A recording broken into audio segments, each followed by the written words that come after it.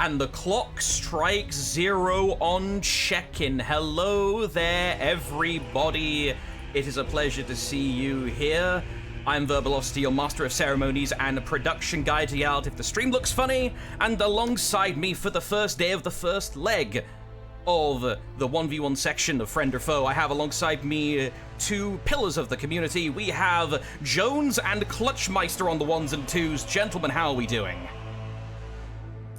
Excellent. Ready to have a great day watching some 1s. It's the first day of the 1v1 tournament.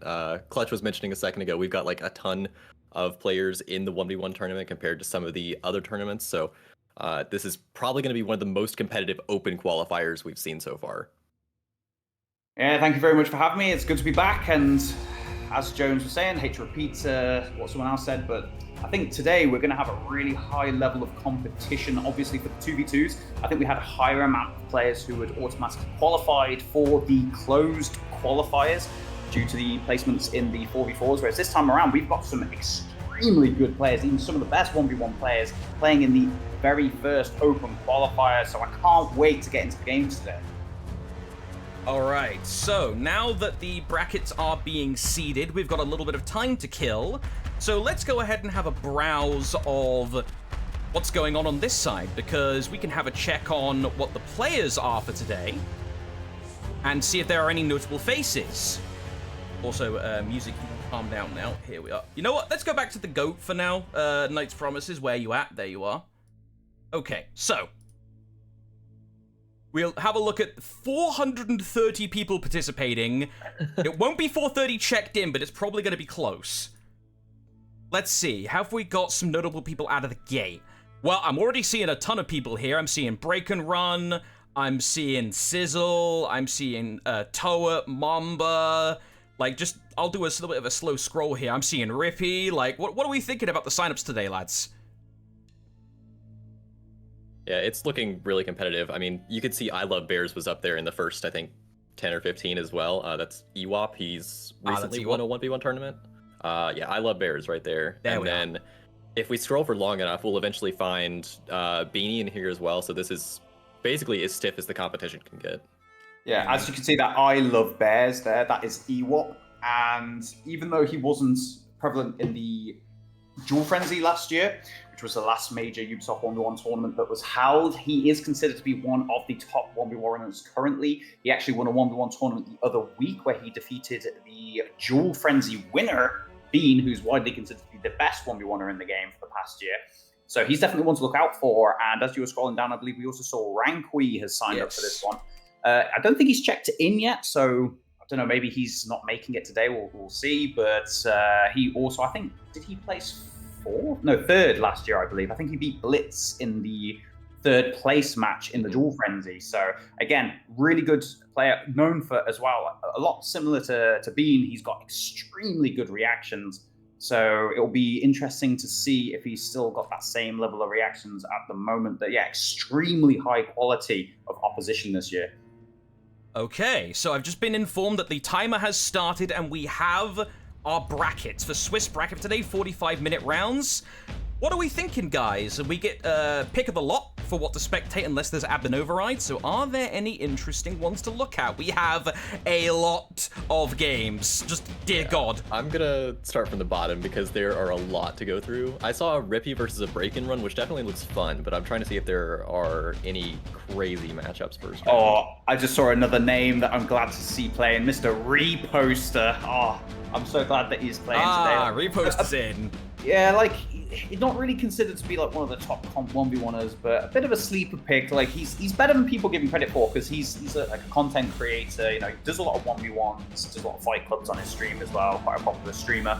But he's pretty good play. He's got a really good shaman on him, played a lot of Varangian Guard as well, so I'm hoping he does well. He's a nice guy, and I'm hoping he proves a few people wrong. Okay, well, we've got 94 choices for bracket.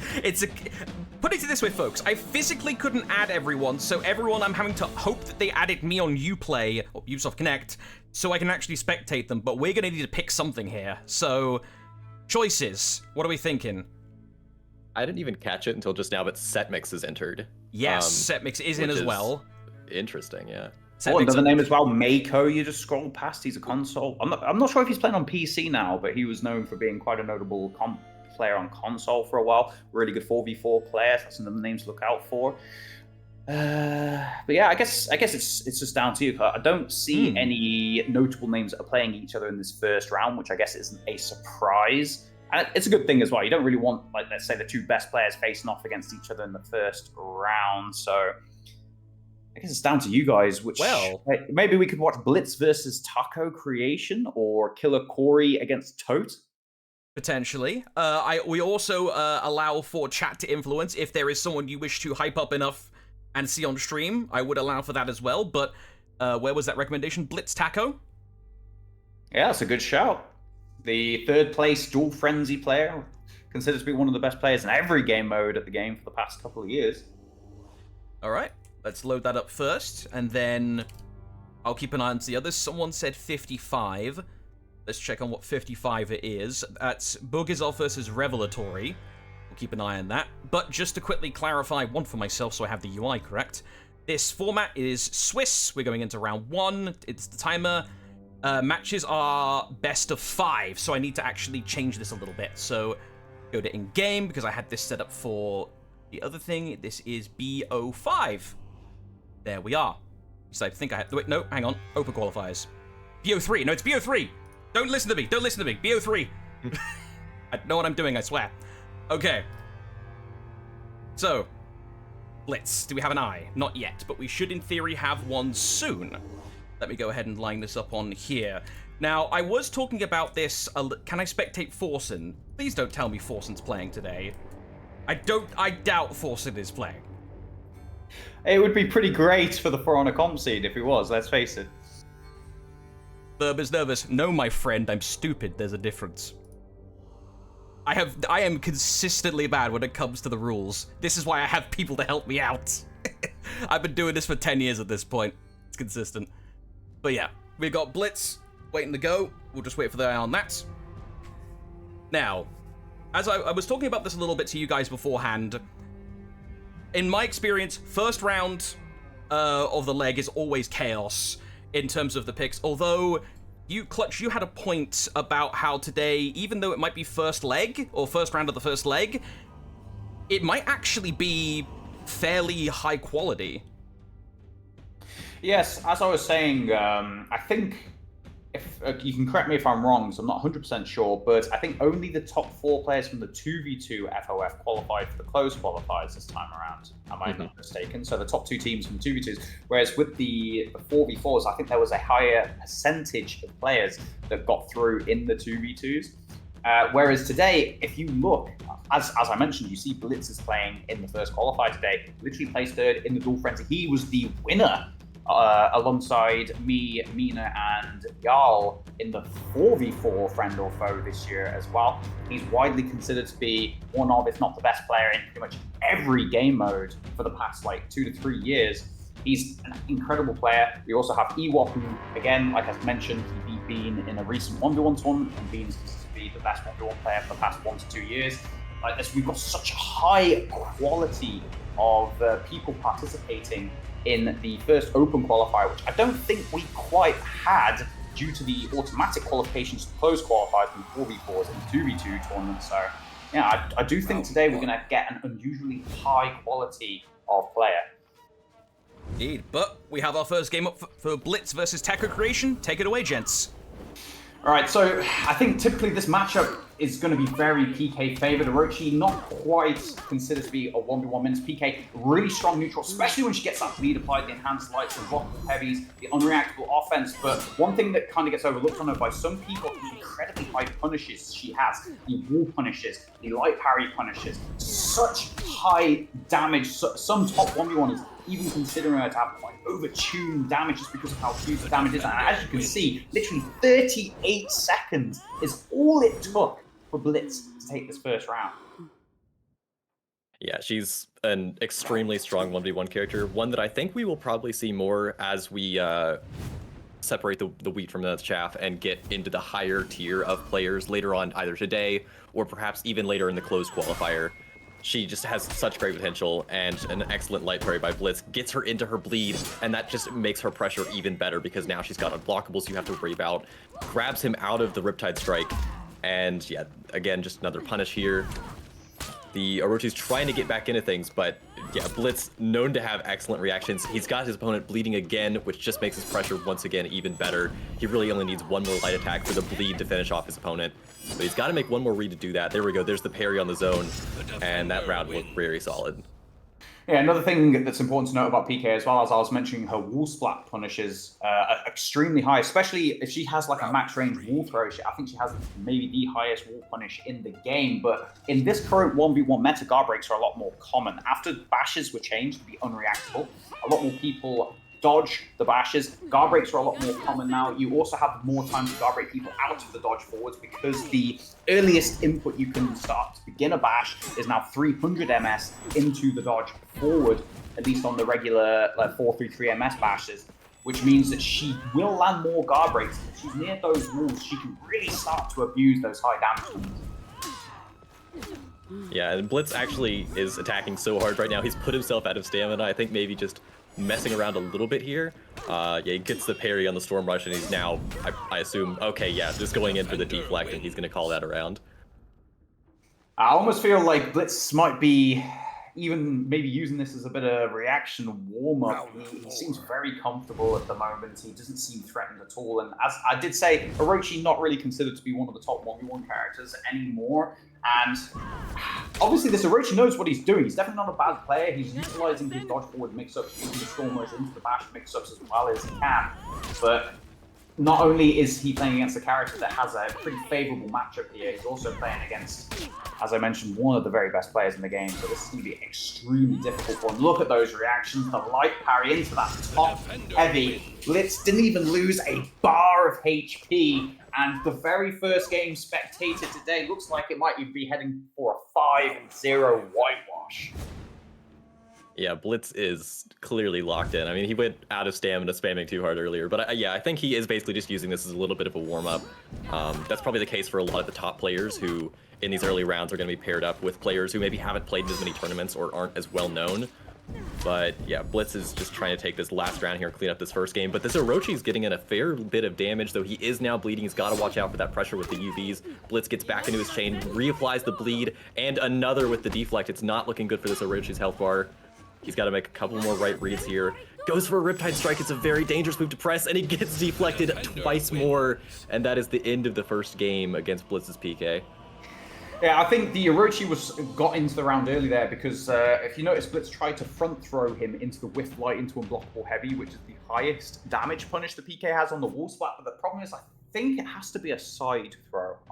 You can someone can correct me if I'm wrong, but PK's largest punish is the double bleed stab, max range wall throw, Whiff Light into the Unblockable Heavy, and it deals so much damage. I can't remember specifically the amount of damage it lands, but it's in the high 30s. I want to say 38, which is absolutely disgusting for a wall splat punish.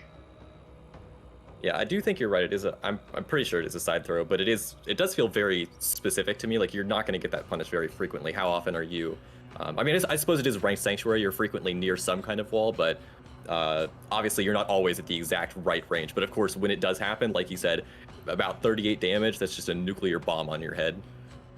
Yeah, even when she's not at the range to land the Whiff Light, she basically has 3 wall splat punishes depending on range. You've got the usual double stab wall throw into the dodge forward heavy, which is the lowest punish, but even then, it's still really high. I want to say, is it like 29, 28 damage, something like that? Then if she's like at a medium range, instead of whiffing the light, she can just land a raw top heavy into the bleed stab confirm off of the double stab wall splat, which is higher than the dodge forward heavy, but lower than the whiff light. And that is around about like the low to mid 30s. And then you have her absolute nuclear bomb punish, which is at the max range of the throw, which is the whiff light into the UV. So even if she's close to the wall, she's still got a really high damage punish. It's just that the further she gets away from that wall, the more and more ridiculous the damage is that she's dealing. Yeah, and I think that since we're playing all of this on Ranked Sanctuary, of course, it's the tournament map for the entire series. it does definitely affect character picks, because you've got to consider this in the context of who gets the most, who benefits the most when there's a wall somewhat near. So you can see, I expect we'll see a lot of characters like Warmonger and a lot more Lawbringer today than you might see if you were just like queuing into, you know, 1v1s matchmaking. Of course, where there's nothing on the line anyway, but like on maps where there is no wall, characters who have massive wall punishes benefit less than they might in this setting. Yeah, absolutely, and even some of the characters that are already strong in their own right become even stronger on these maps, like Shigoki. Shigoki considered quite a beast in 1v1s, but then on these maps, he finds it easier to land wall throws into hugs for those 30 HP swings. He finds it easier to land those demon balls into confirmed lights or even zone attacks, so he can land over 30 damage as well. Like, there are just certain characters that really shine on these maps. But this particular matchup's an interesting one. Shaolin has some of the best offense in the game, only 120 HP, but balanced out by the fact that his offense is so strong, as I was previously mentioning. But the Shinobi, one of the strongest defensive characters in the game, with his double dodge mechanic, he can actually mitigate both the bash and the undodgeable heavy by dodging to the side to avoid the bash, and then double dodging in the direction of where the undodgeable heavy is coming from on read. So essentially for the Shaolin, it means that he has to make 2 reads. Not only does he have to make the read, is he going to dodge my bash, then he also has to make the read, is he going to double dodge? Because let's say he thinks the Shinobi is going to use that double dodge to deflect the undodgeable heavy. If he then double dodges, the Shaolin just goes for a guard break, then of course he can get the punish. But then if Shinobi makes that read, he can go just for the side dodge into a bash to beat out the feint to guard break. So there's a really high level of reads, like multi-layered reads that go into this matchup. Yeah, and I mean, of course, if you're looking just directly at a tier list, it seems like Shaolin is one of the top duelists, and I think most top players would agree with that. But like you said, Shinobi has a great defensive resource in his double dodge that's uniquely effective in this matchup especially, and an excellent deflect from Blitz to close the round there. But it's interesting to see how those mechanics enable him to have a better shot against Shaolin than some other characters might have, because like you said, every time Blitz wants to make some kind of read with his mix-up there while he's in key stance, he has to make multiple reads in a row to actually get the punish in.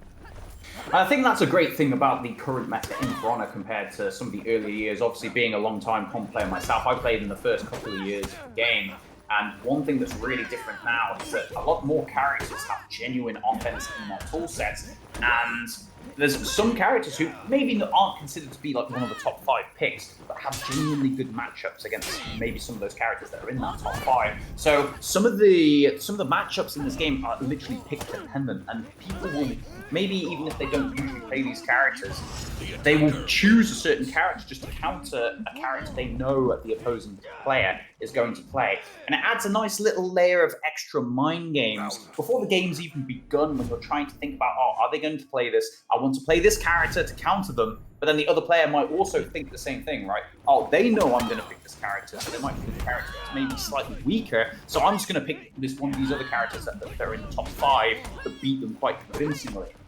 And Shinobi is like one of those characters, and the Shaolin to an extent, because yes, Shaolin is really strong. He might not be as strong as, say, let's say Shigoki were mentioned previously, who was, I think, universally considered to be one of the very top characters. Shaolin specifically has a really poor matchup into him, but let's say you know that the other person's going to play a character. Maybe they just don't deal well with the Shaolin offense. Being a player that I mentioned previously, he's got extremely good reactions, so a character like Varangin Guard, who relies a lot on those unblockable heavies, he might do really well against, but then a Shaolin, it's got such read-based offense that, you know, it might work pretty well against him. You might want to pick this Shaolin character because you think he's going to be more effective than maybe picking a character that may technically be higher than him on tier. Yeah, and Blitz is dominantly holding on to this game, and it looks like we've got bans here for, just for context, we've got a Blackbriar ban from Taco and Blitz banned out Warden, which obviously doesn't matter much at this point in the set, but I'm wondering if that has implications for later on. Is Blitz planning to ban Warden for the rest of the day? He is known for being a Warden player, is he not?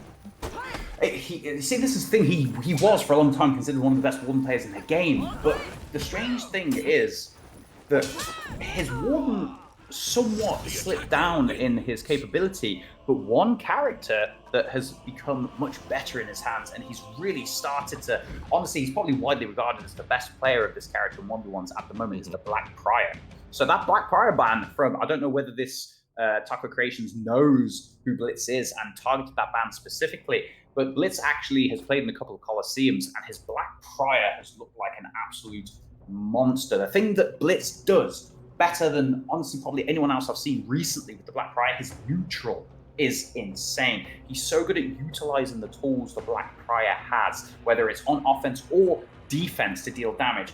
Let's say there's a lot of characters now that have those unreactable bashes, 300 MS minimum input, 433 MS bashes. He'll see someone dodge forward, react to that movement. He'll sit in the BP full block. And once you're sat in the BP full block, if you've got really good reactions, you can actually flip the bashes on reaction. So he'll wait to see if the character buffers a bash. If he does, he'll simply react to the bash. He'll flip it. If they go for like a delayed bash, he'll make a hard read on whether they're just going to do an empty dodge, and he'll go for the bulwark slash, which obviously has a really low guard break vulnerability now after the change they made, was it like a year and a half ago or so, quite a long time ago. But it's a really good tool to punish those guard break reads now with the bulwark slash. He's really good not only at those defensive reads, but he's really good at utilizing, let's say, the empty dodge into the zone to punish prediction dodges on neutral bashes, and BP obviously has really good stamina pressure. He's really good at knowing when to utilize that stamina pressure to pressure someone, and also playing around it. So if it's a good player, he knows they're worried about the stamina pressure, and he'll exploit what he thinks is going to happen, what he knows the other person is going to maybe panic dodge, maybe like press a button to try and interrupt a bash attempt to punish them.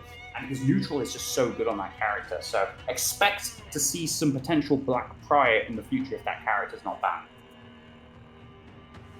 Yeah, it's especially helpful to have a deep character pool when you're getting into, obviously today it's just best of 3, but I mean, when we get into best of 5 territory in closed-in series finals, potentially, especially considering that we have ban as well, and I don't know if we ever, today is Conquest, I don't know if we ever want to define that. Yes.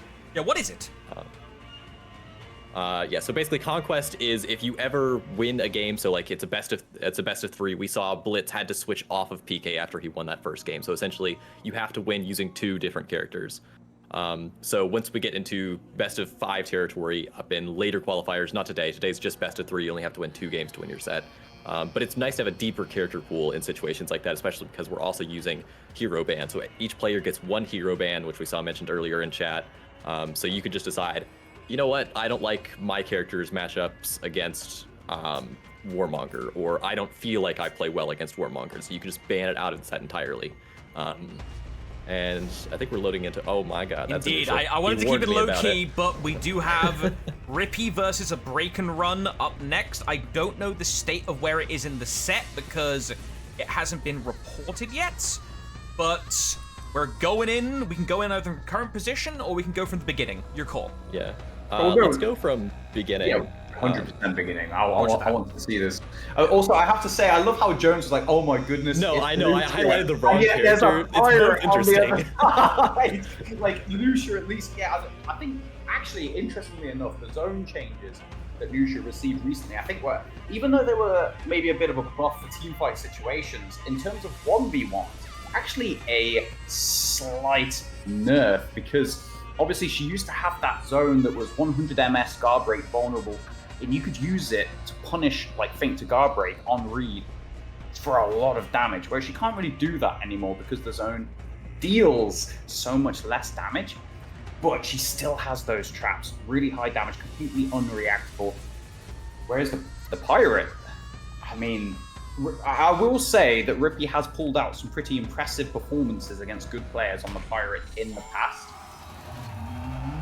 But I'm not going to say this character is usable in any sense because I would just be lying. Like, we'll see how it goes. Yeah, so Nuxia is a pretty terrifying 1v1 character. I mean, not like top tier necessarily, but her traps are considered unreactable at the highest level, I believe, still, correct? Yes, like in a very isolated environment. Let's say you get someone like the Rankry and they know the other person's only going to try and throw out traps every so often. They might technically be able to react to it somewhat semi-consistently. The problem is when you have all these other things you've got to worry about 400 MS fights, feint guard break, like all these things in an actual competitive environment, no one has been able to even remotely come close to reacting to them consistently enough to nullify the offense. So yes, they are definitely a strong form of offense.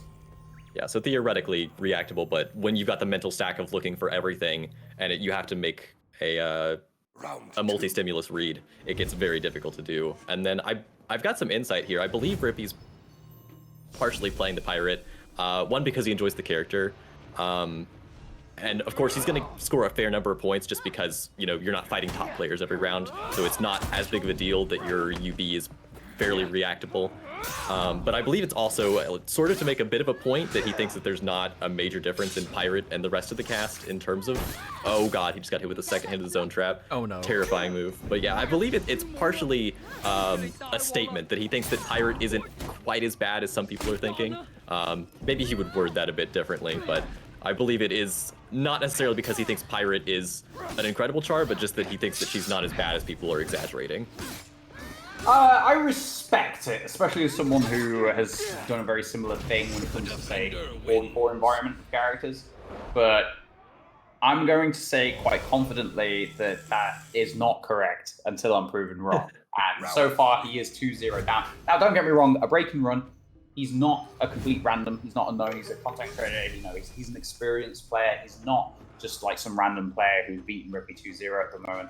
So it's not just a case of Nuxia's just so much drastically better. That's the only reason Rippy's losing. He is playing well so far. But like I said, I really do not see Pirate being even remotely competitive against some of the top players. Yeah, and someone asked if it was maybe an ego pick. No, this is incredibly premeditated that he decided to come into this with Pirate. I don't think he has aspirations of winning the entire tournament series, but I think he's kind of just wanting to show off that Pirate has some potential here. But like Clutch said, I mean, she's somewhat properly rated in terms of having some issues, especially if we see Rippy play against some better players later on. Of course, not that Breakinrun isn't a great duelist. I expect he'll do very well today. But I mean, when he runs into players who have very consistent reactions, that's going to be really difficult to get really any damage in with a Pirate. But right now, he's only down one round here, so let's see if he can take this first game. So many issues on the character. First of all, like the damage values on the dodge forward heavy, which is like the Pirate's main opener, very low. The character kind of shows frame advantage. You have to sacrifice damage because you can't use the confirmed gunshot on heavies if you want to get frame advantage, which results in the damage being even lower than the potential could be. So the character definitely has a lot of issues, and as we can see here, Nuxia putting a lot of pressure, getting the trap in, putting himself out of stamina. Let's see if they can survive for long enough here. Still more than one mix-up away because the dodge forward heavy doesn't land a lot of damage in the Nuxia. Trying to get off on the damage, but beautiful guard break on the second heavy there. That was pretty much the only way that Rippy was going to be able to kill the Nuxia from that HP total out of neutral. Wouldn't have been able to have landed a dodge forward heavy. The guard break on that second heavy is enough to bring it back to a piece, and Rippy maybe he's starting to adjust the matchup a little bit. Yeah, and we're coming out of having finished FOF 4s and 2s where we saw a lot of Pirate in each of those. And she was almost a staple pick in both of those tournaments. So what is it that makes her so lackluster in 1s compared to incredibly strong in 4s? And what is that about Pirate, and what is that about just strengths in different modes overall? Oh my goodness. I think almost being a staple pick is an understatement. I actually played Pirate for my team in the 4v4s, and as everyone saw in the 2v2, she was an incredibly popular pick as well. Like her team fight is so strong. The dodge cancels make her so hard to punish. She has really good external pressure, like the target swap dodge attacks into either the undodgeable light or the chain bash. Is really good offense in those team fights. You know, you can target, let's say there's one character, let's say there's a Jang Jun. Jang Jun was quite popular in those 4v4s, right? But he doesn't have like a traditional dodge attack, right? He only has the side dodge heavy, but he doesn't have a side dodge light. So you could target swap a dodge attack externally onto the JJ, and then you could go for either a bash, a dodgeable light mix-up, and then you have those dodge cancels to continue. But on top of that, you also have a chain heavy that's hyper armored and has an insane amount of tracking, so it can be used to either pressure or to peel your teammates from really far away, and it can't be interrupted by an attack, only by a bash because of the hyper armor. So her teamfight potential is much, much higher, not to mention that the dodge forward heavy, yes, it does not do a lot of damage, but it's an unblockable. So certain characters, let's say Varangian Guard, if you see a Varangian Guard, let's say press a light or go for a mix-up on somebody, you can literally react to that if you're outside of the range and she's not looking at you, and get a guaranteed punish 100% of the time with a dodge forward heavy. So she just has so many tools in her toolset for those team fights to be an absolute menace. And some of the characters that she used to struggle against ended up receiving nerfs, which made them worse dealing with her as well. Like, for example, the Orochi, who used to be the 4v4 absolute S-tier monster, now, after the nerfs, can't deal with her as effectively, so she's more able, more free to use these game plans without actually being countered. Yeah, and Breakinrun's got to make a lot of reads to pull this round back. He's not going to be able to do it, and he's now fighting against game point here for Rippy, and I would assume, just based on character picks, that this is probably the first game, because these are the characters that each of them had mentioned to me that they're probably playing today. So I imagine they're going to have to pull out their pocket picks after this one. Their secondary characters that they're wanting to play, but yeah, a Breakinrun has to pull out this last round here in order to send us into a tiebreaker. Rippy just needs to pick up this one, but he's getting back into his pirate offense right now. But like Clutch mentioned, it's not a lot of damage. You have to make a lot of reads as a pirate, and usually getting yourself out of stamina is not a good start to that.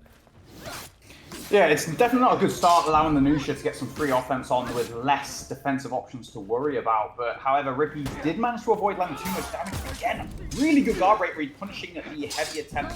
Breakinrun baits out the dodge track, beautiful deflect, gets the trap, and he manages to bring that round back. Brings it back to 4 apiece, and we're literally going down to round number 9 in a best of 9 to determine who takes this first game. And I can guarantee, even though it's early in the first tournament, both of these guys are probably going to be sweating a little bit. Oh yeah, absolutely. That was just a beautiful thing to see. And it looks like we're going to see the exact same thing begin the next round. Is this a good omen for a Breakinrun, or has he used up all of his reads in those last 2 rounds? Rippy's already half health very early on here, and with those Nuxia traps, he's got a lot of opportunities for... No, he missed! He doesn't input the deflect. Could have gotten it a fair bit of damage here, but he does land the first hit of the zone. He needs, like, 2 more reads against Rippy here to take a game off the NA champ. Yeah, Breakinrun, a huge HP lead, not looking good, because as mentioned before, the pirate really does not deal a lot of damage. That means Rippy just has to make so many good reads, but again, great guard break read there. Breakinrun just below 50 HP now, using those unlocked fights, but he puts himself out of stamina, not the position you want to be in, and the trap is going to land, and the Breakinrun going to take that first round over Rippy, and honestly, if we ignored the character pick, I think a lot of people would probably consider that a bit of an upset in that first round. Yeah, I really have to wonder, is Rippy rethinking this pirate pick? Is he going to stick it out? We saw he didn't even ban a character. I think that's typical for him in tournaments. He wants his opponents to be at their strongest because he takes tournaments as practice. But I'm wondering, does he really want to drop the first game of the day? How badly does he want to make this point about pirate? Yeah, I don't think there's any universe he would want to willingly drop that first game. I think he was probably expecting to take it, despite the Nuxia. He's sticking with it, lads. Yeah, he wants to prove a point, but it's like I said, I've seen him make the pirate work. Maybe he doesn't win games, but he at least makes it competitive against good players on better characters. But I don't know, like you're in a tournament, you're wanting to qualify, you want to get through to those closed qualifiers. I feel like maybe at the very least you should pick a stronger character as the first pick, get around like a game up on your opponent, then maybe bring out the pirate. But I guess we'll see. Yeah, and we've seen a Breakinrun pull out the Shaolin. Now it's the second one we've seen today. What is it that makes Shaolin good in this matchup? Is there anything specific, or is this just basically a straight up character advantage here? It's honestly just a straight up character advantage. Maybe you can make the argument that maybe Shaolin doesn't have the most amazing heavy parry punishes. He obviously has the double and side light into the key stance mix-ups, but it's not exactly like a Warmonger where you can get those guaranteed 30 damage heavy parry punishes. It's not like a Centurion where if let's say the pirate's got his back to a wall, you can get the fully charged heavy off of the parry riposte into the mix-ups. But at the same time, you compare these characters' offense, and they are on different planets. The Shaolin has the key stance mix-up, the stereotypical kick and dodgeable heavy mix-up.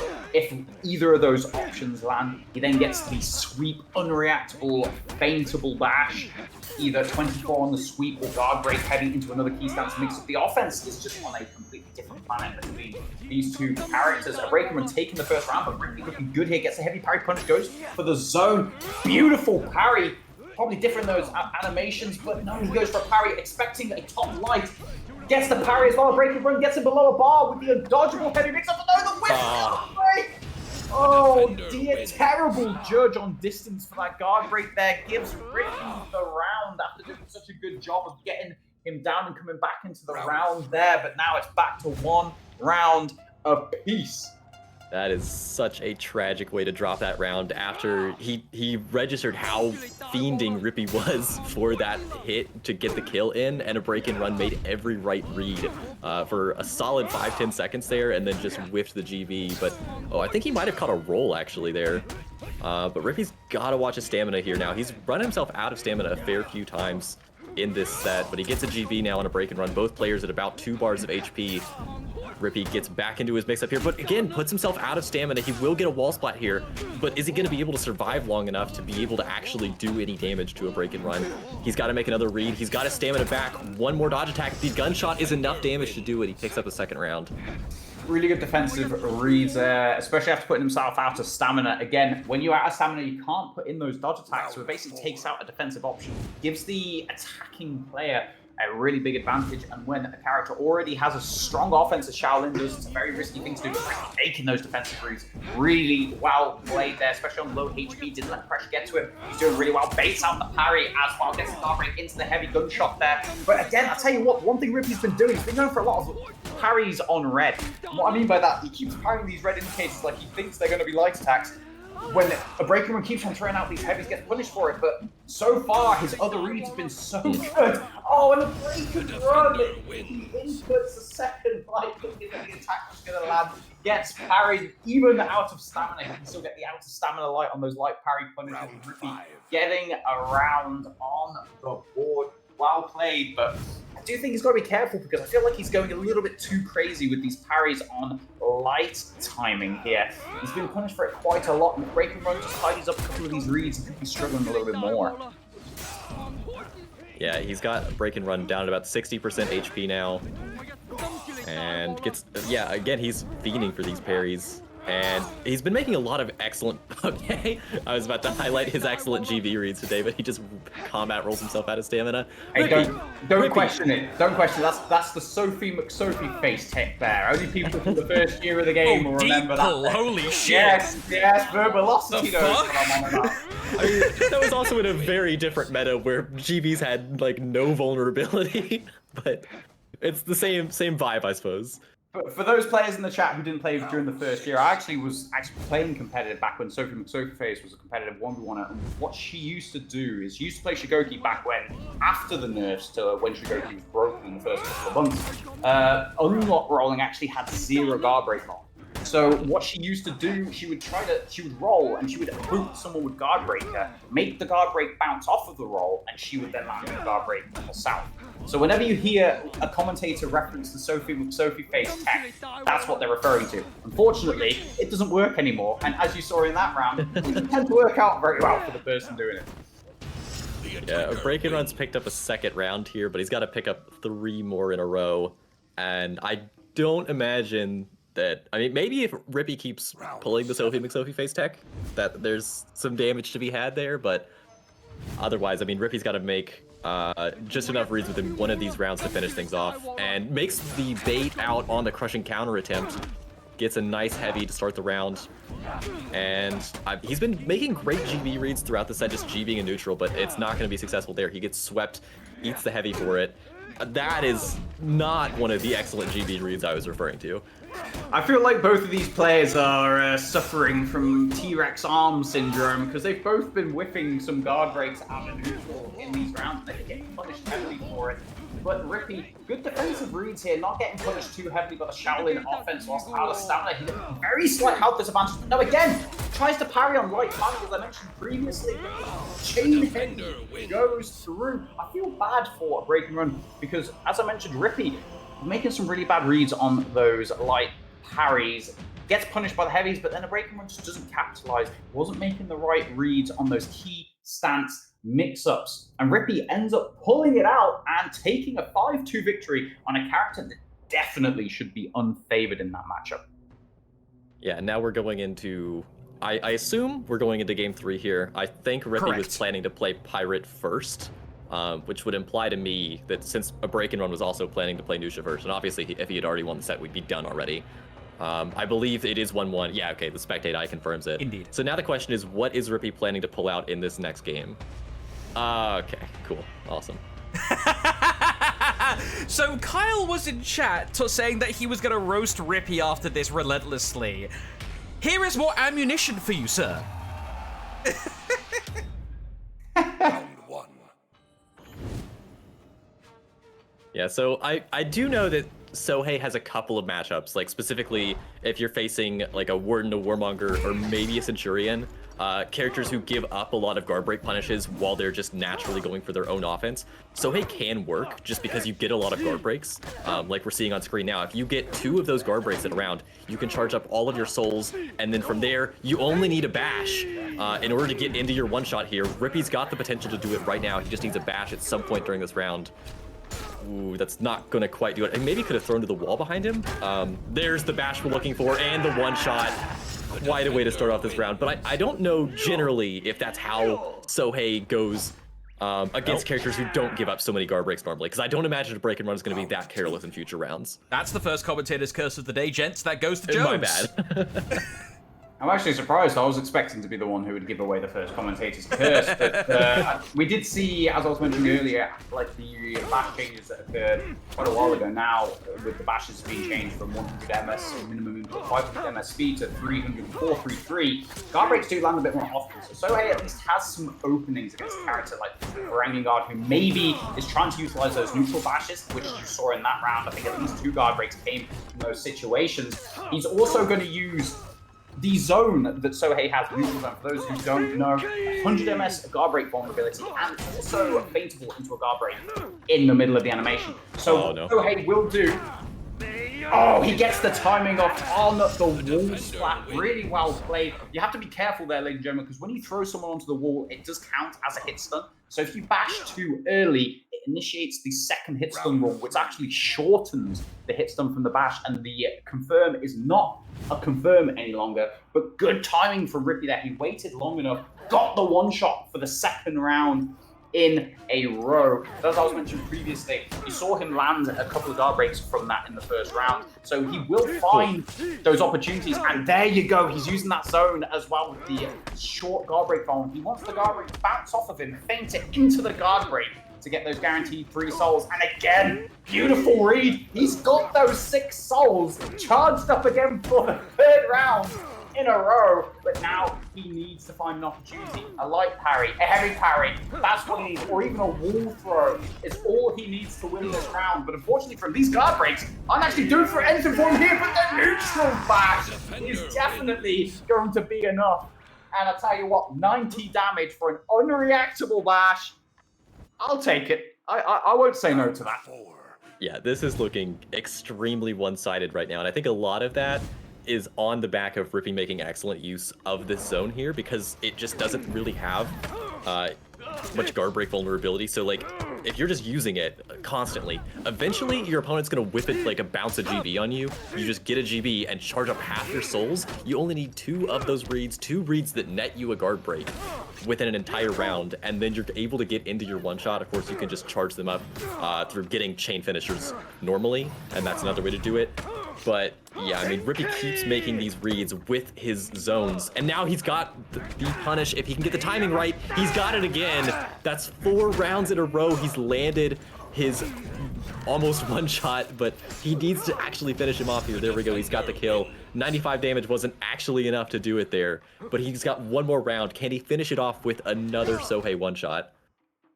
Yeah, that's the thing with Sohei. You sacrifice quite a lot of damage to build up those souls, but when you're going to be landing those those gigantic, almost 100 damage bash punishes, do you even care subtracting some damage there? You saw him, he actually didn't land 2 guard breaks in that round. He was actually counting his souls quite well, utilizing those light riposts, confirmed riposts on the parries, to slowly build up 1, 2, 3 after landing the guard break to get the heavy confirms. And that is something players will do. They tend to prioritize going for the heavy fills first. It's harder to land those heavy confirms than it is those light finishes being 400 MS.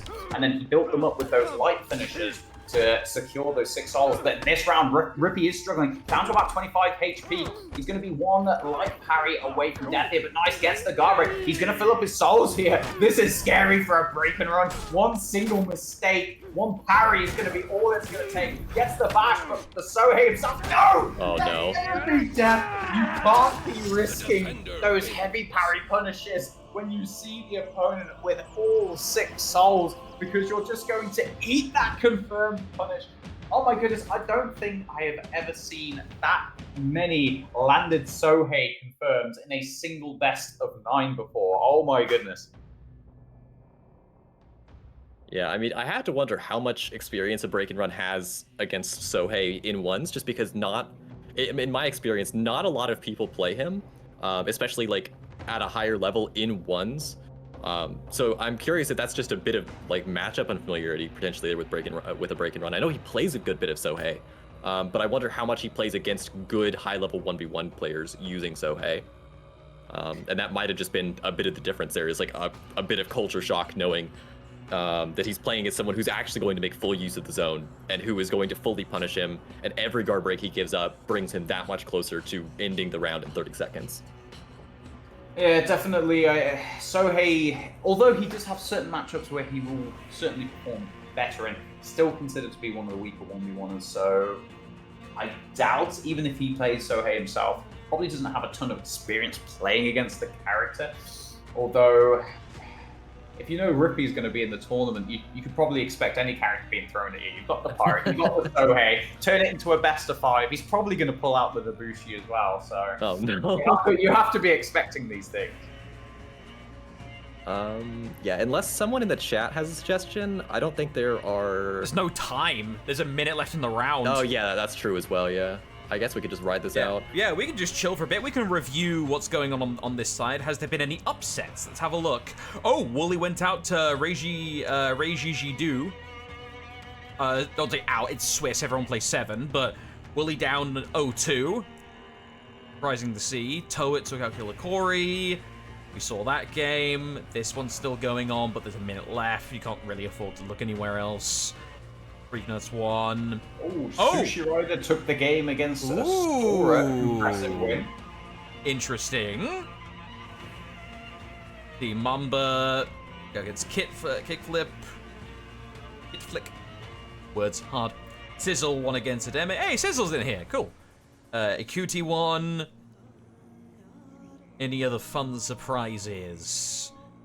Sizzle actually participated in a few rounds of the Coliseum yesterday, so Nice. he's been putting in the work. He's definitely not slacked off for this one. Well, Setmix taking his game 2-0 as well. It's going to be interesting to see him play. Wonder if he'll be bringing out the Warden, or...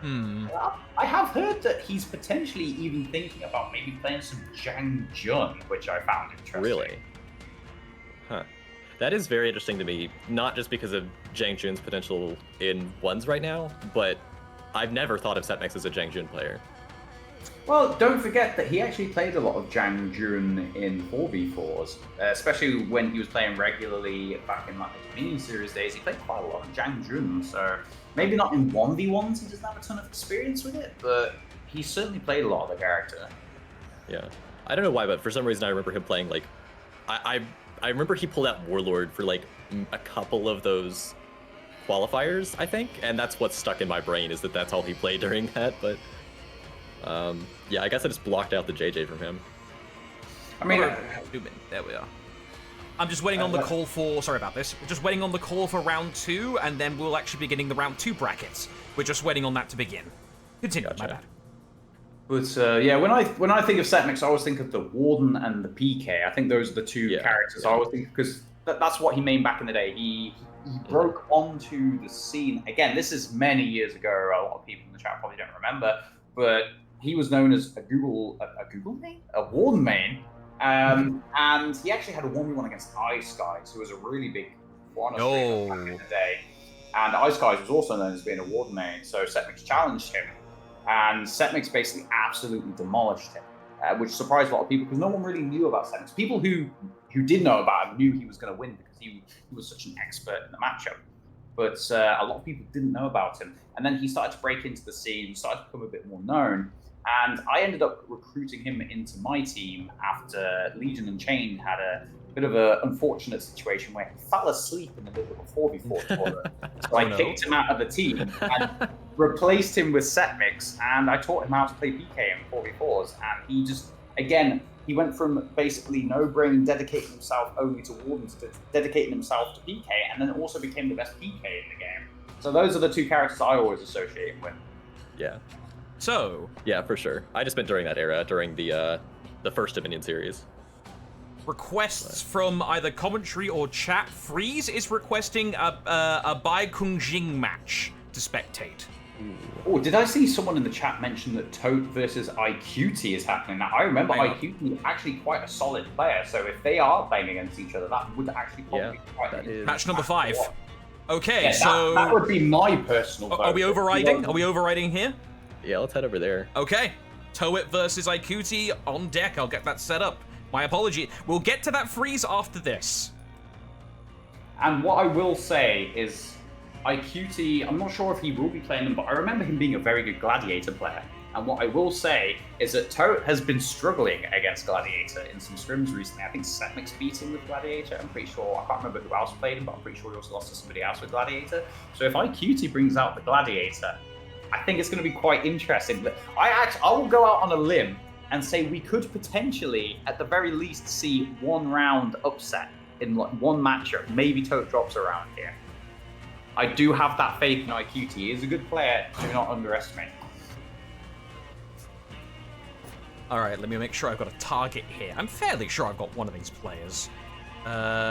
Bean, nope. IQT, don't see them. Tote.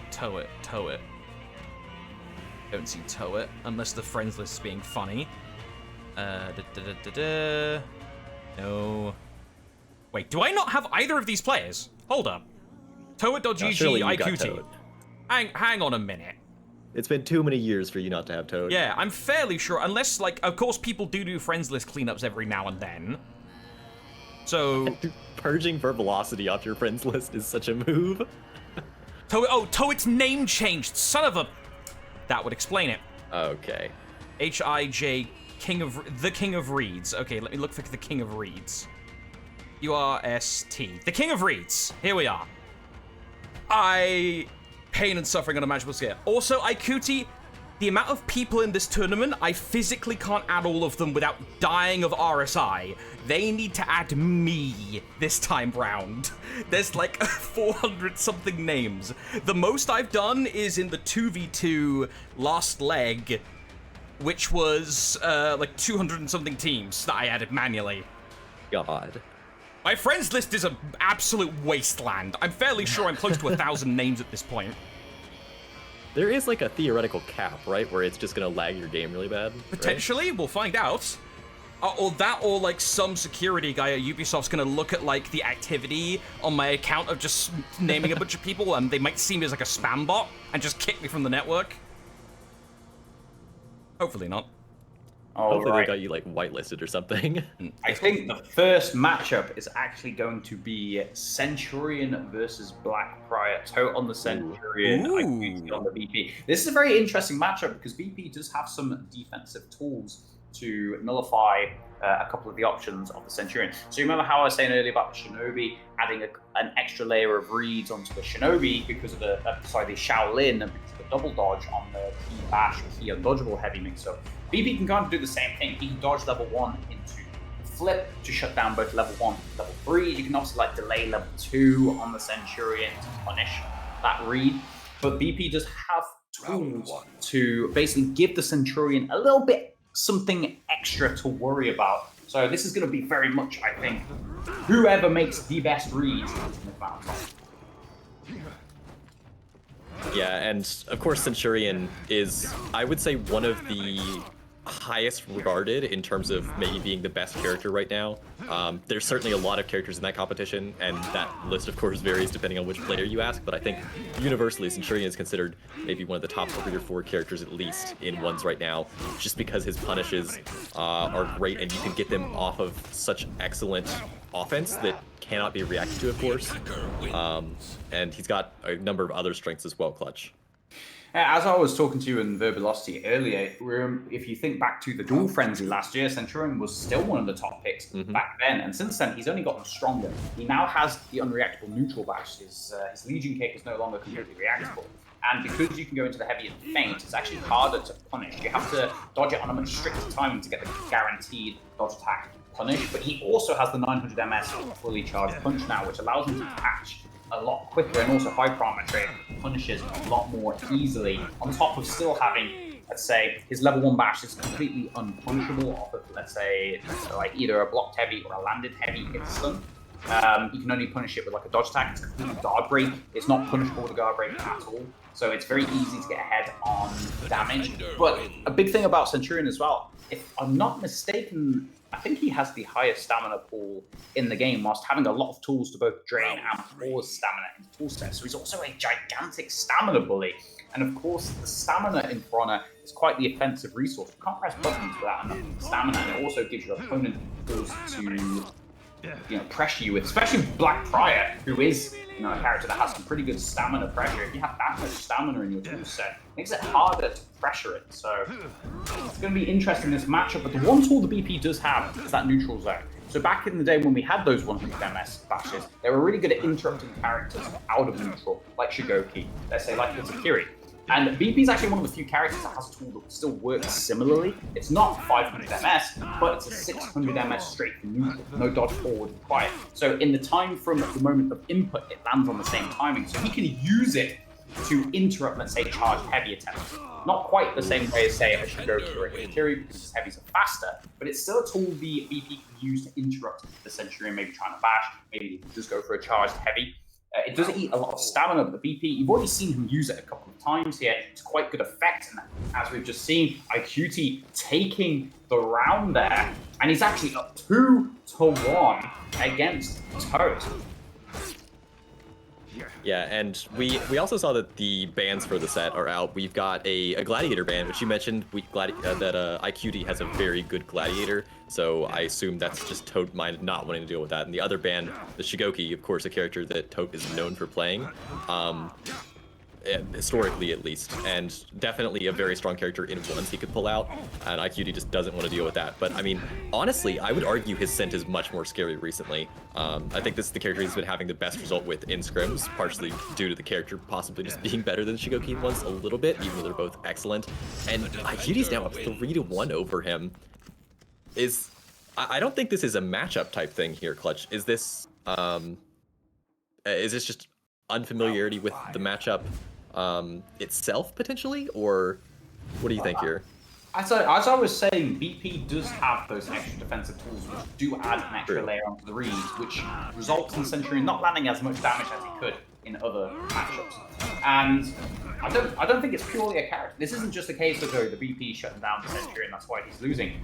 IQT is a really good player. He's not quite as well known as some others, but I've known him quite well because I ran into him back when I used to queue just like 1v1 matchmaking back in the day. He's a really old player. He might not have played all the time the past, say, 5 years or so, but he has been around for a long time. He is a very competent player. He's very experienced, very good. And yes, he was known for being a good Gladiator player, but he's by no means a one-trick. And you can see it here. He's 4-1 up against the player, for those who don't know, came second in the Duel Frenzy last year, which was Ubisoft's last official 1v1 tournament. Came second, lost to Bean in the final. So Tote is an incredibly good 1v1 player, and IQT is having a really good showing for himself here. Yeah, absolutely. And I'm now reminded of a running joke that, like, Tote Mind will lose against players he's never fought before, even if they're not incredibly good, and then he, goes even or beats top duelists because he's played them dozens of times, because when he's got that familiarity, he can build reads on history he has with those players. And of course, he doesn't just drop games to random players frequently, but it is kind of a funny factor where he is, of course, better able to build reads on players he knows more about because he is such a reads-based player. Of course, he's got good reactions, but now he's down on 1 health away from dropping this first game, and he does. And I'm wondering if now he's maybe got the mental library built up of reads he can make against IQT based on this one game alone, because I really am starting to believe that he plays better against players he knows. Well, absolutely, because Tote... Okay, well, I would like to first make a statement that everyone who thinks that Tote can't react at all and only relies on reads, that is not true. Tote does have reactions, but the problem with Tote is that his reactions aren't as good as the top reaction players. So he does react to things, but he doesn't react to things as well or as consistently. So he needs to make reads to be on the same level or to beat those players that do have better better reactions than him. And of course, when you need reads to beat players that maybe have better reactions than you, you can't make good reads unless you know how a player plays. You can't make good reads if you don't know the characters they play, how they play certain characters. So yeah, there is some truth in that. When he is playing against somebody he hasn't played against before, how can you make good reads against a player when you don't know how they play? It's already difficult in traditional fighting games trying to like make reads on someone who you don't regularly play against, you haven't seen them play before. But the rounds in For Honor, even with offense being so much stronger now, they last less time than they would like a traditional fighting game round.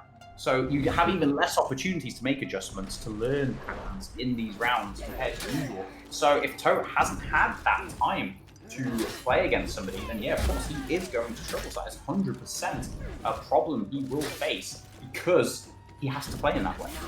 Yeah, and now IQD, of course, it's Conquest. He's got to switch characters. He's swapped onto the first Warmonger today, probably not the last. And it's a very interesting matchup that we find ourselves on now because Tote has also switched, doesn't have to, but he switched over to Varangian, who's very reliant on offense that's parryable versus Sent, who's getting in a lot of damage with his kicks, his punches, which seems like it'd be scary in this matchup where you're playing as a character with such incredible parry punishes. And now both players very low. One last read from IQD takes the first round. What do you think of the matchup, Clutch? As somebody that used to play a ton of Varangian and 1v1s, this 100% I think is probably the worst possible matchup for Varangian Guard, because not only, of course, do the unblockable heavies get punished extremely heavily, but Varangian's neutral lights are also some of the easiest to differ in the game because of the large shield and how visible the shield is on those light animations. And of course, if you get light parry, you're also, again, either going to eat 30 damage or you're going to eat 27 into then maybe a chain light to mix up. So I do think Warmonger is probably the strongest character. I'm not too familiar with a lot of the buffs and changes that have happened in the last 3 to 4 months since I've been away from the game, but I assume she's at least probably still one of the best matchups to play into a Varangian Guard. So Tote is going to definitely find it difficult in this matchup, but it does also depend on how good IQT's reactions are, because that is such a big differing factor about the BG. If you play in someone who can react to Varangian Guard's heavies consistently, it does heavily affect the character's effectiveness. She goes from being an absolute monster on offense to being a more defensive character. And obviously with the Warmonger, if she doesn't rely on her actual attacks, she has the unreactable bashes to make use out of. So even the BG's defensive tools are not as effective against the Warmonger. So it is a very, very difficult matchup, if not the worst possible matchup for her. Yeah, I mean, of course, like you said, if you don't have the reactions capable to actually enable you to parry frequently and actually get those punishes, it doesn't really matter if the punish is 1,000 damage or 1. So, I mean, it's all up to the hands of the player it's in, even if the character itself has inherent strengths. But yeah, Tote picks up the second round here, up 2-1. Do you think that he's trying to play this using more bashes than parryable attacks, or do you think he feels safe throwing out these attacks? I think into IQT, Tote might even play it a little bit safely the first few rounds. He might try to see how good IQT is. He might go for more feints into guard breaks to see. And as you've seen in these first 3 rounds, IQT has actually bitten on a few of the parry attempts into the guard breaks. So Tote knows, at least in these first 3 rounds, IQT has not been consistently reacting to these UVs. So he knows he's safe to go for these unblockable mix-ups. As soon as he feels comfortable, as soon as he feels like, yes, I've landed enough unblockables, he might start, not parrying as often. Maybe he starts to doubt himself a little bit. Then he might start letting rip some. But he's tested him. He knows that IQT has been either making reads or has been biting on the parries. And he's taken some rounds off. But as you just saw in that round, it doesn't even matter when you have such strong, unreactable offense like the Warmonger has. If I'm not mistaken, they have buffed Warmonger since I last played to where her bash basically works the same as Warden's now. You can input her bash way earlier into forward dodge. So there's less guard break bomb. She's not as vulnerable to guard breaks, and you can use it as a really strong painted guard break counter as well. So Warmonger not only having really strong defense with those parry punishes and the side dodge heavy with tons of iframes, but also having really strong offense as well as a tool to utilize into those fainted guard breaks just really does make the character kind of crazy in my opinion. Yeah, and another teachable thing here I want to highlight that Tote's intentionally doing is he's trying as frequently as possible to put himself, to position himself and IQD to where his back is not going to hit a wall if he gets parried. Of course, it's not always possible. Like right now, he'd have to spin all the way around, and he does. That's what he's trying to do here. So it's just highlighting the importance of not getting parried and hit with that massive heavy parry punish, just getting impaled into a wall for a ton of damage. And that's really what you want to do when you're in a situation like this. You don't want to give your opponent just the better geographical, tactical upper hand. You want to try to avoid that as much as possible. So I think we're really seeing a dedicated effort here from Tote to try to line himself up in the better spot. Yeah, you can see he spins around to put himself back in the center of the arena. He's trying to stay as far away from these walls as possible. Oh, IQT with the input error there. Actually managed to land a parry on the top UB, but actually delayed his guard break input too long and just went for a wall guard break out of neutral. That could be huge, honestly, because that's 30 damage Tote has avoided. So you look at this parry here, he would have been almost dead if he had landed that first parry. So Tote actually has a bit of a lifeline here. He's still losing. Catches the side unblockable heavy there with the guard break. Doesn't get the parry on the light. It's very close. Both players are basically one mix-up away from death here. Oh, but Tote with the ballsy read on the level 1 from the Warmonger, gonna snatch the round. And now he has 3 match points here to bring it back to 1 apiece to give himself another chance at taking this game. And I do want to say, I did make a prediction that IQT was going to win at least 1 round on the upset. So I might have been out for a few months, but I've still got it when it comes to the read.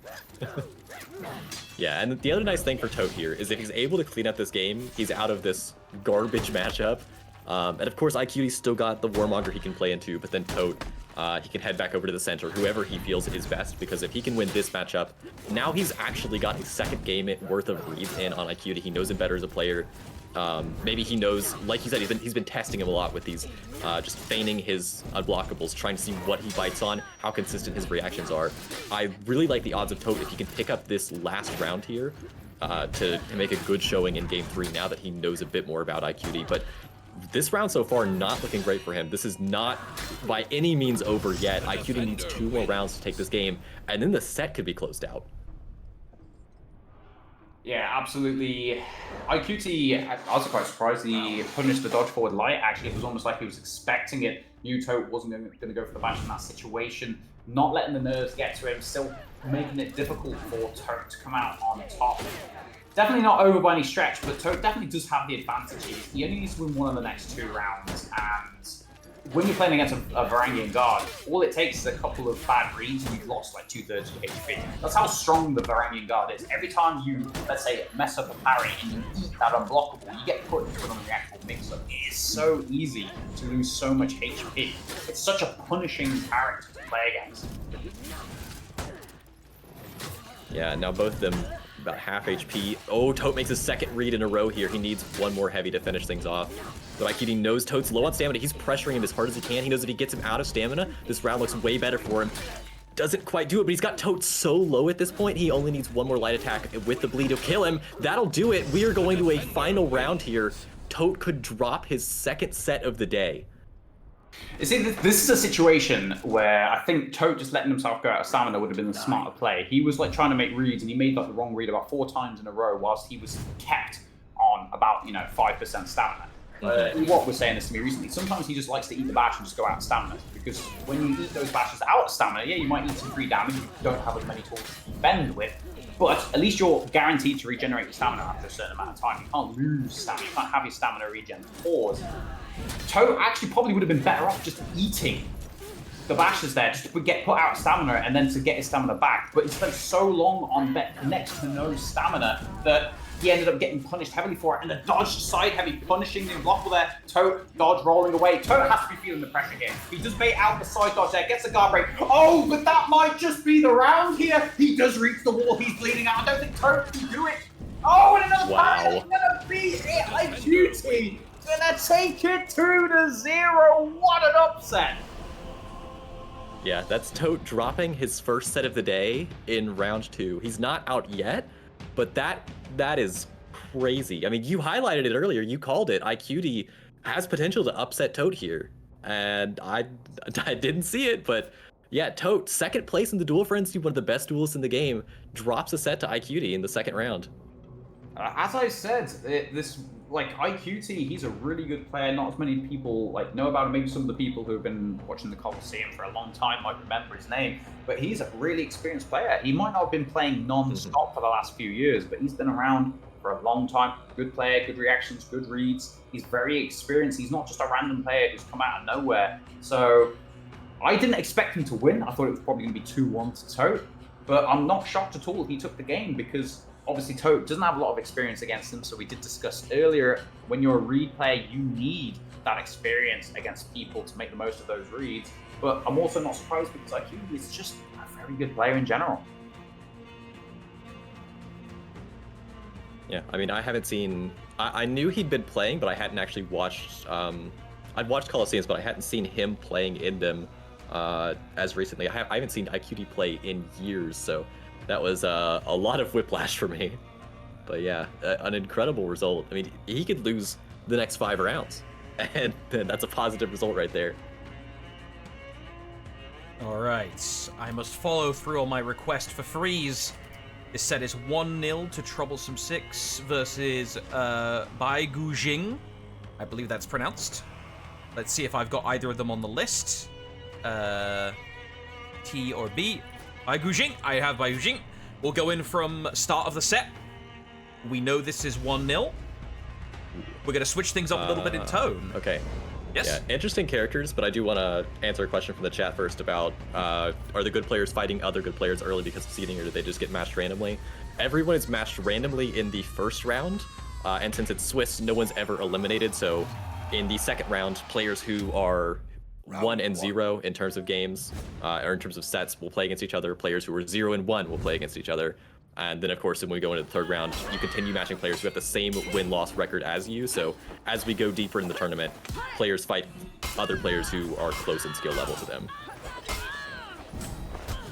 All right, the Shinobi on the back foot, already down to below a bar, bleeding out. Shaman's got that bleed applied. Surprised maybe didn't go for a bite. I think she maybe had enough time to get around, just a flat W there, but gets a parry on the unblocked. Then we take the first round here, and Troublesome Six already up 1-0 by the looks of it as well. So Baigujing already on the back foot here. Round 2. Yeah, this is the first Shaman we've seen today. And, I mean, she's always been at least one of the better 1v1 characters. Why is that? Well, Shaman specifically, she has really good offense, but when she actually lands a lead on someone, and she has multiple ways to do it, so she lands a deflect, gets a lead applied. She has tri-directional 400 MS soft feints to apply a lead as well, which she can also confirm off of light parry punishes. And when she gets that applied, her bash becomes a 50 HP swing, unreactable tool. If she lands a bite, she gets 35 damage, 15 HP recovered. Every hit she lands on a bleeding opponent also heals her for 4 HP. So let's say her confirmed double lights out of neutral, instead of just doing their base damage, also get an added 8 HP heal added onto them, so that HP's total swing is increased by 8. And she also gets increased, let's say, OS punishes, because you can do things like punish onto the floor, soft feint into a dodge forward, bite to increase the punishes. So her punishes are insanely high. Her total HP, or effective HP I should say, can end up being quite high by the end of the round, because if she has a leading target, she only needs to hit them, say, 4 times, and she almost has like 140 HP, like, let's say, a Warlord or a Varangian Guard, which is kind of crazy on a character with such effective offense. So the character, she has such crazy punishes and such good offense. And she also has a pretty strong defensive tool in the back dodge bashes as well. Like she can use it to space. If a character whiffs an attack, she can use back dodge bash to whiff punish as well. So not only does she have the strong offense, she also just has some pretty strong defensive tools as well, which just results in her being very strong in general.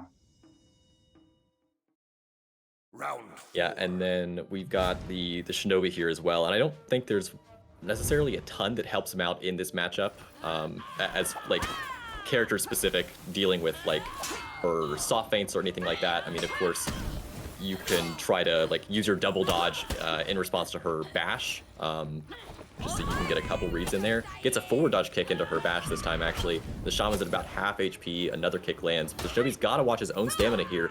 He doesn't, he gets the heavy in. He's got a massive HP lead though, so we'll see if the Shaman can actually dig into it here.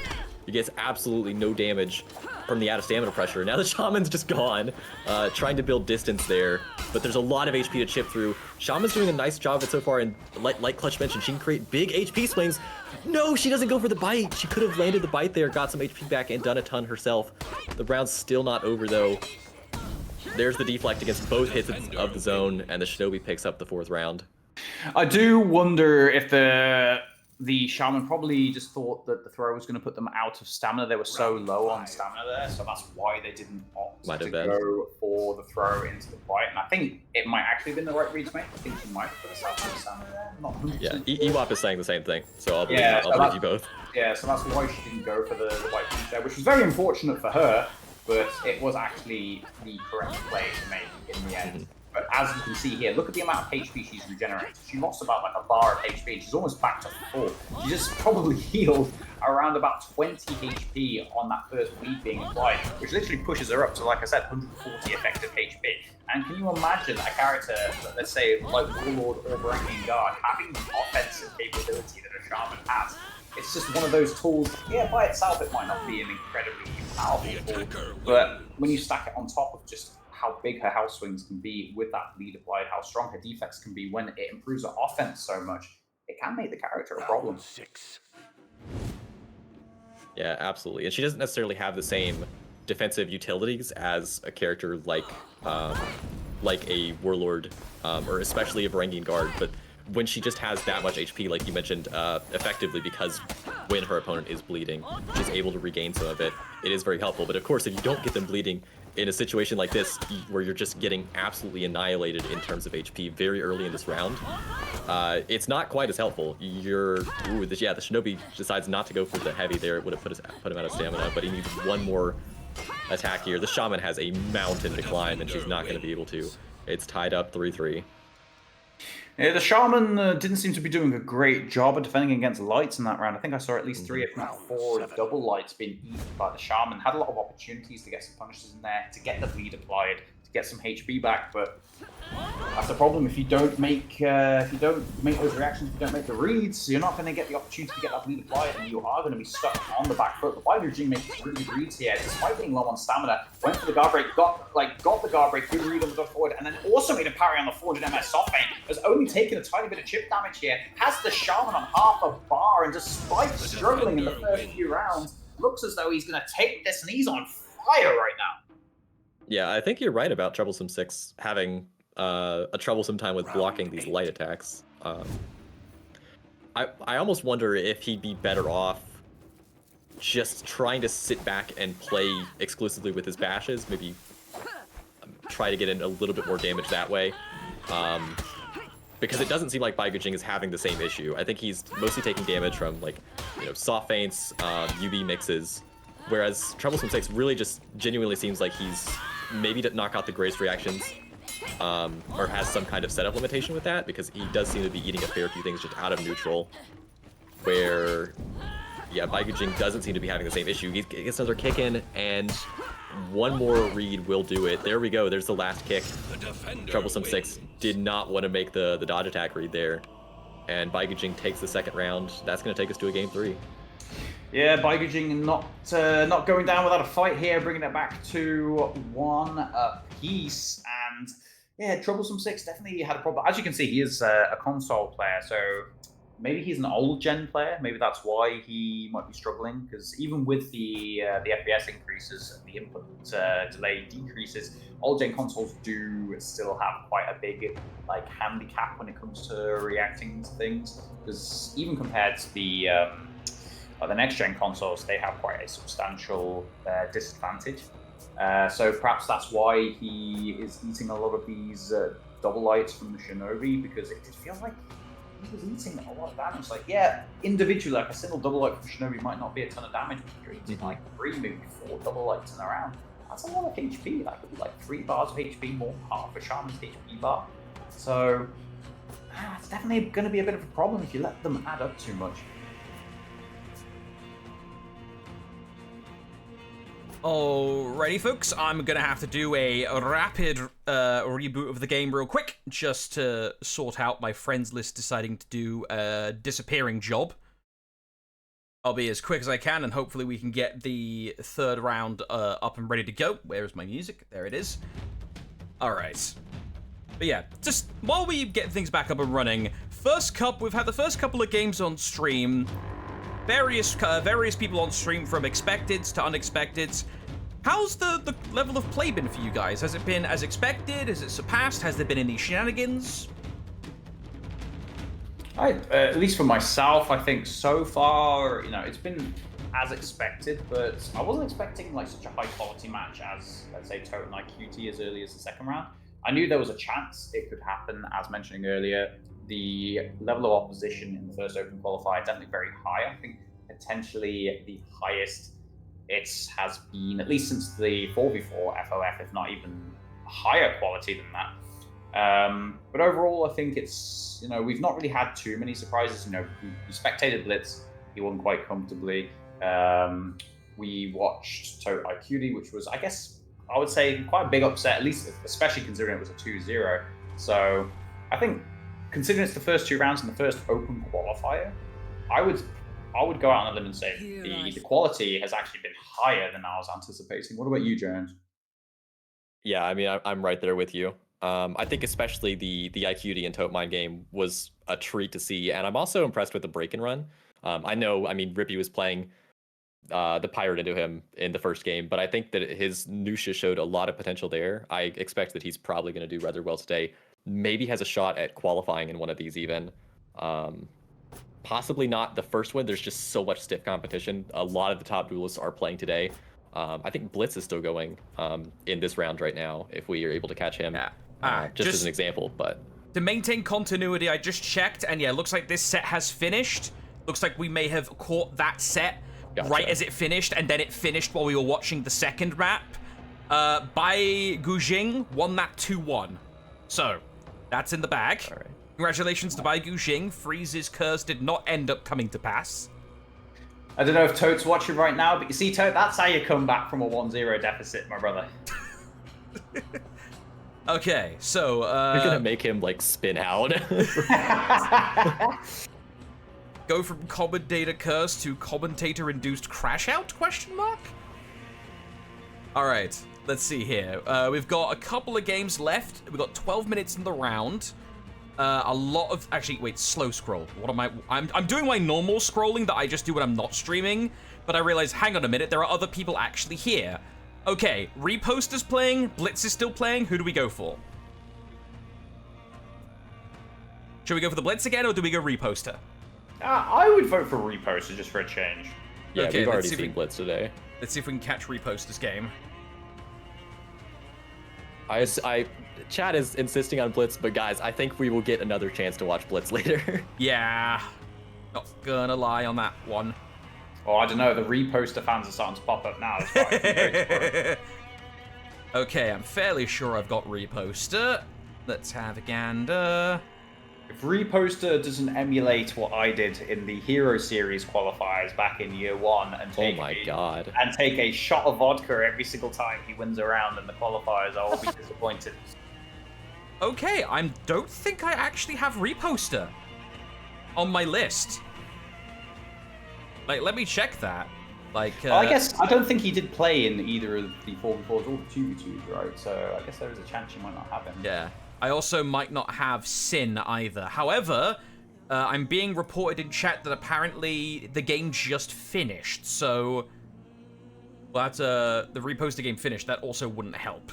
Is that the game being finished or the set being finished is the question? Yes. We'll have to find that out, because the Battlefy is not dating yet. Reposter 1. Okay, thank you, Fieldside Reporter Bean, for the help there. In this case, I would normally allow... I do allow that field-side reporting for sets because I don't have them as friends right now. Unless they just added me. Hang on a minute. Requests, Infinity, and Friends. Yeah, okay. that set's over. The okay. Reposter set. All right, yeah. So yeah, unfortunate. It is what it is. How many matches are there in total? There are 7 Hundreds. rounds. Up on you, there are 7 rounds in this Swiss bracket. Oh, sorry, 8 rounds in the Swiss bracket. If you can see here, 1, 2, 3, 4, 5, 6, 7, 8. We are currently in round 2, so everyone will play 8 games. Minimum. I mean, so far it seems like it's been moving at a reasonable pace. Don't think we've had any major issues so far. At least nothing that I've heard of. Of course, if I were to take the camera and poke it into the back rooms of the admins, there would probably be hellish screaming. But, you know, out here it's perfectly nice and fine. Can you watch in the next round Mayugumi 220? Okay, we got a request from chat. So unless commentary team or admins override, we'll load up the Mayugumi game. We've still got 9 minutes left in the round. So, what games are outstanding? Let me hit a quick refresh. Game. Let me actually put that in here. There we are. So, oh wait, hang on. Showing complete matches only. We've got this button. So, Blitz is still playing, Now I'm Undone. This set is apparently finished, but they haven't reported. And Honor Dude and Tacocreation are 1-1. Pretty sure it's only the Blitz Honor game. Dude and Tacocreation are both 0 and 1 right now, so the Blitz I'm Now Undone match is probably more relevant to the results. Okay, so let me very quickly load them up into my scoreboard and see if we can jump into them. I will be a reckless person and probably go in current position. No score reported there, but we ball. Okay, I know for a fact I have Blitz.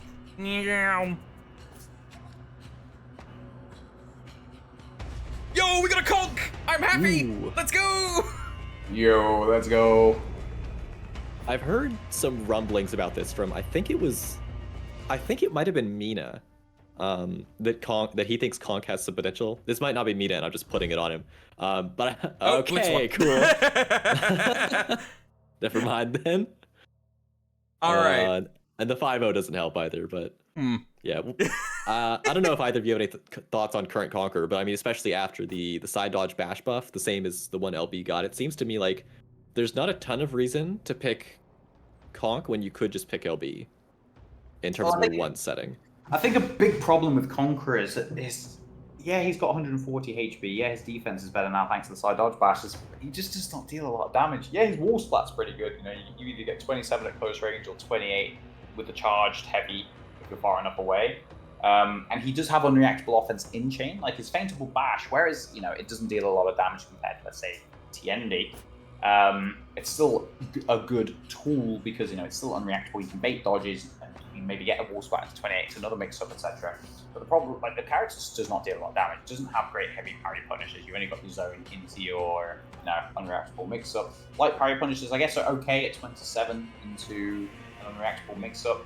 But I just think there's better characters. I don't think Conqueror's bad by any stretch of the imagination. Even before he had his side bash change, I was just saying people underrated him slightly. I thought he was at the very least like a high B tier pick, like on the top end, if not like very, very, very low on the A tier. With the side dodge bash changes, I guess it might have pushed him just slightly because his defense is probably slightly stronger because of it. But as you were saying, I think there's just much better picks. You know, like Shigoki, you've got Warmongers, you've got Lawbringers, PKs, Wardens. Like, there's just so many good picks right now. Warlord. I just don't think he would ever want to choose a Conqueror.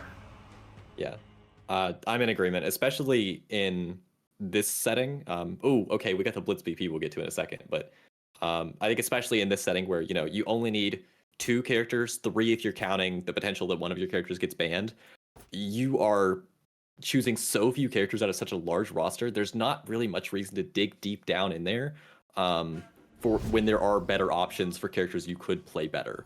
But you mentioned the Blitz BP earlier here. What is it that makes his BP so terrifying? If you could give like a brief synopsis from the bit earlier. Basically, just as neutral. The reads, like, against characters, maybe not so much Warden, although he has the same tool he can use against the Warmonger, right? He can dodge level 1 and flip level 3. You can only get punished by the delayed level 2. But against characters who have, you know, the dodge forward bashes, he will react to the dodge forward movement, sit in the full block, he will react to the bash, because it is possible, because what makes the flip now impossible to flip bashes on reaction is the startup time.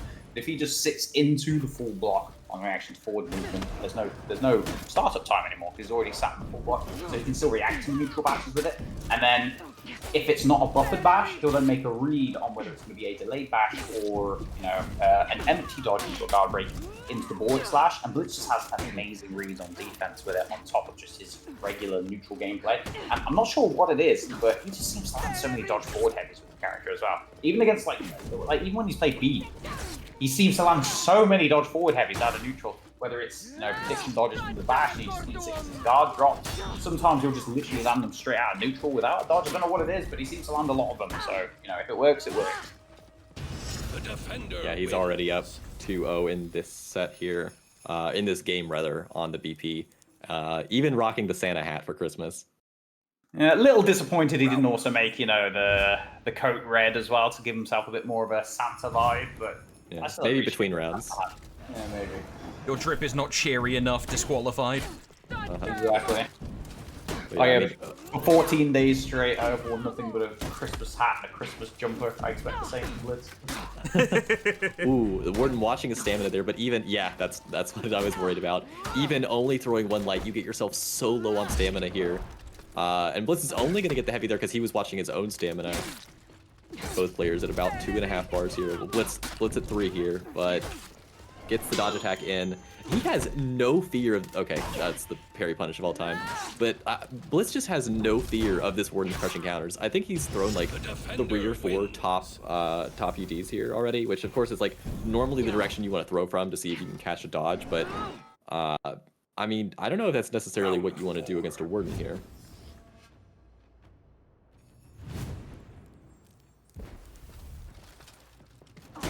Yeah, the Warden into this particular matchup, it's definitely a bit more awkward for the Warden, but at the same time, if the BP is either utilizing, let's say you saw how he used the zone there to punish the prediction dodge.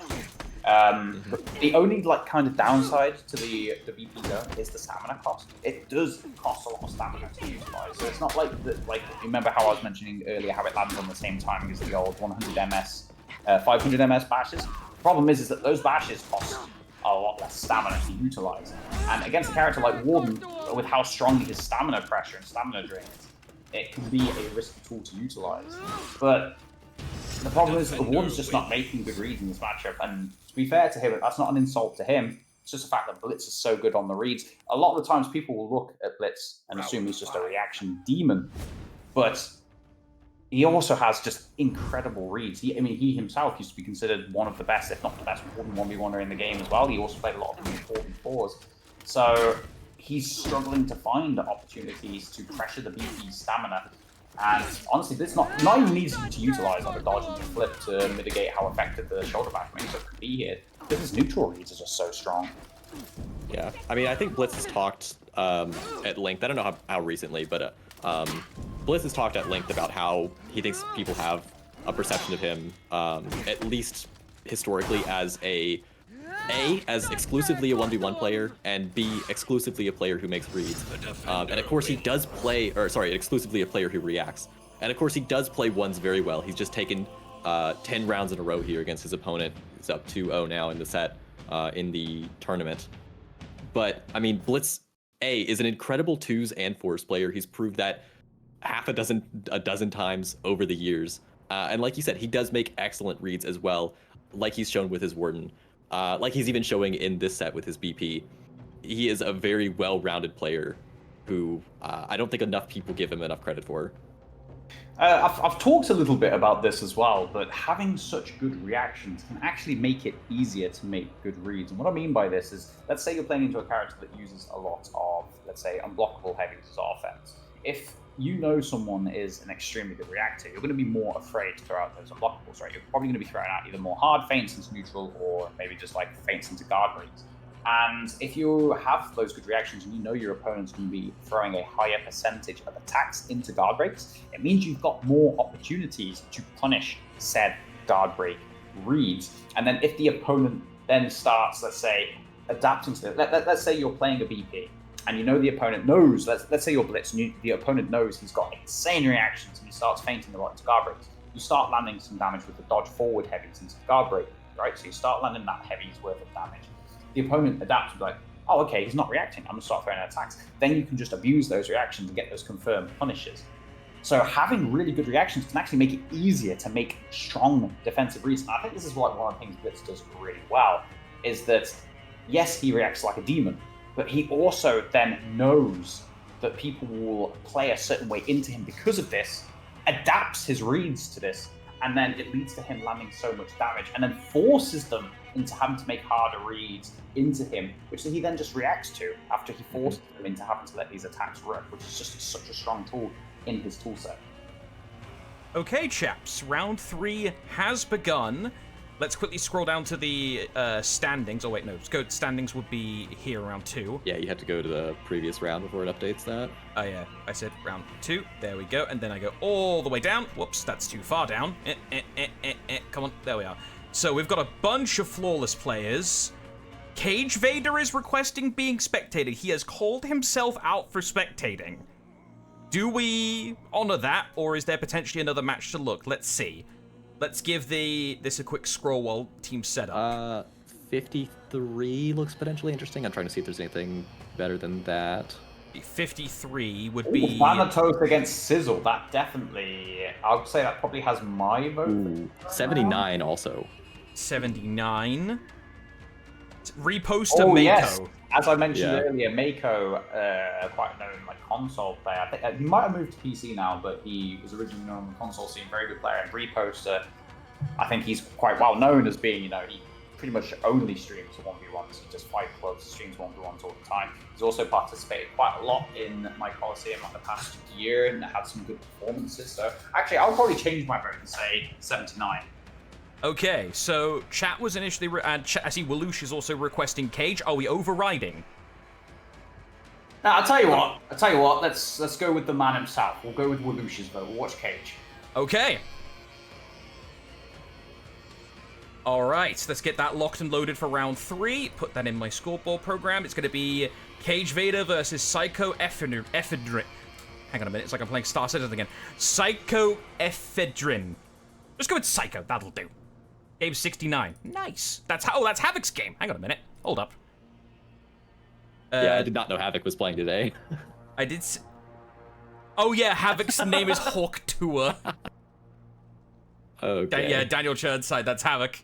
We're just gonna dox him with his public Battlefy account. I gotta say, the turnout for today, both in chat and for the tournament, has been great. Like, 4v4 is like the quote-unquote go-to comp mode for years now, but something about 1v1 seems to spark the soul of the people playing, and like a lot of people really seem to enjoy themselves once the 1v1 tournaments roll around. Do you think it might be something related to the fact that I know a lot of people are still having this debate to this day about whether For Honor is a fighting game, but it still attracts like at least some of the fighting game community, and ultimately the fighting game community is all about the 1v1s, right? Even if For Honor's mechanics lend itself to the 4v4 game mode the most, there's still going to be those people that want those 1v1s. It's in the soul of the community. So, like you were saying, perhaps there's just something about those 1v1s that just it interests people. It gets them motivated. It gets them wanting to participate. And at the end of the day, it is easier as well, right, to participate, to set up, because you don't need to ensure a multiple group of people, like multiple groups of people have to meet up at the same time. They have to be able to dedicate so much time. You only need to turn up yourself. You only have to rely on yourself. And at the end of the day, you've only got yourself to blame if you end up taking an L. So there's something like that appeals to that to a lot of people, I think. Oh, I forgot to update the bracket bot. Thanks for the reminder, Nazareth. That's also a little mini job I need to make sure I continue to do here. Turn the 1 into a 3. Actually, let me just make sure I do that correct. There we are.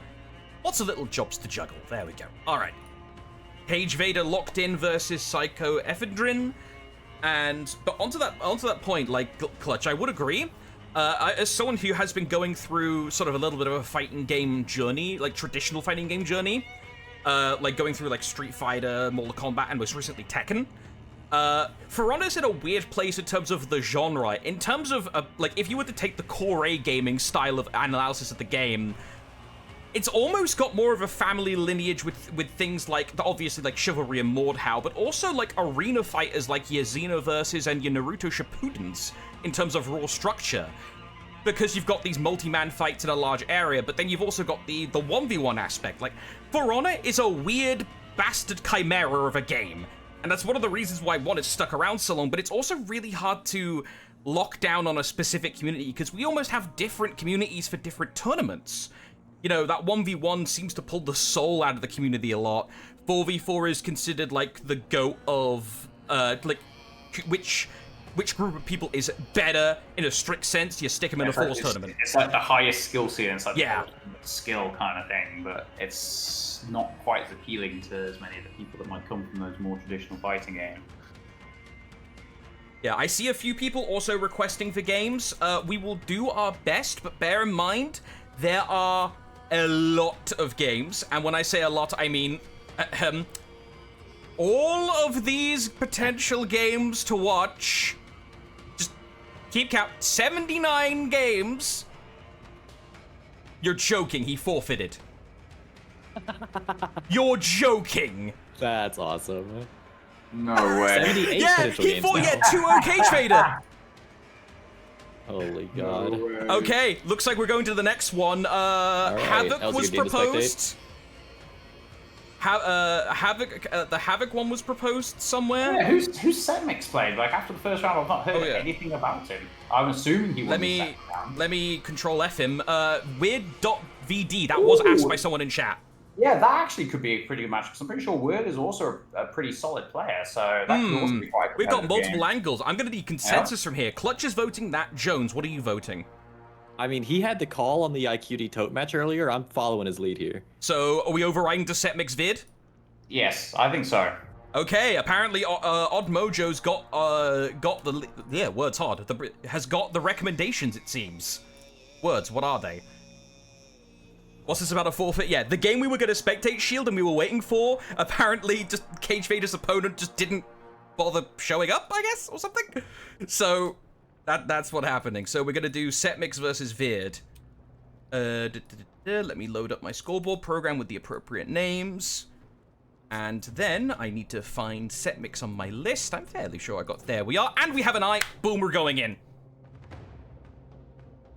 All right, we have the first Chindi of the day. And we've got Setmix PK. Let's go.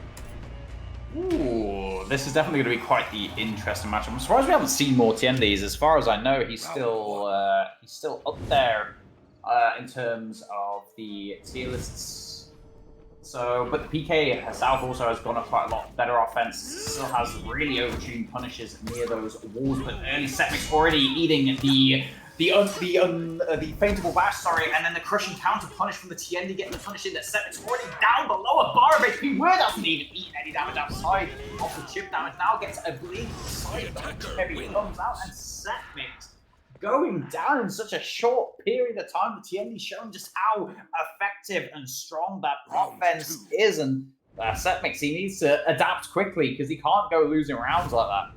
Yeah, that was a speed run, and we saw very early in the round one of the strengths that Tiandi has in this matchup, where his crushing counters are just really effective. Of course, he's out of stamina now, but he's able to go into his forward dodge bash and then crushing counter Setmix's attempted punishing with the dodge attack, with his own dodge attack crushing counter. Setmix puts himself back out of stamina, and yeah, now Word gets to put some pressure on. He gets a light attack in, goes for a bash. He's got to watch his own stamina. We don't want another round of out of stamina here, but it's gonna happen. He gets his stam back. He needs one more hit against Setmix, and those chain lights. No, he can get it with the forward dodge light even. That's gonna land, and he picks up a second round here. This is looking like a really strong start for Word.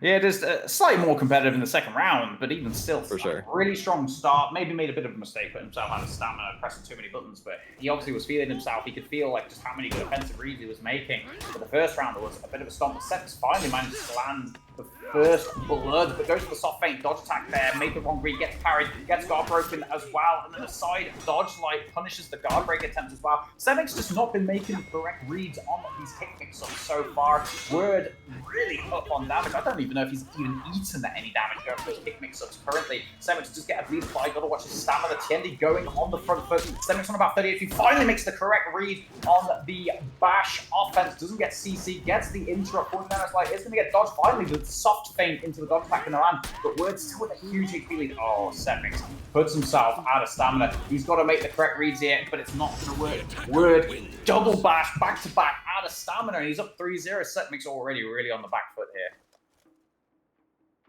Yeah, bans are Shaolin and Centurion. Honestly, I'm not even sure which player would have banned which in that situation, but yeah, I really don't feel like this matchup is helping PK at all. Like, of course, PK a very strong duelist, but I don't think that this is her matchup. I feel like Tiani's just got so many excellent defensive tools that really minimize her ability to get into her offense, unless you think otherwise, Clutch. As far as I know, I don't think there's anything in PK's tool set that does make it difficult for the TND. I know that there are certain characters. Sorry, the TND making it difficult for the PK. Oh, okay. What I was going to say is that there are actually some characters that do make it very difficult for the TND. Certain tech that isn't widely known yet that actually makes the TND neutral a lot less effective. But I don't think PK is one of those characters, so specifically into this matchup, I really don't think that PK, outside of the really high punishes that she has, the problem is that the TND isn't extremely guard break vulnerable because of those dodge attacks, because of the dodge attacks. So this, I don't think, is a matchup PK is really going to shine in, unless you're extremely good at differing the animation. So let's say TND zone to make it difficult for him to initiate into the kick mix-up and force him into only utilizing the bash mix-up and making good reads on, let's say, you know, the dodge cancels into the side dodge lights. Maybe you just make good reads dodging early enough so that you can't even utilize the dodge cancel into the dodge lights. But outside of that, I don't think this matchup is one of PK's better ones. Yeah, and Semix is a bar away from dropping this first game here. Gets the light parry though, he keeps himself in it. As long as, yeah, okay, he's able to finish off the round, but it is going to be a Herculean task to pull this game back. And honestly, I just don't like the matchup very much here. I don't know if it's maybe... I do think it's the matchup, primarily, but I do wonder how much experience Semix has with it. Maybe if that's also affecting it a bit, just not as much experience, especially playing PK into Tiandi, not just fighting Tiandi generally, which you mentioned you see a fair bit of it in your Coliseums, right? Yes, TND has been played quite a lot. As I mentioned, there are some characters that can heavily neuter the TND offense. PK, I don't think, is one of them. But TND, his in-chain offense, the feintable kick, is still insane. The fact that he's got, like, it still has such high damage for a feintable bash, and the fact that it's not a guaranteed punish on read. You have to dodge early enough, because if you dodge late, you can't even guard break the kick if they don't go for the dodge attack. But then even if you dodge early enough, you then have to make a read as well on the dodge light following it. If you go for a dodge attack punish, you can also crush and counter it if it's not early enough. So it's not only is it a high damage for an unreactable form of offense, even if you make the first layer of the read correct, if you don't make the second layer as well, you might end up eating a lot of damage with the crush and counter light as well, which then the TND can go on the front foot and try to crush you on. However, it's like we said, PK, I just don't think that's one of her best matchups. PK really shines in matchups that not only does she have the offense on, she can get those guard breaks, she can abuse those kind of busted damage values near the moves, and I don't think TND is really one of those characters because he has options. He has the multi-layered read to make it hard to consistently land those guard breaks. Yeah, and now Word has pulled out the Aphira. That's also another character we haven't seen yet today. Another strong character we haven't seen yet, which I think, like I said earlier, it's really interesting to see how many characters we've got being played, considering this is only a best of 3, and I think it does show just how strong, strong is not even the right word, how close together all of the top characters are, that there are this many characters people feel comfortable pulling out, where you only need 3 characters at most, like accounting for your character being banned for the entire tournament. It's really just showing that there are a lot of viable characters right now. I'm wondering if that gets trimmed down as we go into either later rounds or into closer series finals. Because, like, you know, we've got over 30 characters at this point, and especially historically, like in the Duel Frenzy, we had maybe, like, I want to say 7-ish characters who were being played, but I feel like we've already seen more than that so far today, even from top players and their sets. Of course, you don't consider like random matches as much because anything can happen in those, but what do you think of the character diversity so far? Oh yes, you're talking to a player who started his journey in the foreign comp scene as a 1v1 player, and I came from the days in year 1 where there was literally 2, maybe 3 at a stretch characters that could Before Shigoki. remotely played. Yeah, like the Shigoki in season 1, the Warlord with his non-guard breakable full block Conqueror who could use his full block to soft feint his recovery from bashes to avoid being punished, and had guaranteed guard breaks on blocked heavies. Like, I came from a day where the 1v1, like, even just playable, not even strong, just playable, pool was tiny. And nowadays, even like some of, let's say, even some of the B-tier characters still have aspects about them which are, you know, solid, which is such a world away from what we had in the first year that even if there is still balancing issues, the current balance, like the current state of the game in terms of balance, is so much drastically better than it was 7 years ago. It can't, like, you honestly can't even compare it. That's just how crazy it is. Yeah, and we still haven't seen, like, we haven't seen a Shigoki. We haven't seen, I've seen some players pull out Griffin in scrims. We haven't seen that yet today. There's still plenty left to be pulled out. And I, like I said, I'm wondering if maybe that gets pulled out more in close qualifiers or if we just trim it down even more. But yeah, Setmix up 2-1 in this game. He's got his opponent bleeding. He's got that extra pressure here with the PK. He's able to get into those unblockables. He's got to watch his stamina, though, trying to play defensive here against the Zafira, who's now very low. He's got to make just a few more reads. Goes into the zone, gets the UB read correct, and now he needs one more hit on word. There's the light attack just to stuff out that bash, and Setmix is up 3-1. This second game is looking a fair bit better for him. I do feel like this is actually probably a better matchup, even though I'm unsure after the Ethereum nerfs, but I think she's still generally placed above TND. At least on, I think, some of the tier lists I've seen, I think Ethereum is usually put above TND. I think on Ewop tier lists, tier above. So, despite the fact that she's actually probably considered to be at least a slightly better character than TND, I feel like this is actually at least a better matchup for BK. I think she's a little bit more guard break vulnerable on good reads. PK can use a little bit more of those high damage punishes.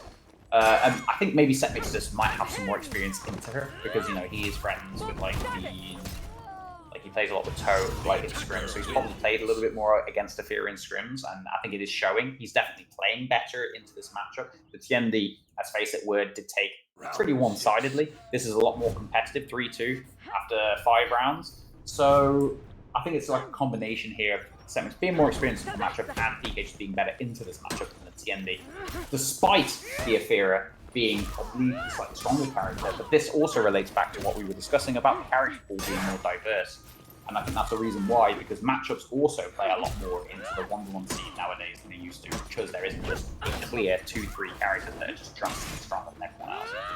Yeah, and that is a tie there, 3-3 in this set, in the round, in the game.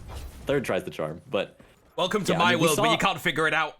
Yeah, we saw a lot of conversation about matchups being a greater factor in this tournament series in the 2s than in 2s and metas of years past, and I think that's always been more of a case of 1s, where the matchup is extremely important versus 2s or 4s, where there are a lot more factors at play there, and player skill maybe makes a more, it represents more of the result versus, of course, player skill is a major result in 1s as well, but I think the matchup is most important in 1s. You have to be very careful about your character choice, and you have to very carefully consider what your opponent might play, which you mentioned some of earlier. And I think also part of what goes into that is what your opponent, not necessarily the objective 2 characters. You know, we're looking at a PK and an Afir, but we're also looking at Setmix and Word, and you mentioned that Setmix might just not have as much experience against Tiandi, which makes, even if the Afir matchup is a little better for him in terms of character, it's also probably much better for him in terms, compared to Tiandi. It's also much better for him because of his knowledge personally. Yeah, I think Ewop also mentioned something in the chat, which I've got to mention as well, is that the PK recoveries being so low after the buffs are also quite a big help into this matchup. The dodge attack comes to recovery of 18 damage, and even if it whiffs, let's say they're Ethereum, let's say uses her flip to avoid the dodge attack on a read, PK's recoveries are so low, she can then avoid any follow-up punish if the Aethera tries to punish. So that's just like another aspect that plays into this matchup, which definitely makes it better for the PK than, let's say, the TND. And again, this all just relates back to why the character pool is deeper, and that's because character matchups are just so important in 2024 when it comes to the 1v1 meta. Ooh, and we've got the set mix BP in this deciding game. Word sticking to the Aethera. What do you think of this matchup? I almost feel like BP is one of those characters, almost a little similar to Warlord, where I don't necessarily think there's any like drastically favored matchups for them. But at the same time, I feel like because of the tools they have, there's not any like drastically unfavored matchups. So, the BP has the tools, has some good defensive tools to add some extra layers onto read. But however, if you make the poor positioning there, like Setmix did, you're going to get bashed. Still, Aethera has that wall splat punish. Might not be quite as damaging as it used to be. There's still an extremely high punish for a 500 MS bash. So you want to look out for the positioning. But overall, I think BP is just one of those characters where you're not really going to get a lot of matchups that are drastically decided. Yeah, I could get behind that. Like, both BP and Warlord are similar in that way, where they just don't necessarily have any kind of exactly. I don't want to say gimmick, but they don't necessarily have any inherent like extreme weakness or extreme strength necessarily. To the point that they've got pretty solid matchups across the board that don't drastically change. A nice flip there that he made against the kick, and Setmix is looking great in this second round here. Got word at bar of HP. He's going to have a lot of HP to dig back through. He gets the parry on the light. It's a great start here. He's got Setmix at 2.5 bars. Setmix knows he just needs a couple more reads. Yeah, Setmix doing a really good job there, knowing that the dodge attack was too late to actually punish him and utilizing that fast flow off of a blocked attack and utilizing the frame advantage off of the fast flow on blocked attacks. That's another tool that he can use. On good reads on defense. He used it really well. He fast flowed into the full block to flip the bash, and then utilizing that empty dodge into the zone to punish the dodge attack. It wasn't delayed, so it didn't avoid the zone to take the round. Setmix brings it back to 1 apiece, looking good here. And you can see that Setmix has quite a lot of experience on this character as well, because it's not just the fast flow off the block attack, utilizing that frame advantage, it's just fast flowing into the flip. And again, right there, you see it. He knew that the Aethera couldn't punish him there. Gets the block fast flows into the flip. Big mix-up as well. That's actually 2 rounds in a row now. He's landed that mix-up. And Word making a bad judgment. That's twice again, round back-to-back, thinking that he could get the wall splat. But Setmix really clever there. Avoids the zone, goes for the heavy, baits out the parry on lifetime from Word, but Word bringing it back. Word on the back foot though. He's one mistake away from death here. Oh, and the read from Setmix. So he actually conditioned Word really well in the past couple of rounds. He utilized the blocked fast flow into the flip to punish the bash. Baited Word into going for the guard break punish there, but instead he fast flowed into the bulwark slash, punished the guard break attempt, and he's gone up 2-1 here. Yeah, that is insane conditioning there from him. Like you said, he went into the full block there to flip him twice earlier in that same round, or at least across the previous 2 rounds, and then got in his head, followed up with the UB when it really mattered in that last bit. And yeah, you gotta feel like Word is really concerned about making any read at this point from his mix-up, and he's now out of stamina. Setmix gotta watch his own stamina, but he gets the parry on the zone, and now he's got Word at under a bar of HP. This could put him out of stamina. No, it doesn't quite. It's gonna be... Ooh, he gets the flip just out of neutral on the bash, and Setmix is up 3-1 in this final game. Oh, and he's even delivering the Setmix special, the edge walk, after taking the round W on the ballsy read with the flip there. It is another tool, obviously, it is quite punishable, but you can just guarantee a punish if they let the bash rip with a Oh, and the heavy side into the bash. Catchy work there. The good guard break into the heavy. Good read on the dodge attack, but this time he will get the punish on the dodge. But I tell you what, Setmix's reads have been on point these past couple of rounds. Yeah, it goes in with the forward dodge heavy, which gets missed, but he is still up a little bit on HP. He's got about 20 health over Word at this point. Word has to watch his stamina here. Setmix surprisingly didn't really try to pressure too hard. Just land another zone, and again, Word has to Oh my god. I don't remember the last time I saw so many of these heavy, soft-baited bashes landing against good opposition. But hey, Setmix is making them work, and he doesn't only have 4 game points here, he's got 4 match points. He only needs to win one of the next 4 rounds to take the game. Yeah, I mean, I think the only question at this point here is, do we see another Hawks charge? And he's very low on his own stamina at this point. Setmix goes for the dodge attack. Word punishes him for it. And he's got to be very careful. Like you said, it is match point here. It's going to be match point for him for a while. We're just trying to avoid any damage here. He does land the finisher heavy, goes for another one off the parry. Setmix goes for the zone, but it gets stuffed out, and Word knows he needs one more light to finish off this round. There we go. The bash will do it, but he's got to play perfectly for the next 3 rounds as well.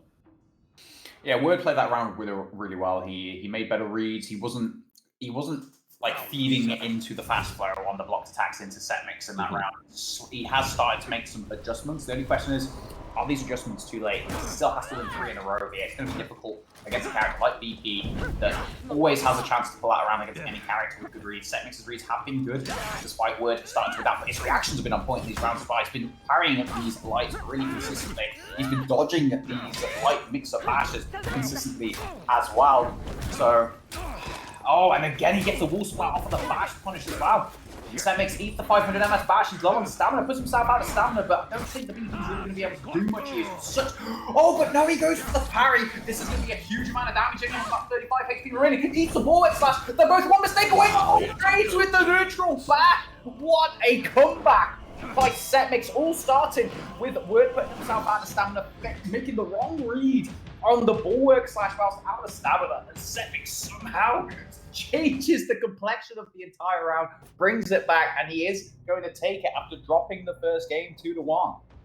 Yeah, I think that was like 90 damage he covered in the span of a few seconds. I mean, about half of it just off that correct read, which put his opponent on the ground. And then his offense just did not stop. He saw blood in the water and went for it. And that is going to be another set win for Setmix, who I think is 3-0 at this point. Yeah, right. Setmix, this is quite impressive for Setmix because about a month and a half ago, he was grinding quite consistently the 1v1s, but he's been very busy with work recently. He's not been able to practice as much as he wanted. So he has kind of come into this tournament a little cold, not practicing as much as he wanted, but to go 3-0 and to beat Word as well, who is quite an experienced player, quite a good player. He shows that Setmix, even though he might not be as hot, as well practiced as he'd want to be, he's still not going to be an easy game for anyone. Okay, score lines. We're seeing a few people coming through. Let's see if we can snag the reposter Mako game. Sound good? Sounds good. Yeah, I agree. Right. See if we can snag this real quick. See the standings? Yeah, we can look at the standings real quick. Those don't update live, I think? I'll check, but... Oh, wait, they do update live. What am I talking about? Yeah. Yeah. Let's see here. So we got a little bit of a slow scroll. Oh, wait, we can see everyone in one thing now. Havoc is flawless. Let's go. Thanatos is flawless right now. GJ Silver, Cheesecake, Bean, Cage Vader, IQT. All right, that's your standings for the people who are flawless right now. Why am I not surprised that Havoc would have a name like that? I think, yeah, Havoc's always having to jump name to name to name because, like, people, like, recognize his name in videos and then, like start acting weird, so he has to jump. Like, on cooldown, basically, from what I understand. What were you going to say, though, Jones, before I cut you off?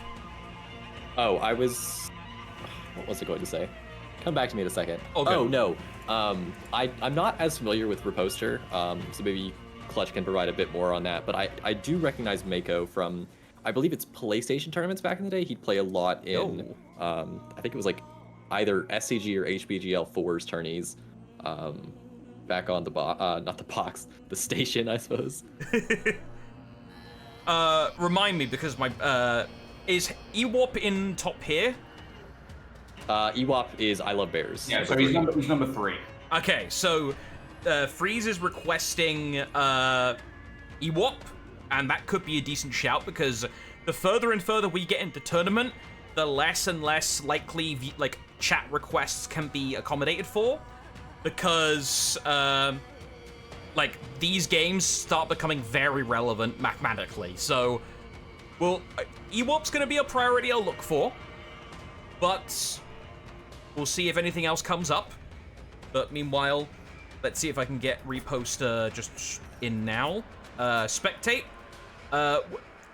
Prediction guy, should I come into this from current position or beginning? Your call. Yeah, we'll go from the beginning as always, I think. Yeah, I don't know the status of this game. Righto. Alright. So this could be round 1, it could be round 2. Don't know. We'll find out. Here we go. Varangian versus Shaman. Alright, this is going to be an interesting matchup. Reposter, he does actually have some pretty solid reactions depending on how many beers deep he might be today. He's just like a couple of tinnies, as we like to call them in the UK. However, he started off alright. He's got the bleed at Mako. He just had him down. The health levels are actually, even though they looked equal in terms of percentage HP, you have to remember that the Varangian guards have 20 more HP than the Shaman. So even though percentage-wise the HP might be even, Varangian actually still had about 30 HP more. Beautiful deflect. Just how short the recoveries are on those bleed cancels there. Does land the light that actually pushes him outside of range of a bash mix-up, so gives himself a second life, but not going to matter as the chain light connects there. Reposter is going to go down 1-0, but what I meant to say is that this matchup, again, I feel like this is another one that kind of is reaction dependent. For both sides, in fact, it's not just a case of the Shaman being able to react to the Varangian guard offense. It also depends if the Varangian guard can actually react to the Shaman bleeds. I don't know if you remember, I was saying earlier before the stream started, you can actually react to the Shaman bleeds with the Varangian full block. All you have to do is react to the indicator change in direction, and you can combine it to a single block to make it easier. But I don't think Mako's going down that route. And I think Reposter just has some pretty solid reactions to at least semi-consistently be reacting to the Varangian offense. So it's going to be a really interesting match. Yeah, Mako's a little bit low on stamina here, but he's going to try to get in. Does eat the zone. He is now bleeding. He's got to watch that pressure, but no, he does get light parried. Reposter gets in the full bite here, and this is such a great HP swing for him. I don't think Mako has much hope to win this round, but I mean, like Clutch mentioned, he does have the excellent defensive capabilities. Does get the full block in on the dodge attack, and this is looking much more winnable for him here. He needs 1, maybe 2 more reads to finish this round off, but he can't afford to eat another attack. Reposter covers his recovery with the zone attack. Doesn't want to eat that guard break and brings it back 1-1. Yeah, Mako making some mistakes there, kind of underestimating the recovery of the Shaman, getting punished. Reposter knew what he was going to do. I think at least twice he's done it now. The zone covering those recoveries, punishing the guard break, and Reposter bringing it back to 1 apiece. But one mistake Reposter was making was using the Shaman dodge attack into the unblockable, and that's something you can't do against a Varangian guard. If you dodge the unblockable into the dodge attack, the Varangian can just go, not even on read, on reaction into the full block to punish the dodge attack into that 20 damage plus unreactable mix-up. So it's one of the things that make the VG really strong, particularly to people who don't react. You can't use dodge attacks as a defensive option to shut out both the unblockable and the feint to guard break, as you can with a lot of other characters. And it also leads into such a high damage punish with 20 confirmed plus unreactable mix-up. So it's a bit like Aramusha, but the punish is just so much higher. And it's on a character with 20 more HP, which can just make it such a difficult and honestly quite a frustrating matchup for people that aren't consistently reacting to the offense. Yeah, and we saw that last round there. Mako just absolutely bullying Reposter with the UB mix-up. I think he's just going to continue to do that here. I mean, of course, it is one of VG's strengths. Of course, a lot of her strength lies in her defense, but the UB, especially like you said, against people who don't react as consistently, it is so strong because it's so safe. And he's just really looking strong here with the UBs, especially. Yeah, so it's kind of the thing with VG is it's like a night and day difference on how you should be playing the character. Oh no, we didn't have it connected, we? Oh, I think boy. we might have done. Hold. It might just be a stutter in the spectator. I don't think it's been too long for that. Yeah, I think this might be a DC. Okay, well, we'll have to wait and see what we get. I was told by our lovely field-side reporter Havoc that this was the second game. It was 1-0 currently to Mako coming into this. So we'll have to see what happens. Hopefully the spectator actually boots me out and doesn't hang. There we are. Okay, there we are. I just had to moan a little bit. I got what I wanted. Jolly good. Okay. People are saying that they think that they got disconnected earlier, so they were just playing out the rest of the result. Oh, okay. Oh, so I'm guessing that Mako was already in the lead, and that was just continuing from a previous disconnect. Ah, Okay, Also, gotcha. it seems Blitz just dropped a game to potentially someone watch. named Aloe Get Real. Okay, let's have Who a I look. don't recognize. Okay, so if Blitz is calling out... Yeah, Aloe just took out Blitz 2-0. Yeah. Wait, Yo! what? Yeah, look here. That is a massive shock. What on earth? Yo! Okay, that gets my attention. Okay, so if we go down to the standings, Aloe is not in the top running, I think. Unless I'm missing him. Hang on, I can check that. ALO. Yeah, probably just, there you go. Control F. Oh, no, He was is 3-0, yeah. Yeah, he's 3-0, so he is in the flawless runnings. So that's another game we can look into. So I Love Bears and Aloe are two of my targets going into the next round. Thank you for the heads up on that, Blitz. Sincerely appreciate it. Wow. I'm assuming that's an alt. I doubt that's just a completely unknown player that's come out of nowhere. I won't say too much, but I'm looking at one of the result screenshots, and he's playing a character who has less than a rep, so I am on board with that theory. I'm doing a bit of sleuthing here, chaps. Hang on a minute. Publicly available data. Has only signed up this for is definitely one an alt. tournament. Okay, interesting. We've got a shark. Do we have some Korean strategies going on here? Barcode accounts. What's going on here? Okay. You have... This is definitely someone on alt. Interesting. All right. We'll keep an eye out on that. So, we've got a little bit of time. Let's review some of the matches going on. Or rather, look at the incomplete matches. We've got a couple choices. Has anyone here been called out by people from chat before? I don't recognize anything initially. Chat, any call-outs here? Unless either of you guys know anyone here. New Reels? Oh, hang on a minute. There's been a call-out for New Reels? No, he's not playing in this. Ah, okay. I think that's maybe a theory about who might be on the alt, but I don't think so. Okay, so we'll probably just have to YOLO a game. There's a 1-1 here. Nomad Glizzy Pink Boy. Oh, that literally just finished. God damn it. Unlucky. Okay. Let's refresh that. Come back to here. Australia Glacier versus Vaclox. Yep, let's just pull this up into my setup. We'll have to see if I actually have any of them. Vaclox, 1-0 Australia Glacier. Let's see if I've got either of them. E, no. B. Let's see here. Nope. E, nope. B, nope. Okay, so that game I literally can't spectate, unfought. Although, let me check my request and see if I received anything. Haven't received anything yet. Alright, time is winding down, though. Oh, I say time winding down. 7 minutes. We're actually fairly good. Is Asia allowed in the tournament? Please? Actually, hang on. Yeah, let me look in the rules real quick. Because people are asking rules questions. Regions? Here's all the regions allowed. I'm not seeing anywhere like Japan or anything, so I think Asia isn't allowed? Like, the furthest east I'm seeing is, like, Russian Federation and Saudi. Unless my geography Spain is just butchered. confirmed it's not. Yeah. Okay. It was me who beat Blitz, says I'm just gooder. Oh! Is that cap or is that real? I do not believe that. Okay. Nah, he's just too good. I don't know about. He's just too gooder. Is just too gooder. I see nothing of Australia. I'm just playing, it's not me. He's messing around. I'm very easily deceived, gooder, okay? There's a reason I have other people here to help. No cap. Very easy to fool. Okay, let's come back to here. Refresh this one more time.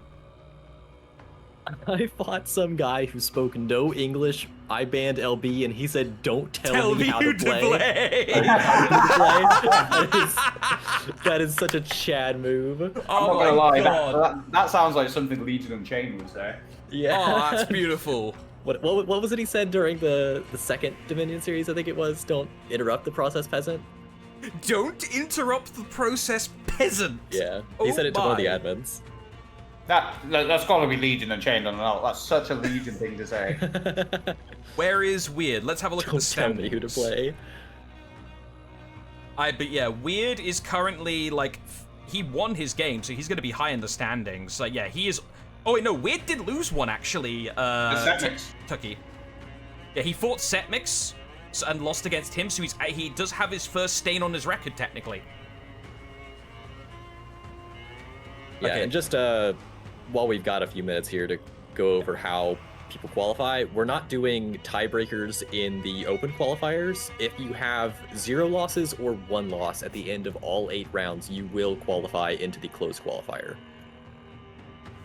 I have a game, technically. I managed to scrape one together very last second.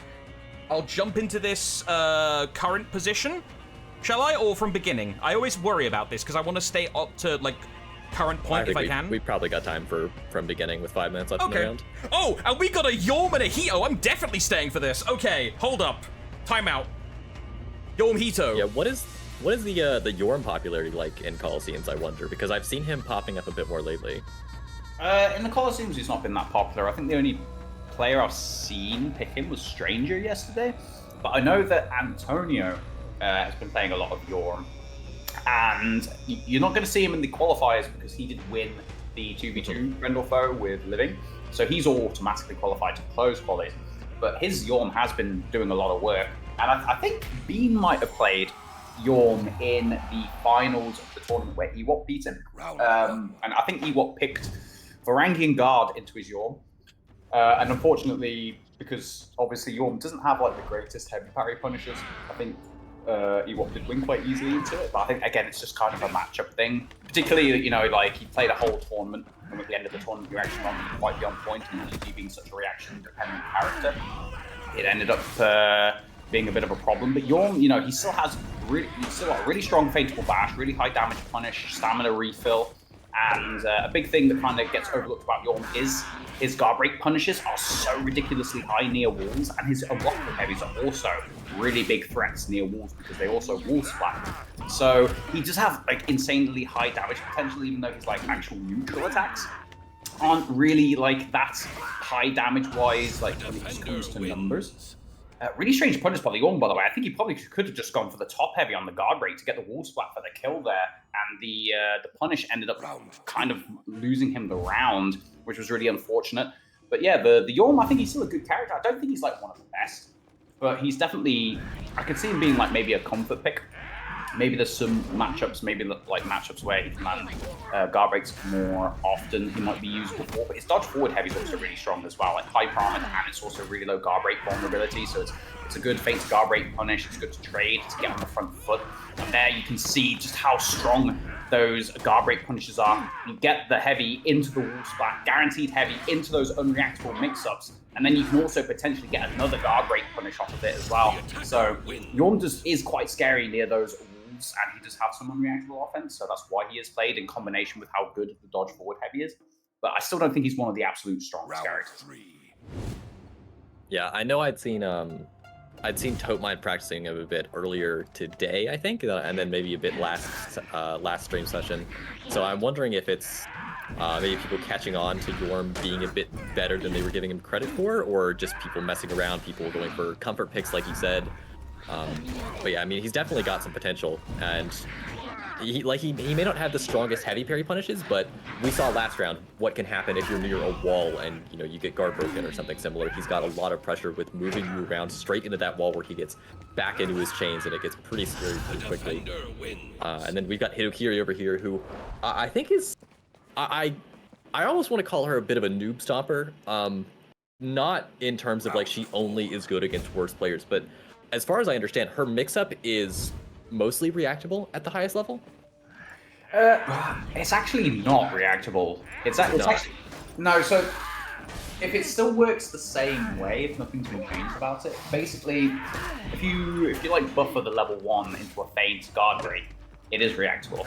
But if you last frame feint, basically the difference in animation between the Hitto is basically keeping herself crouched on the floor versus if you last frame feint and she starts to raise her knee up. So there's actually an animation difference in whether you buffer the feint versus you last frame feint it. Okay. If you like last frame feint it, it's not reactable. If you buffer the feint, it is. So yes, technically it is reactable, but at the highest level, if someone actually chooses Hitokiri, it shouldn't be reactable. So that's what I mean by like, yes, it kind of is and it isn't. If Hitto's played well, it isn't reactable. But I do think she was nerfed recently, if I remember correctly, since I stopped playing. They reduced the damage numbers, I think, on her chain heavy. So like her trades aren't as strong as they used to be. I think her mix-up is still like a good tool in 1v1s, but she doesn't exactly have great punishes either, and she doesn't have the old, I don't know if you remember when the guard break vulnerability on her neutral heavy was actually lower than it should be, so she could heavily abuse like frame disadvantage off of guard breaks, which was something I actually discovered when I started playing her before the initial like buffs came out, and when they buffed her, she became an absolute menace because she had that plus the improved hyper armor. So I think nowadays the Hitto probably has fallen down quite a bit.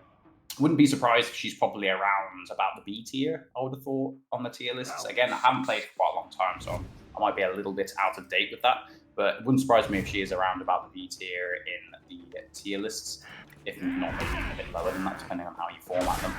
So I think that usually probably should be a Yorm favored matchup. It used to be Hitto favored, but I think after the changes, it's probably Yorm favored. Although the Hitokiri right now is certainly not making it seem that way. Yeah. But that makes sense, that basically her mix-up is functional as long as you're doing it properly in last frame painting, as I understand it. So pretty much. Little bit of admin here real quick. The round has ended in current continuity, but we are behind in this game, so they are not late. We are just behind them. So most likely this game is probably finished, and we're just catching up, essentially. Just to let you guys know why we aren't freaking out about the round ending. Continue. Yeah, I mean, we might as well ride this out. There's probably like 1 or 2 rounds left here. And it's going to take a second for people to get into their next games anyway, but ooh, this Hitokiri, okay, she's got her stamina back now. She was getting a little bit low there for a moment.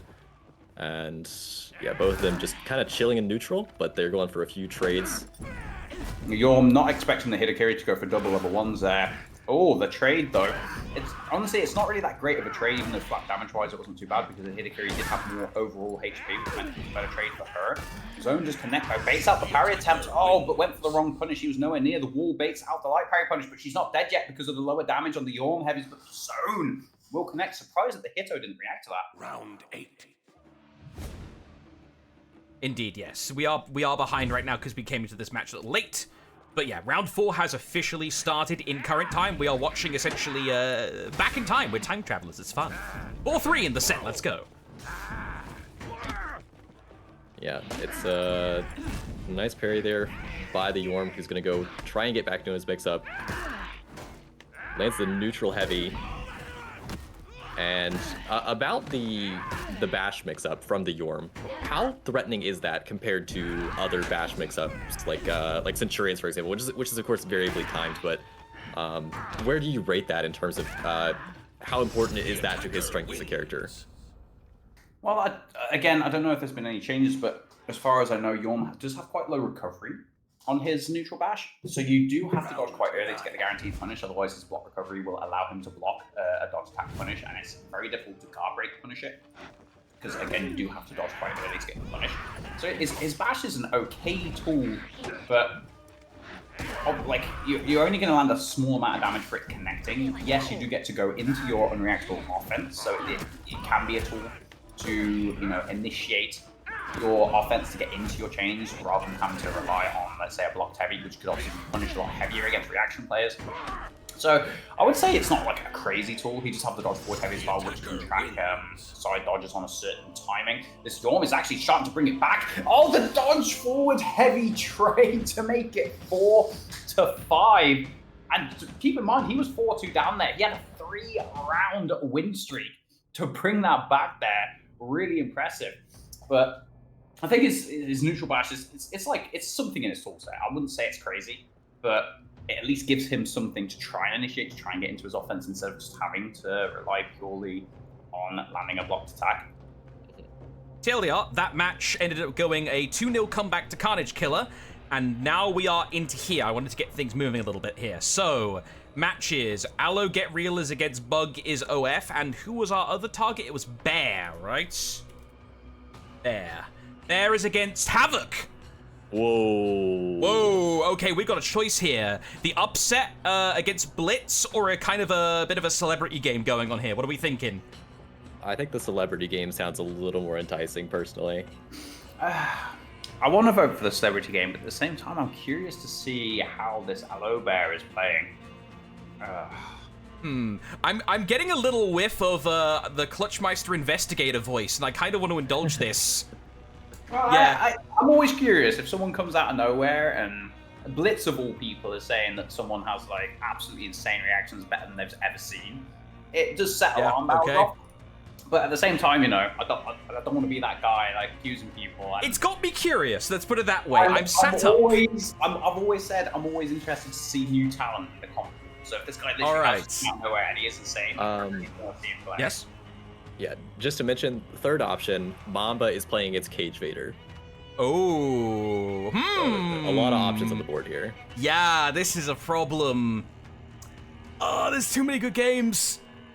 Does chat have a preference? Let's see. Let's let chat decide. Yeah, chat, you got a 3-way split. You've got Allo, you've got the Havoc Bear game, or that one. Call it, chat. Unless it happens override. Cage Vader in chat said, "Who is Mamba? LOL." See, Mamba, Allo, Bean vs. Ikuti. Bean vs. Ikuti. Bean vs. Ikuti? Is that happening? What? Hang on, Yeah, that is 15. happening. 15. Oh, We've damn. got 4 games that are actually kind of Okay. sick. Oh, this is a problem. Okay, we might need an admin override on this. We have too many good games. And I see Spaniards typing. He might. There does seem to be a lot of votes for Allo in the chat. Right? Yeah, Oh, yeah. I think we want to do some investigation. Okay, we're locking in Allo Get Real Bug. Let me see if I've got Allo on my list. Allo. Anyone remember that The show? people are curious. It's split screen. Yeah, can you split your screen into 4 different instances of For Honor, please? Unfortunately, I don't think I can. Okay, so I don't have Allo, but let me see if I can get Bug. Bug is OF. That's the target. I don't have Bug either. Neither of them added me. So This is the end. That game's off the table. I actually can't spectate that one. Yeah, unless like they changed their name and I didn't know. Like, does anyone know if they've got an alt name? Like, I will double check. It's Bug or Allo Get Real. Allo not seeing there because there's 2 sections, and I'm not seeing Bug either. Okay, so I think we might have to skip on that one, chaps. Man. We've got 3 other good matchups at Yeah, least. we have a billion others. Okay, chat, if we can't watch that one, which other one are we watching? Yeah, Let me look we've got Mamba Cage Vader, Bean IQD, and Havoc Ewop. You know what? We did say we'd look at Cage. We did say we'd look at Cage earlier, but then Cage got screwed over because his opponent just left. Yeah, I think Cage versus Mamba sounds interesting, especially because Cage said, "Who is Mamba? LOL." Oh, he did say that, didn't he? He did say, "Who is Mamba?" Oh, that's... You had my curiosity, but now you have my attention. Okay. All right. Let me see if I've got who I need here. I've got Cage on deck, and I have an eye. Let's go. Who is this Mamba guy? Who is Who Mamba? is this Mamba guy? Literally been playing since 2017. Who is this guy, dude? All right, round 4. Cage Vader versus Mamba. Let's see. Let me get the sides right around. Gentlemen, take it away. Round 1. And we got the Shaolin and the Yorm. What are you thinking here? Interesting matchup. I'd definitely say that Shaolin's the better character between these two. But again, I think it kind of depends. Like, if Mamba can stay in the center of the arena here and take away the wall punishes from the Yawn, I think this swings it even further in the challenge direction. But when you've got such a high damaging, unreactable form of offense, you're only like a few really good reads away from completely turning the matchup on its head. But Mamba slightly behind, but is slowly doing the HP. Good read on the sweep there. Nicely done, crushing counter with the key strike. Just managed to get out in time, and now one mix-up away from death. Catches him. Oh, but he thought he could get the wall splat from there. He's too far away. He's trying to bait out parry, but the zone. Gonna catch the Yawn, go for a dodge forward mix-up there, and Mamba gonna take the first round. Yeah, this is certainly a character he's confident on. He's been playing the Shaolin for many years now. I believe he picked it up for TKS back during... He might have even been playing this for Uwu Gang, but I think he picked it up for TKS back during the first Dom series. He's been destroying on the chart ever since. Was he on the TKS roster that won the Dominion series? He might not have been on. No, I think you're right. They picked him up in the second Dominion series. Yeah, because he definitely would have been playing with Uwu Gang in the first Dominion series. Yeah. But yeah, like, for a lot of people who don't seem to know who he is, like, Mamba's been around for many years. He was competing, I think, all the way back in 2017. Like, yeah. I'm pretty sure Mamba even went to the PlayStation Am tournament that was in the North that I went to in New York and ended up winning. So he's a very long time comp player. I think one of the only people who's probably been playing as long as I have who's still around. Yeah, one of the oldest remnants of SM, if anyone remembers that. I see today's the day we're just pulling out all the old references, huh, chaps?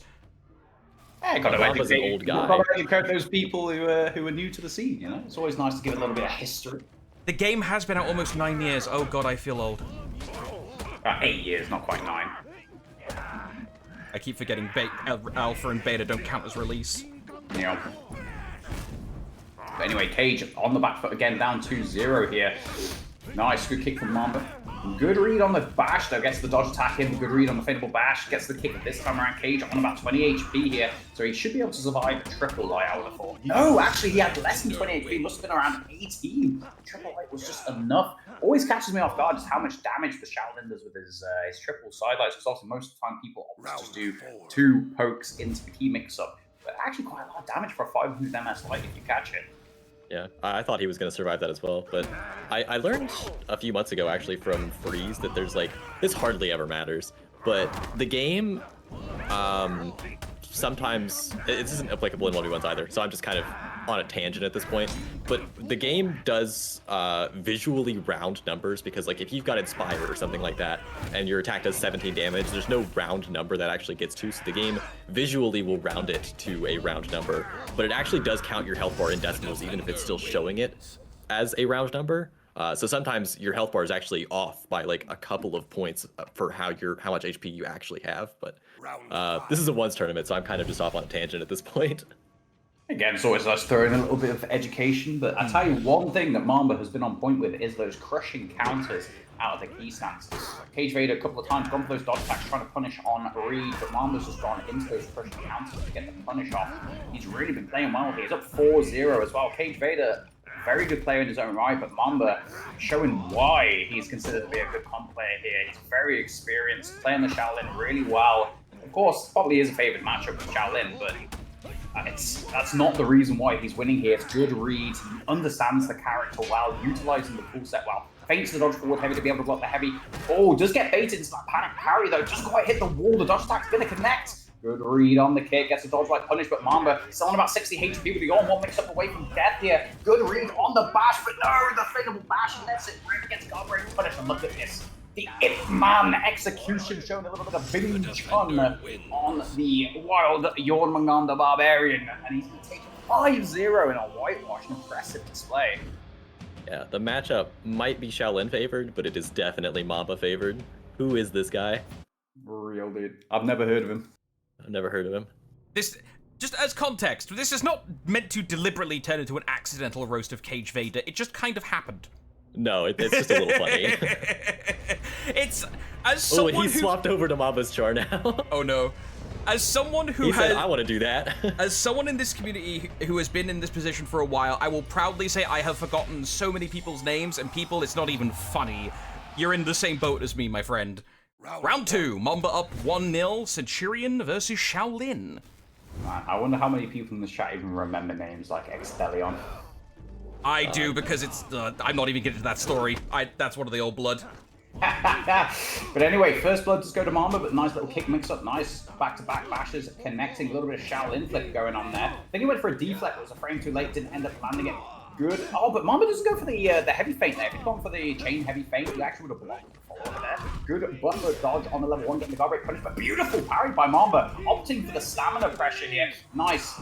Doesn't opt to put him out of stamina instead, goes for the heavy, gets a little bit of pressure on. Level 3 connects, not going to be a kill here. Is going to give Cage his stamina back, but he's 1 minute away from death. Gets the kick, and now they're both one mistake away here. Nice! Baits out the kitchen dodge with the empty dodge into the zone, punishes it, and Cage going to take the first round. He's not letting this one be a 5-0. Round 2.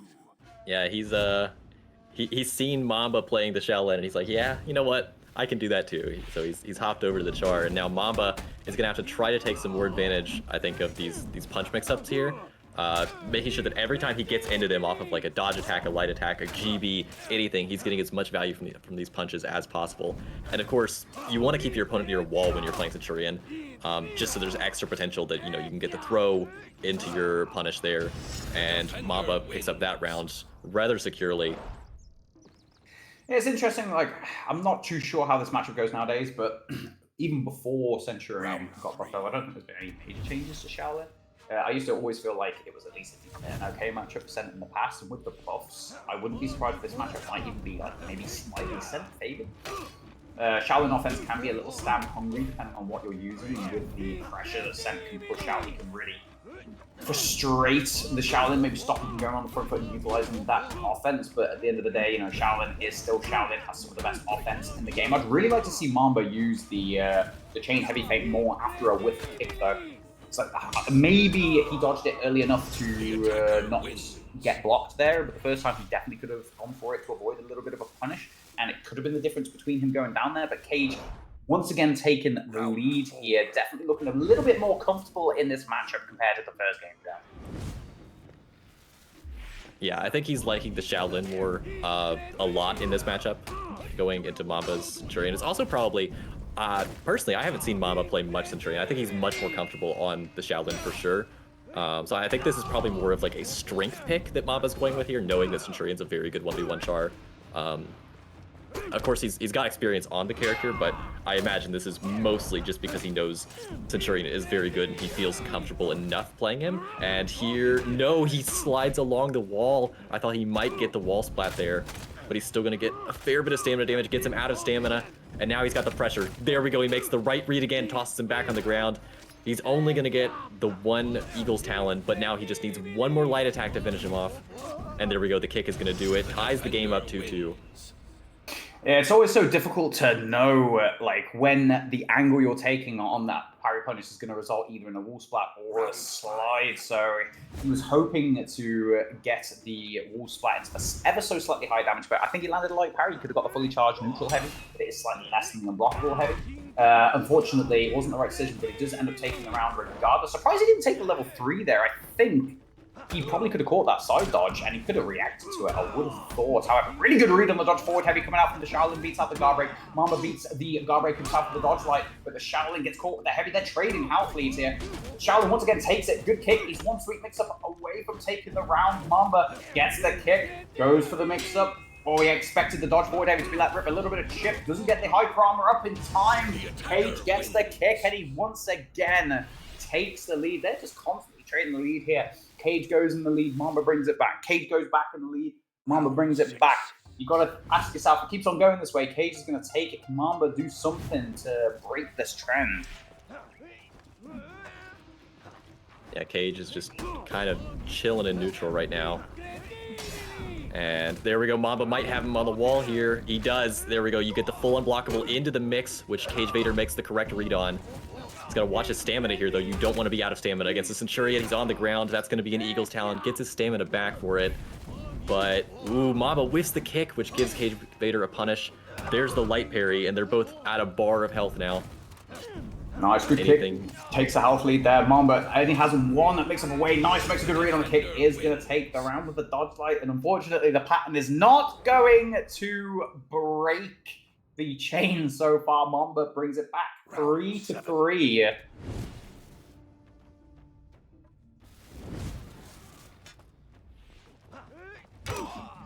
Yeah, goes straight in there with the forward dodge heavy. No fear in his heart. Yeah, I've not seen a lot of people being able to react to whether that's fainted or let rip. It's a good way to initiate your offense. I think it's actually probably harder to react to than just differing the neutral top light, which is usually used as an initiator. Cage puts himself out of stamina. This is dangerous. Eats a chain light, trying to go for an out of stamina light to punish there.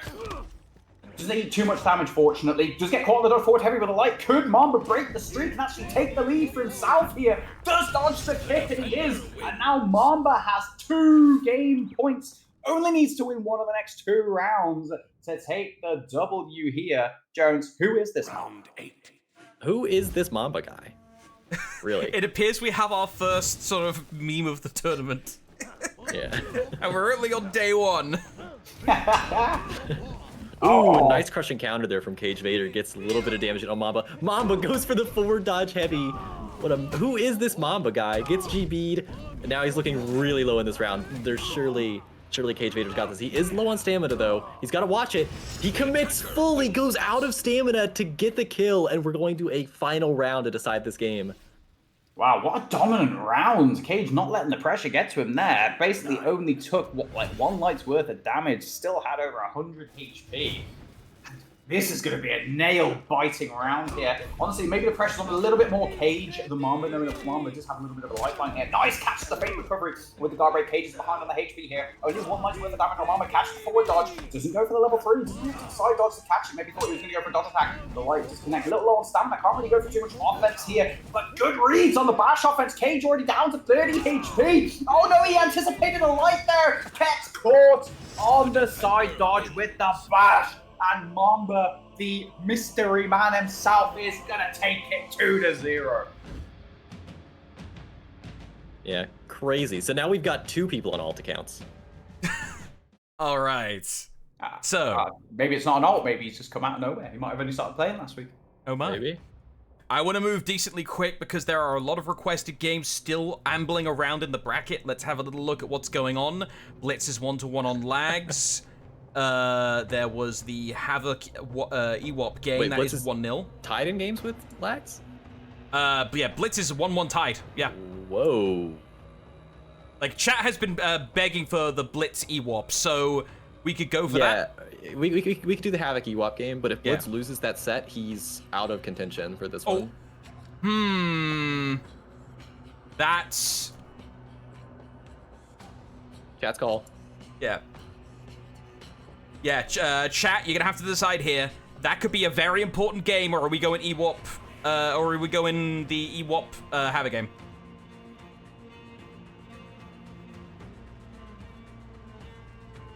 Because clock's ticking. Let's see here. Silix says Blitz. Anybody else have a preference? Because I don't like to listen to Silix. Blitz to... Okay, there we go. Okay, we just dismissing Slicks. Okay.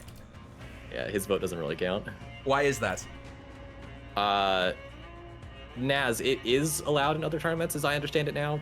It's basically not being, it's not banned anymore, overall. Okay. Probably get confirmation from admins on that, but it's not just it's only allowed in duels. It's only allowed now. Oh my god, please, not again. I hate this bug. Okay. Let's see if I can bypass the thing using this trick. It works! Okay. Turning my crossplay off worked. So, we don't have to worry about rebooting, we're straight in. Lags is running Warlord. Alright, very nice. Also, Clutch is BRB'd, so I'm gonna be on commentary for a bit. Benefits of this format. We'll go from beginning. I've learnt my lesson. We have plenty of time. We go from beginning.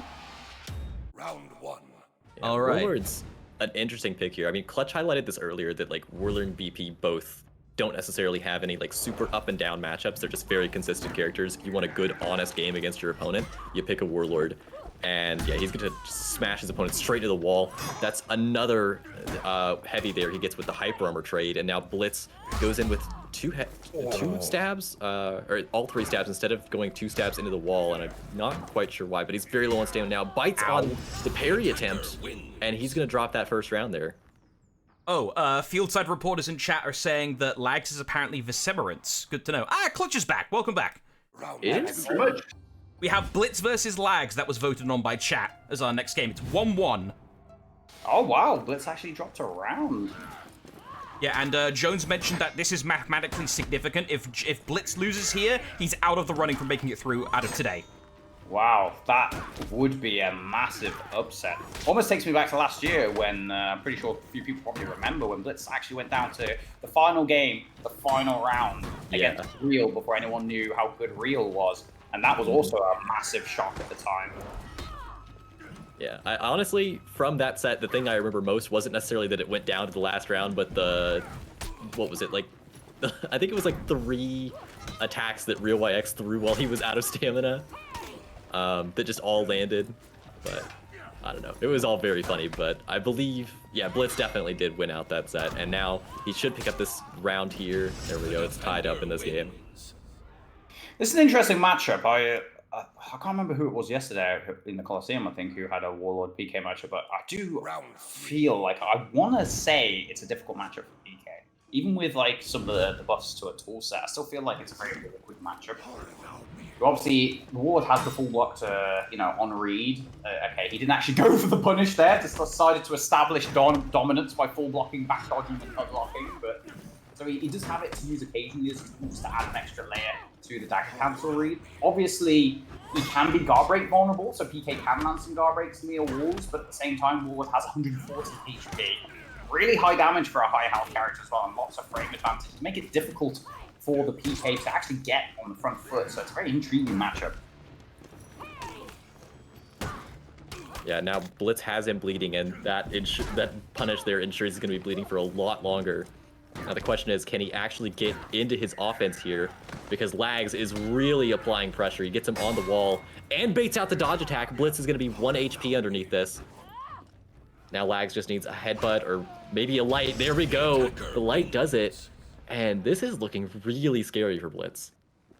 Yeah, it is. Like I was saying, you can see just that full block. Even though it's not a massive punish, it's making Blitz think about the attacks he's throwing out. It's making it like just hard fade into neutral. It's allowing the Warlord a bit of a breather, and as you saw there, like Blitz fainted a couple of times into neutral, and then the Warlord was just able to interrupt the follow-up attack with the light attack. So even though it's not the it's not the most amazing full block in the game, it's still something to just make it more difficult for PK to add extra layers to the read. And on top of the crushing counters as well, as you just saw, he can throw the light out into that zone, get the crushing counter, and also beat out like a feint to guard break. But Blitzer does get the bleed, has him bleeding out here, is going to bring it back to 2 apiece. But even though, again, you notice in that round, Blitz made a lot of good reads, but he still ended up below a bar of HP. And that's just what the Warlord does. Because of his high HP and also the high damage he does, you can actually make rounds close, even if you lose like a couple of reads in the round overall, like you make a couple of worse reads than your opponent does, you can still end up like in the running to win the round because of the high HP plus the high damage he does. Yeah, I mean, people talk about like JJ is like king side heavy, but I think especially in ones, Warlord kind of takes up that role a little bit, where he just does, like you said, he's got so much HP and so much damage, and the hyper armor on top of it means that he's great for trading. So even in situations where Blitz makes a lot of reads, like you mentioned, he's going to end up in at least fairly reasonable situations, the Warlord, for his health bar. But Blitz, this round, not flinching. He's up 3-2 now. He needs 2 more rounds, but this is still scary for both players.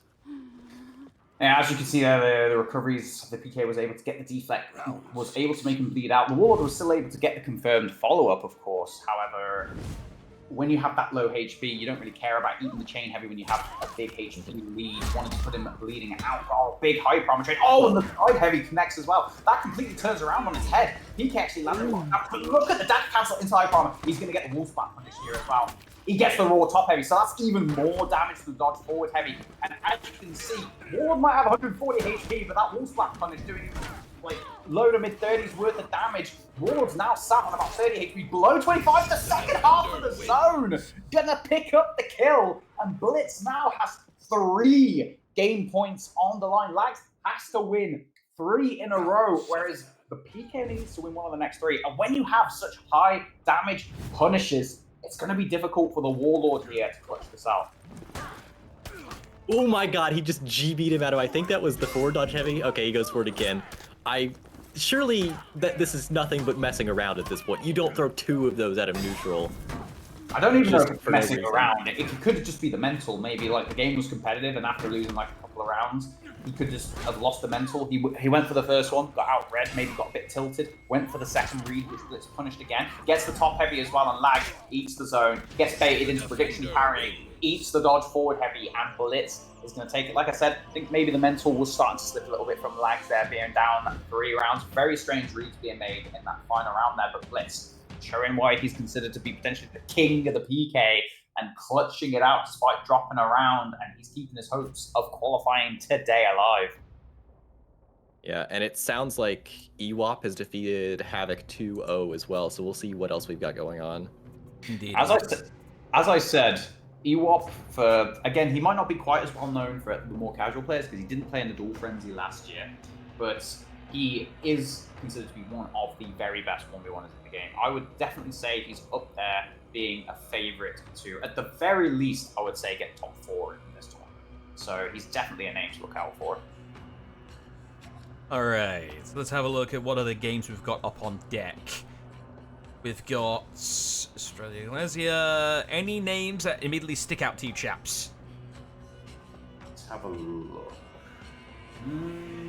See, Psycho and Sin, Veilutz. I believe most of the immediate notables have finished up their games. We just got a bunch of basic games. Basically the games from people we're not too familiar with. So, chat, if you've got any biases, now's the time. We need Mr. Allo to get you a friend request shot over, Mr. Verb. Oh yes, this game is still going on. Let me check my list. Nothing from Allo yet, unless the client's being funny. Let me actually try myself. Hopefully this disturb the mid-game. Let me try adding them myself. If they follow the rules, this should be their Uplay. Okay, well, we're basing this on a terrible assumption. If they follow the rules. I have to be the optimist here for the sake of my sanity, okay, Jones? I have to. All right. Whatever you gotta do. Okay, I found an Allo Get Real on Ubisoft Connect. No, Goz is a comedian. That's your job normally, Goz. You're the actual comedian. Oh, Allo immediately added me. Okay, hold up. We have hope. Let's go. We immediately have hope. Actually, if he immediately added you, isn't that an indication that maybe the game's over? Oh, stop making sense, Clutch. I don't like it. Unless that... Interesting. Or he rolled, paused, and accepted the friend request, and then got out of his menu. And oh yeah, we're in. Hold up.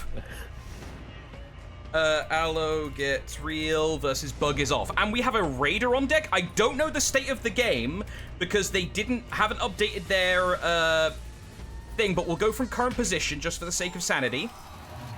I do not know what the state of this game is. Round 1. But I'm gonna assume it's some progress in, but we have Allo Get Real versus Bug is Off. Let's go. Oh, wait. Ooh. Fieldside Reporter Atmosphere says their first just finished Buggy 154 against Allo's Law. Okay, so this could be 1-1. Walush says it's 1-1. Okay. So, 1-1. I will trust you. Yeah, well I'll assume 1-1. And Raider is interesting. What do you think of this, Clutch? I'm not sure, like, Raider, he's still not a bad character because he still has functional offense and still has some pretty high damage like on the punishes. At least when it comes, like, his heavy, like, I think the big disadvantage of Raider is his heavy character punishes aren't very good.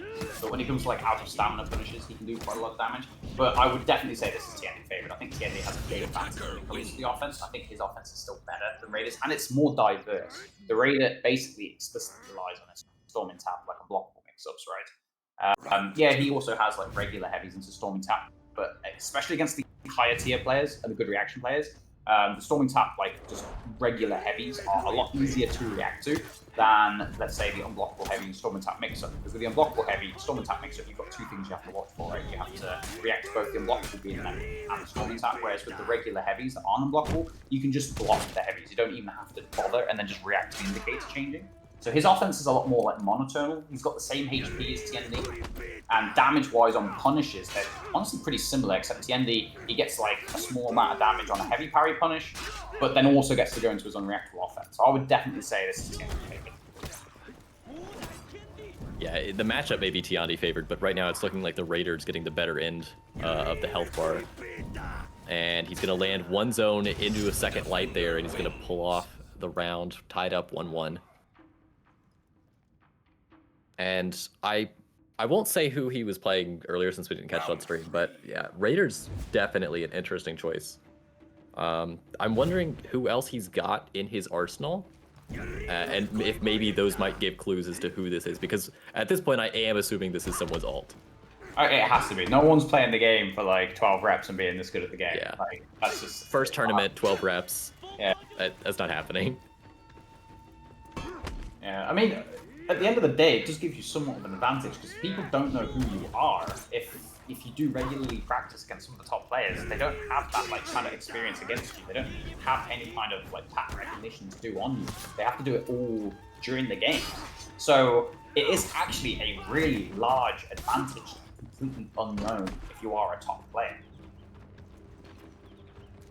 Yeah, it's like I can't cast a tournament without analogizing to chess ever. So it's one of the things that people do in high-level chess tournaments is they'll know their opponent and they can prepare for hours beforehand, know all of the things that they do, and of course they can like study them, which isn't necessarily something you do in For Honor. You do that just during the game, and based off previous games you played against them. But yeah, it's interesting to be able to take that ability away from your opponent to where they don't know who they're playing against. You don't have any previous knowledge to work off of. So it is, I'm in agreement with you. I think it is just a complete advantage to be able to play on an alt. You just remove your opponent's any matchup knowledge they would have against you, and they have to figure it out all over again.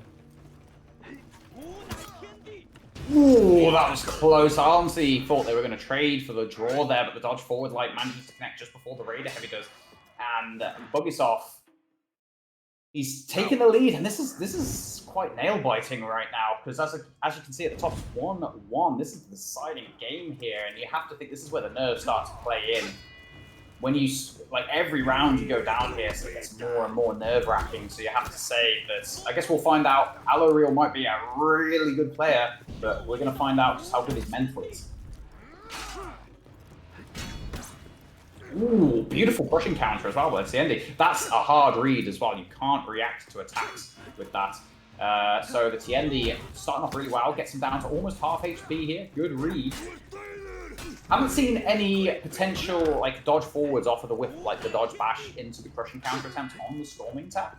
Wonder if we will see one of those in these rounds. But so far, the Tiendi just look pretty strong. So I'm going to trade with a light. It's a good trade for the Tiendi. Even if damage is even, does have more overall HP. So as a percentage of their remaining HP, it's a better trade for the Tiendi. Just have just under 100 HP, about 60 HP on the Raider. Good dodge. Nice. He dodged early enough there to where he can actually get punished off. The dodge cancel will make a difference. Same again with the kick dodge there. Health totals are getting a little bit closer as well. Oh, good cat. Oh no, he messes up the punish. I don't think he was anticipating that guard break to land there. And he buffed in and but oh, but the zone connects. That gives the Raider the advantage. Tiendi's gonna get the zone. Where's the kick mix up? Good read on the light. Baits out the prediction parry on the Storming Tap. And Allo, despite being behind for a majority of that round, is gonna clutch it back to 2 apiece. Yeah, it was an excellent read there, and he is really getting maximum value out of this Raider, aside from the one throw he did a second ago, but I think he's really locked in otherwise. Yeah, I think the throw was just like, he didn't expect the guard break to land, because he saw the dodge forward heavy coming out. He didn't expect him to feint it and catch the feint recovery, so he just buffered his input by accident. But really good offense for the Storming Taps here. Just get parried. Oh, I tell you what, Buggysoft has not been able to punish one of those storming taps. Yeah, really good reads on real, whether he's going to go for the guard break or whether he's actually going to throw out an attack. Buggysoft, I've not seen him make a good read on it once yet. The amount of side dodge storming taps connected on defense is really good. Nice, baits out the side dodge, like, he's one mix-up away from death here. Nice, baits out the parry, and Aloe Get Real going to take the lead 3-2. Yeah, I think Blitz is spot on with this guy's defense. He seems like he doesn't seem like he's getting hit with a lot that isn't a bash. Even fighting into Tiandi, who's got those very fast chain lights, he seems like he's defending himself very well. Well, yes, that's what Blitz said earlier. He said his reactions to 400 MS fights are really good, so maybe the TND knows this. Maybe he read it in chat and made a, like a mental note. Nice, finally! Baits one of those side dodge storming taps, gets the parry off. Big health lead here. Already done probably about, let's say, maybe 2.5, almost 3 bars of HP. Nice, dodges the follow-up. Nicely done, just dancing around these attacks. Always, even if it's quite annoying to play against, it's very pleasing to the eye to see a TN dancing around his opponent, landing damage and avoiding follow-ups. Good read on the bash here. Finally, the Raider gets a little bit of damage on the board. Isn't able to catch the dodge guard break, right read too late. Oh, unlucky. Buggysoft making a good read on the feint there, but just guard breaking a little early to catch the guard break vulnerability. Just still have a really large HP lead though. And again, gets caught out the forward dodge real, clawing his way back into the round. Yeah, this Raider is a little bit low on HP here. Gets the light parried. Great read by Buggysoft, who's now going to need just one more read to get the kill. Nah, the chain light's not going to be enough damage for that, but the dodge light combined with it is enough. Yeah, like, it's kind of the problem, as I was mentioning earlier, with TND having the dodge cancels on so many forms of his offense. You have to make so many layers of reads just to get a punish. You can't just be like, yeah, he's going to bash, I'm going to dodge attack and get the punish. You have to say, oh, I'm going to dodge the bash, but then is he going to dodge attack? Is he going to 400 MS, right? Like, is he just going to sit in neutral? Like, what is he going to do? How am I going to punish it? And as you saw in that round, about 2 to 3 reads in a row, he might have avoided the initial offense, but then got punished by the second read, not making the correct read on defense. So that's one of the things about TND that just makes him so strong and somewhat frustrating to play into. Yeah, he stuffs the GB with his own bash, but eats the heavy for it. And now he's looking really unhealthy in this round. His only hope, I think, here is that, yeah, Aloe, I was going to say, his only hope is that Aloe runs himself out of stamina. He gets a huge out of stamina set of pressures, but no, Aloe wants to play that safe, and now he's just going to go right back into his own offense. And Buggysoft has a ton of HP. He's going to have to try to rip through here. Gets the GB. He is doing a good job. His defense has been really good. He's not biting on these zone attacks at all. Not sure whether it's just goated reads or whether his reactions are really good. He's eating a lot of chip. Nice crushing counter though. The Halto is actually pretty close. So he gets the light parry punish. He's one mix-up away from death here. Maybe, I don't think a bash would be quite enough to kill him with TND's low damage off of it. But one mix-up off of the feintable kick would be all it takes. One parry as well. I think a zone will be enough to get the kill. They're just staring at each other here. And there it is. Gets the parry, gets the zone. And this is where the pressure piles on. Aloe has to win 2 rounds in a row. One bad round, and that is going to be the first loss on the board. Round 8. He's doing well here in what I would consider an unfavorable matchup. I do think TND has the advantage here. This is going to be difficult. Yeah, that was incredible resourcefulness and defense from Buggysoft, and I think that, I mean, we were talking about how good Aloe's defense was, especially supposedly in his set against Blitz, and you've been highlighting how good Buggysoft's defense is, and I think this is really coming down to Raider struggling to actually get damage in because they're both defending themselves so well. I think he's wishing that he was on the other side of this matchup right now. I'm wondering if he's rethinking the Raider. But of course, I mean, he's getting in a lot of damage with these storming taps right now. Jesus, okay, I've really cursed Buggysoft at this point.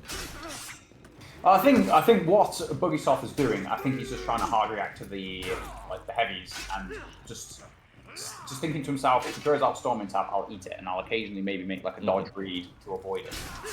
Oh, but never mind, he goes for the parry on the Storming Tap there.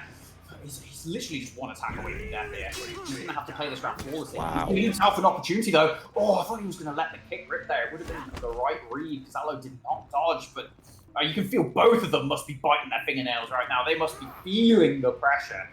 Buggysoft, I think he's scared to throw out an attack, knowing that Aloe has such good defense. Yeah. And I think Aloe himself is a bit worried here. Gets bashed. I don't know if the bash is enough to kill him. He might still just have enough HP. It's close though.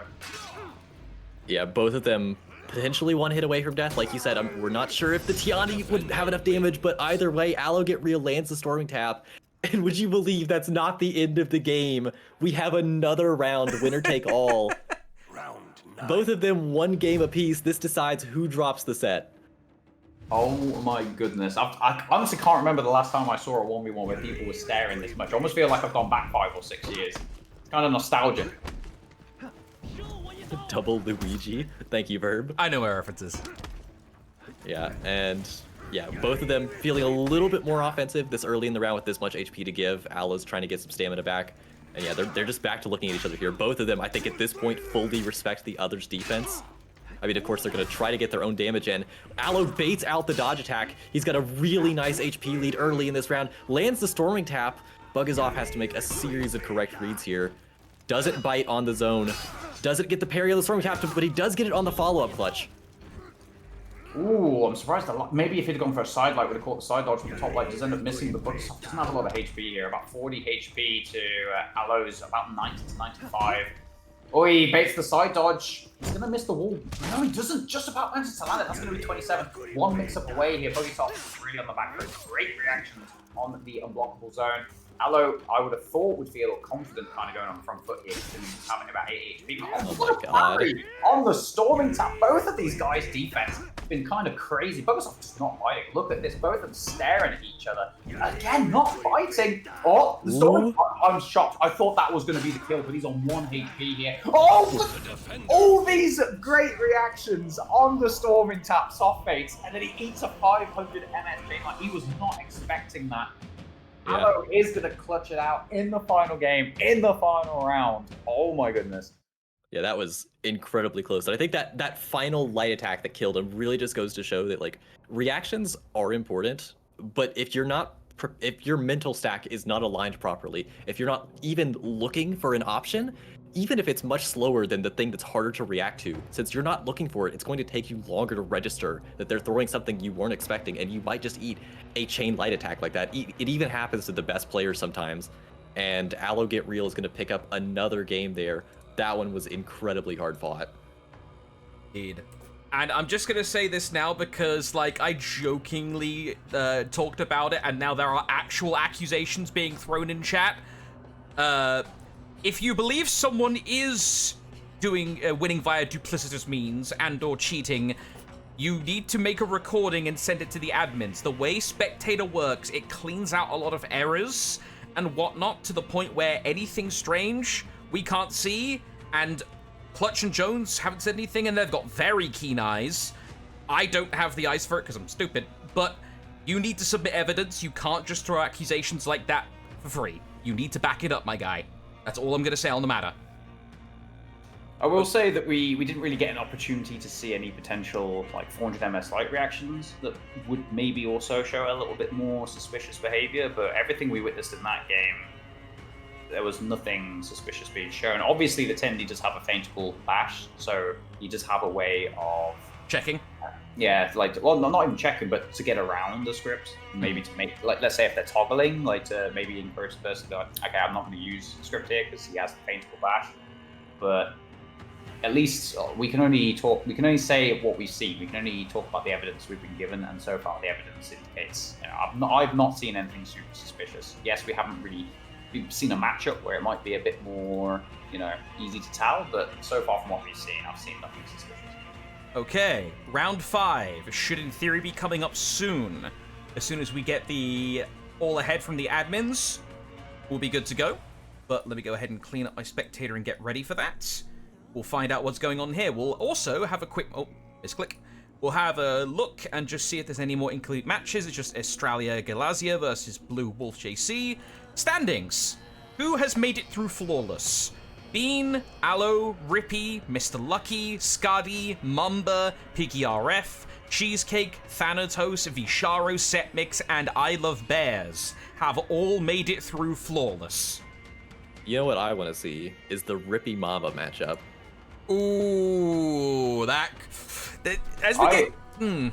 Go Go on. I kind of want to see Hallow get placed against either Ewop or Bean. I want to see how he does against one of the two consensus like top 1v1ers in the game right now. Okay, so we might have ourselves the main character of the tournament today, possibly, it seems, on screen. We'll have to see how it goes. We'll call him the Dark Horse. Alright, but we're just going to wait for the notifications from the admins. We'll be good to go. Let's see who's fallen down and what's going on in here. So, Buggers Off, we saw come down, as well as Cage Vader. Ikuti also has had their record dirtied, unfortunately. After putting out an incredible performance on stream. Mako's down, Sizzle's down, so's TJ Silver. Maiji Shakaruma's down. Blitz and Havoc. Blitz and Havoc. That's wild. Weird, I don't know if that's like an English or a German pronunciation. Revolutory, I'm not saying that. You got Troublesome Six, we saw them on stream. Totes. Yeah, a good few people. I'm curious, who did Rev lose to? Because Rev is a very good 1v1 player, and he's already dropped around. Round 5's confirmed. We have bracket, let me find it. I'll go back and see who Rev lost to. Okay. Oh, Setmix versus Mamba. That's quite a juicy matchup. Holy, that is old. But those are two old comp players going against each other. Holy. Yeah, let's have a scroll. Setmix Piggy versus Mamba Thanatos. in Ewop 2024. versus Bean. We have to watch Oh that. god. Where is it? There, I Love Bears versus Bean, number 30. Number 30, thank you. Okay, that is a confident override, I hear. All right, 30. We're hitting it. Yeah, just to confirm, it was Rev lost to Buggers Off in the first round, actually. Okay. And then he's been undefeated since then. Are we going for 30? Is that like a hard, we should go for this one? Yeah, I mean, this is the top two players. Alright, we're going in, chaps. Let me get it in, spectator. I would say that these two are, I would definitely say, like, they are the consensus top two at the moment. At least that are in this particular qualifier. I would say, like, at least from the people we know are in this one, I would say these two. I'd probably say Blitz is up there as well, but obviously he's already dropped a game. So out of the remaining undefeated players, I'd definitely say these two are the top two remaining that are undefeated. So someone is going to lose their 0. Let's put it that way. And for those, I see people in chat, and yes, that is correct. Sharo is going to be fighting Allo Get Real. If I could split screen, I would. Let's put it that way. Well, we're going to need some field-side reporters. I almost want to start up my own stream and just record some of these matches. Like, there's so many good matches, we can't watch all of them. This is what I like about like the 1v1 tournaments compared to the others, though. It's just that the level of competition is definitely much higher in the first open qualifier compared to the others.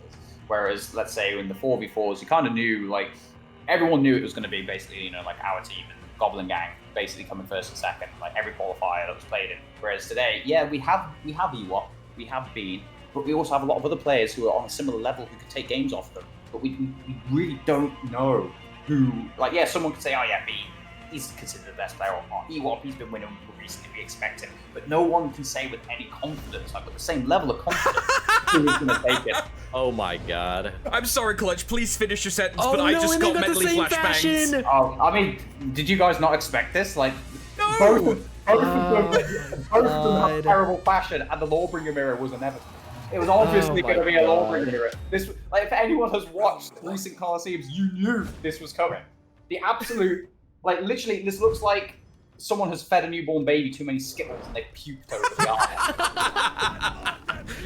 Can we call Freeze in so I can not commentate this one, please? Do we need an emergency freeze replacement? I'll stick it out, I suppose.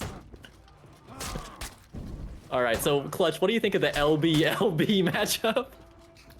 Well, at the very least, I will say it's definitely better than the Dual Frenzy Lawbringer mirror. I don't know if you remember that character, but his offense was currently, but the parry punishes were insane. And yes, Lawbringers like parry punishes that get buffed up to be kind of crazy again. But the heavy parry punishes are definitely not quite on the same level, because you used to get guaranteed to impale into heavy, even off heavy parry punishes, and they were always confirmed because of the range of the impale. It was almost impossible unless you were literally staring at the opposite corner of the map to avoid a wall splat. So I would definitely say it's a healthier character now. There might still be aspects of the character people complain about because the damage is still kind of insane on a 140 HP character, and his offense is so much better after the chain changes. Being able to bash off of every life, also being able to actually light and have normal chains for a change. But I would expect a lot of button pressing in this matchup, and I think it's going to come down to who can more consistently react to the unblockables and make good reads with the side dodge bashes. Yeah, and I Love Bear's Ewop has to be careful with his back to a wall here, throwing anything out, but he's stupid low on HP at this point. Gets hit with the side dodge bash, and yeah, I think that the recent side dodge bash especially, like, I mean, you've got, of course, the unblockable mix-up, which you can get into, but I think the side dodge bash especially, though it improves his defense, it's defense which facilitates offense, and that just encourages you to throw that unblockable more. Even if, when you do get parried, you're probably going to eat a lot of damage. His offense is better than it used to be, not better than his defense. Yeah, a big thing as well is that now Lawbringer actually has some dodge frames on its side dodge bash, so you can actually use it to avoid attacks. He didn't have that last year. Like, the side dodge bash actually was really poor as a defensive tool. Yeah, you could use it to punish things, but you couldn't use it to, let's say, beat out an unblockable and a feint to guard break at the same time, or to avoid an attack, whereas you can use that now. So defensively, even though his parries aren't quite on the same level, his side dodge bash is definitely much better now than it was last year. Yeah, and that's Ewop picking up his first round there. Hard to distinguish the two of them. They're just purple blobs. I feel bad for you two guys, because it's like, I try and swap the perspectives around. It's like, how do you differentiate? It's the head crest and the emblem at most. Good luck. Yeah, and both of them are playing like in the center of the arena. Do you think that, I mean, of course, they're both excellent 1v1 players. They both got excellent reactions. Do you think either of them prefer more or less to be in the center of the arena versus, being closer to a wall? Of course, you don't want to have your back to the wall, but do you think either of them prefer the center of the arena more? Honestly, I don't think so. It's like I said, when it comes to like the impales, they're always going to land on like the light parries, and when it comes to wall splats, honestly, I think this matchup is literally coming down to like differs. Reactions to the unblockables, as well as like reactions to the chain bashes. I think that's all that these guys are going to be caring about, are the differs, UV reactions, and chain bash reactions. That's what this is going to come down to. Yeah, this matchup has gone from something you can deeply analyze in the beginning to just who's better, who can diff, like you said. Purple guys swinging. Like, there is no eccentricities, there is no deep things, at least initially. Once you get in, you can see how each player is playing, but like for now, it's just who better. Unga bunga. Yeah, I think you could really see how much the shove buff has affected this matchup. I think we've seen like 4 or 5 shoves in this round already. It really just has elevated LB's. It is defense, but it facilitates offense, like I mentioned earlier. So it really does make this matchup a lot more active than it has been in years past, which I certainly appreciate as a viewer. Gotta say, the reactions from Bean in this round on those chain bashes have been impressive. I don't think he got hit by a single one when he was at stamina. Ewop was trying to initiate the chain bash offense, and ended up missing twice. I think this is going to end up being the difference in this matchup. Like, whereas Ewop, I think, is slightly favored, at least in terms of results of recent games against Bean. Bean definitely does have these superior reactions, and I think it is kind of showing in this matchup so far. Yeah, I'm wondering if we're at any point going to see the light into bash being utilized. I don't see it very much at this level, but I'm wondering if, I mean, we saw last game where the Raider chain light was what finished off the set. I wonder if, like, since your opponent's not looking for it, that's exactly the kind of attack you can throw in occasionally just to throw them off. I mean, of course, that wouldn't apply to, like, a head split or anything like that, but the shove in chain is still fairly usable, I would argue. What do you think, Clutch? I don't know how much experience you have with it personally. I mean, the side chain lights, even though they're enhanced, like the animation I think is quite pronounced. So I think against players like me, you'd be very risky throwing out the side chain lights. The top chain light can be good, I think, at catching, like, let's say if someone prediction dodges a chain bash, you can catch them because the guard obviously drops. I don't think you can dodge the bash. I think the chain light's fast enough to catch a prediction dodge. I'm not 100% sure because I've not played since they added in the shove from light attacking. Yeah, like since they added in the shove from light attacking, so I'm unsure about it. but I think it can catch. Oh no, the unlocked zone.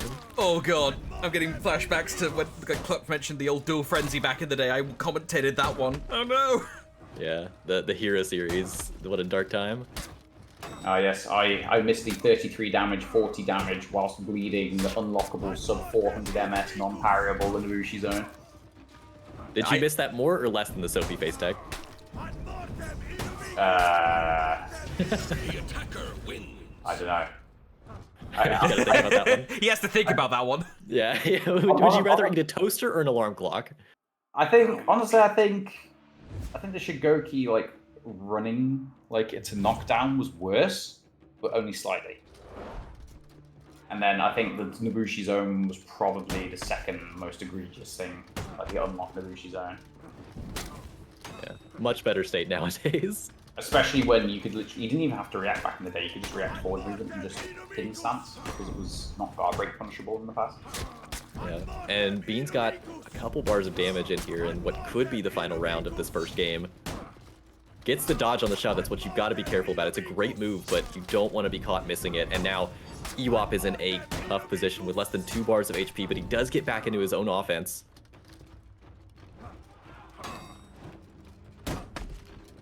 Yeah, he is down a bar here. It's still a winnable round, but you've got to give the advantage to being here, especially considering how more consistent the reactions have been. Backstep light, top 400 MS light does interrupt the bash, attempted with punish. Ewop on about 35 HP here.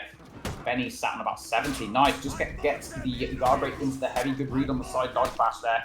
Good read on the light though. Side dodge bash to avoid the chain heavy. Ewop gets caught on the side of blockable, and Bean gonna take the first game. He's gonna go up 1-0, and he's going to have the mental edge going into game number 2. Now there's 2 questions here. Who is Bean switching to, and will Ewop stay on LB? Are we anticipating Bean on Aphira, or what are we thinking? Do we have the bans currently? I could search for them. Oh yeah, Jones does have those powers. Yeah, I'm a cheater.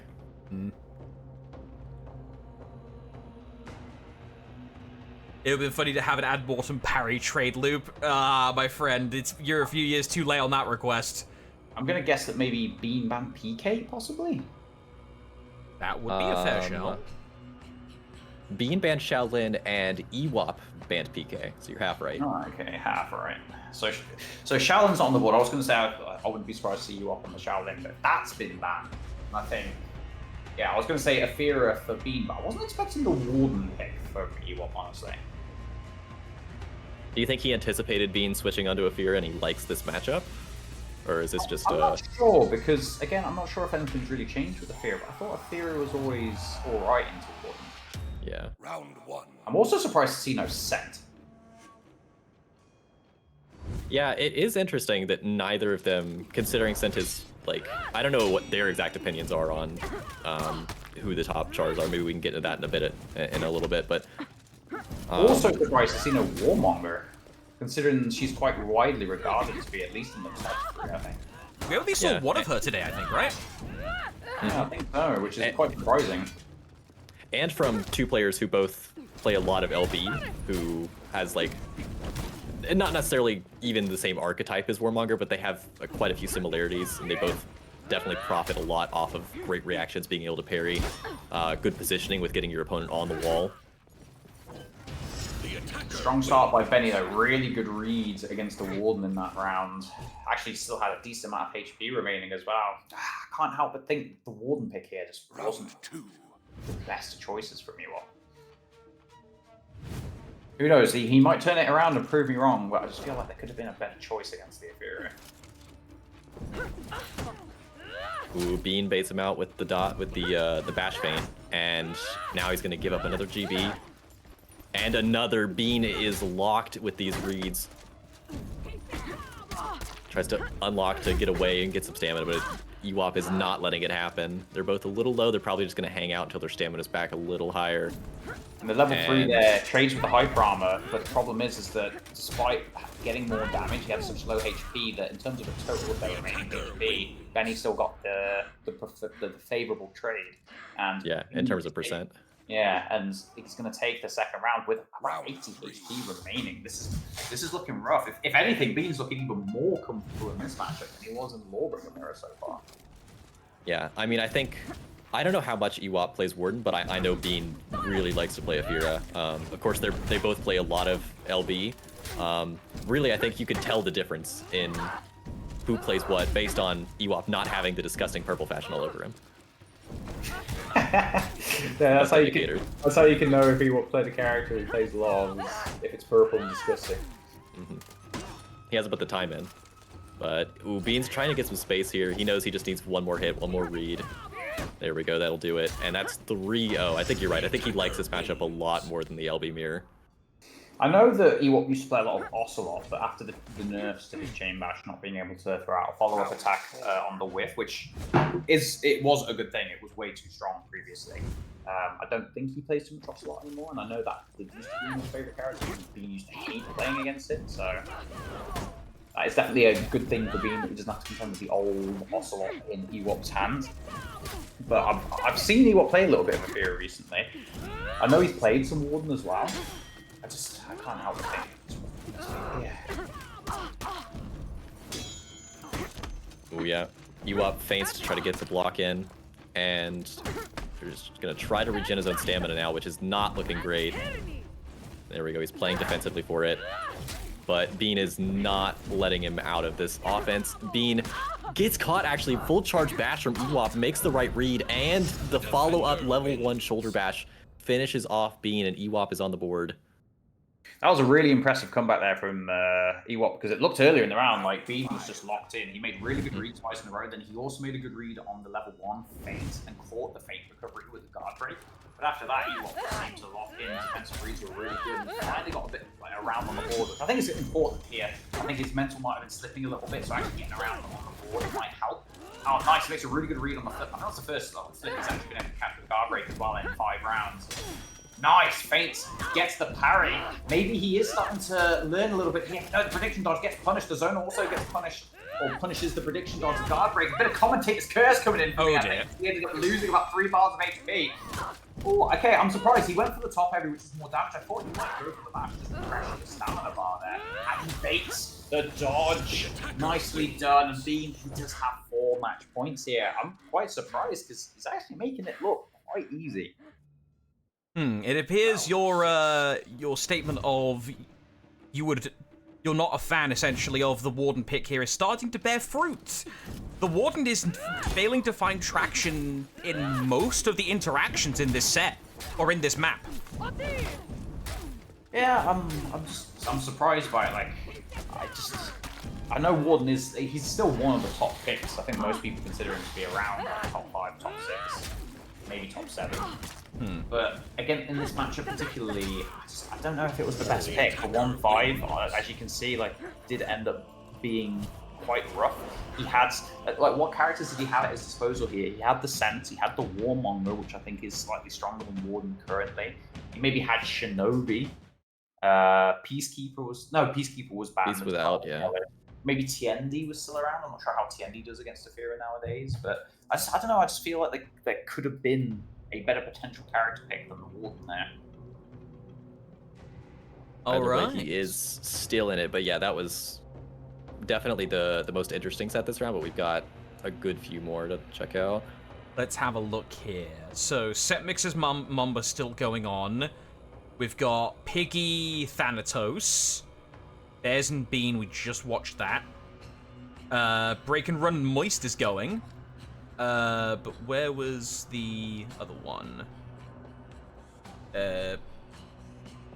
What are we thinking here, chaps? I think the Mamba setback one sounds most interesting. Yeah, 100%. All right. I'll go ahead and lock that in. Status has not been reported, but we'll do it live. We've got time. Okay, there we are. Set mix, set mix, set mix, set mix.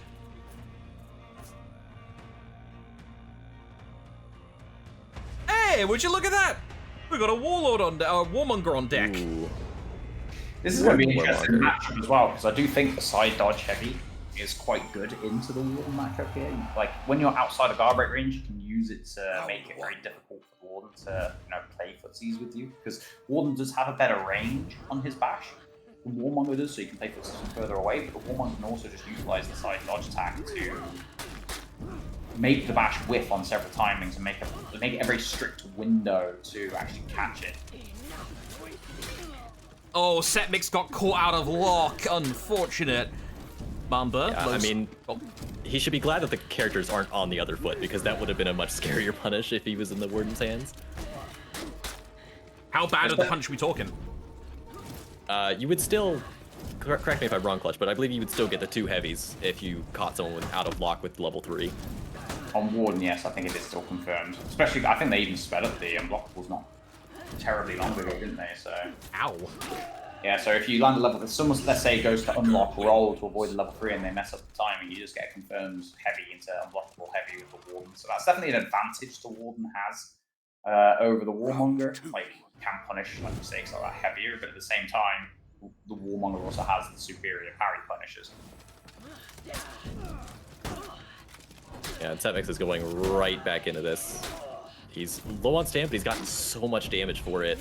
And now Mamba's trying to pressure him, knowing that Setmix doesn't have a ton of stamina to defend himself. He puts himself out of stamina, and now Mamba is going in, just trying to get as much damage as he possibly can. Going into that dodge attack that Clutch was talking about being very useful in this matchup. It's a great defensive resource for the Warmonger. There's another heavy. Mamba's trying to work his way back in, but he's now out of stamina, and Setmix has so many opportunities, and he's going to be able to finish off Mamba. That's a 2-0 start for him. Yeah, really well played there. Setmix making some really good reads, and in that round, I think you saw Setmix Jones doing what I mentioned earlier about intentionally putting himself out of stamina. He went for the double light interrupt, he got it, put himself out of stamina, but at least that way the Warmonger can't really pressure the stamina. Yes, she has an opportunity to pressure and to go for offense with less defensive options available, but she can't pressure the stamina at all. So Setmix only needs to make like one good read whilst out of stamina to completely mitigate like a large chunk of the damage she did land, but make it so that she can only potentially land one mix-up. And that's exactly what happened. Yeah, I think he ate one level 1 and made a good read on the second, and only ended up eating one level 1's worth of damage. So a lot of the time, it's actually sometimes a good idea to put yourself out of stamina when you're low, or just to intentionally eat a level 1 to put yourself out of stamina, just so you can confirm like getting your stamina back without being able to pressure. Well, this is the point where I would attempt to say something smart. However, Jones has stepped out for a quick bit of food, so we brought in the last-minute replacement. Freeze, your opinion on the matter. How are you doing? Hello. Oh, opinion. How do you like the Warmonger Warden? Oh, the Warmonger Warden. The one thing I wanted to say is that we haven't seen many Warmongers today, so it's nice that we finally see one. We only saw one, like, Acuties, right? Yeah, Acuties. And I think was it against Baigujing?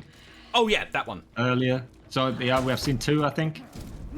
So it's interesting here because both have the option to beat the level 3 with the dodge, bash, feint, and another dodge. So it's really interesting to actually see this matchup here. Oh dear, that's gonna suck. Top heavy, 1 mix, guess for game? You're dead.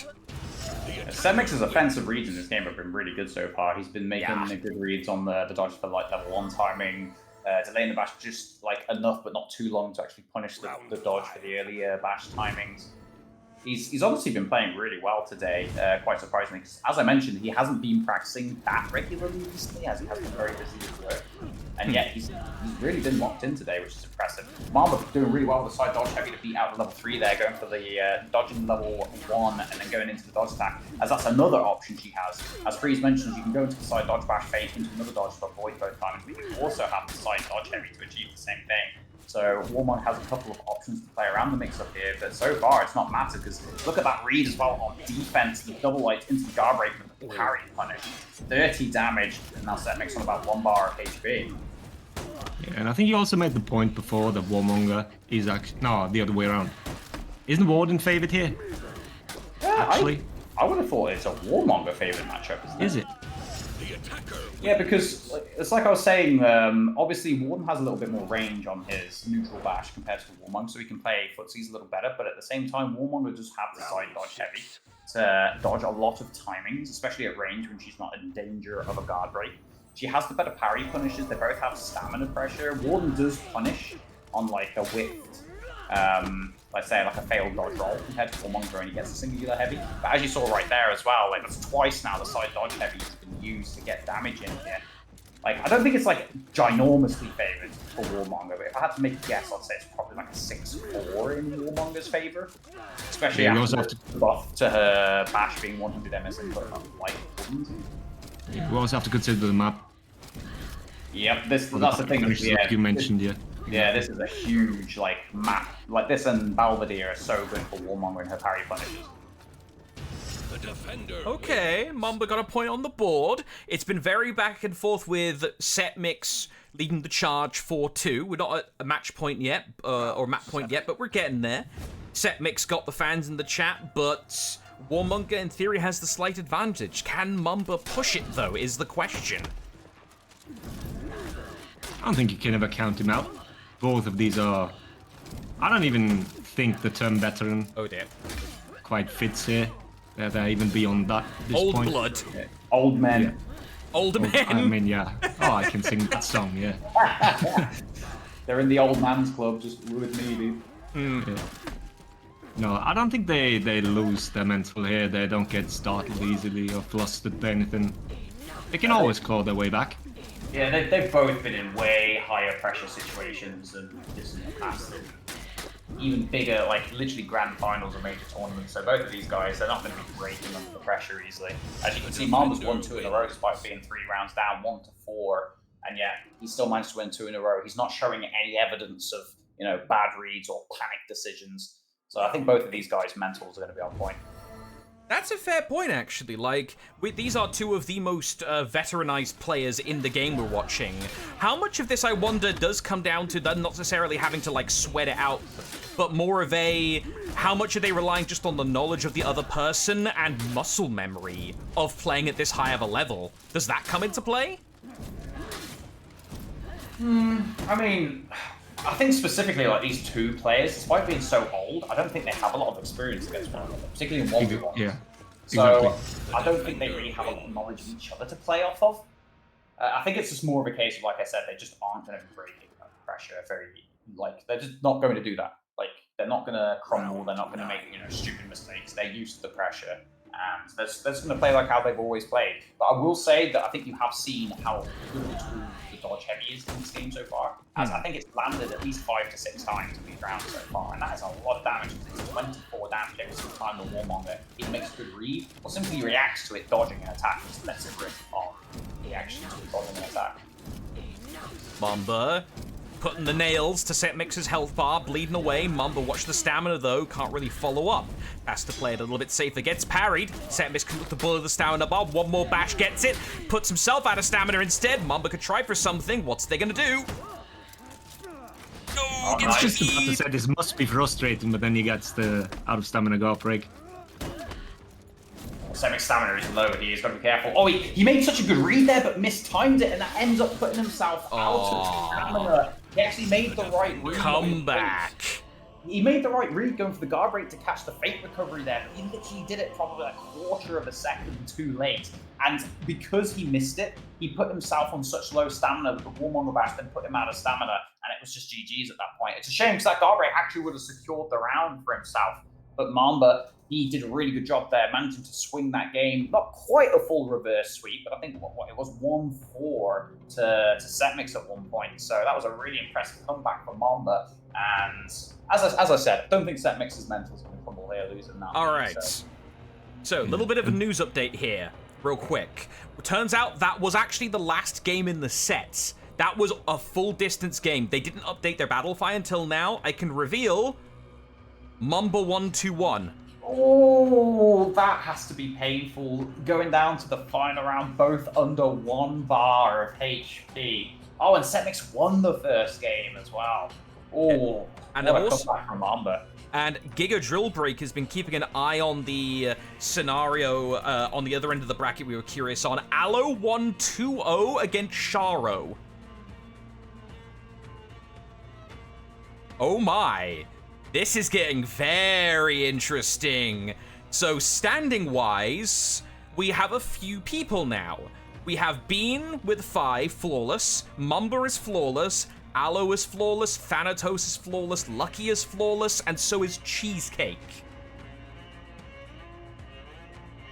This is going to be interesting going later and later in. Once this number of flawless people gets smaller and smaller in the bracket, we are going to have a few more of these, you know, tight pressure matches coming into play.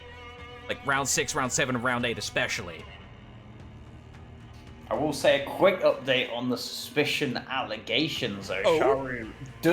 Sharo also thinks that he scripts. So that's 2 people that have played against him now. Alright, interesting. We'll keep it on the low, because I've definitely been wrong about that in the past myself. Let's keep it rocking, but good to know. So, other matches to spectate. Oh yeah, let me update the bracket command as well, because it's technically wrong. 1 second. Bracket, this is round 5. Let me update that.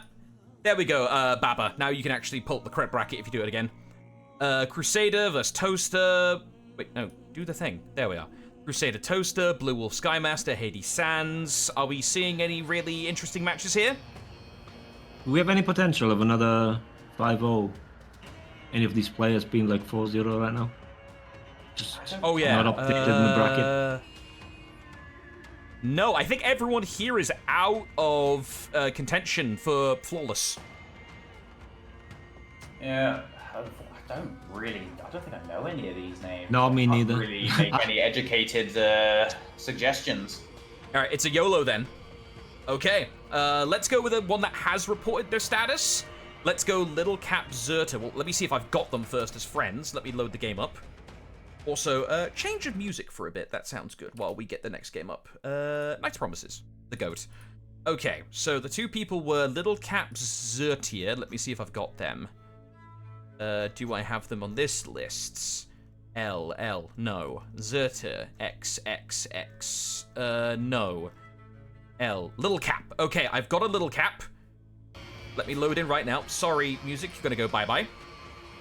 We have something to watch while time ticks away. Ooh. This is 1-1.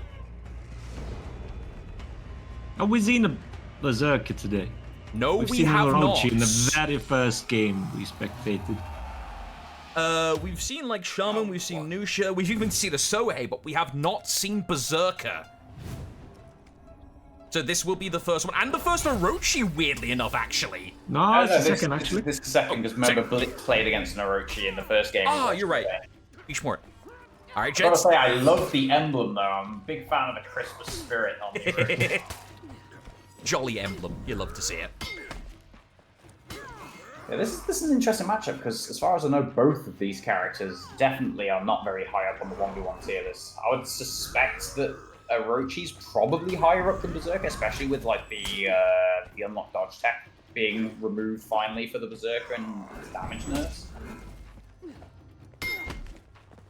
The thing is with him, if you're not within the top reactions, right? Those 400 MS lights might pose some problems.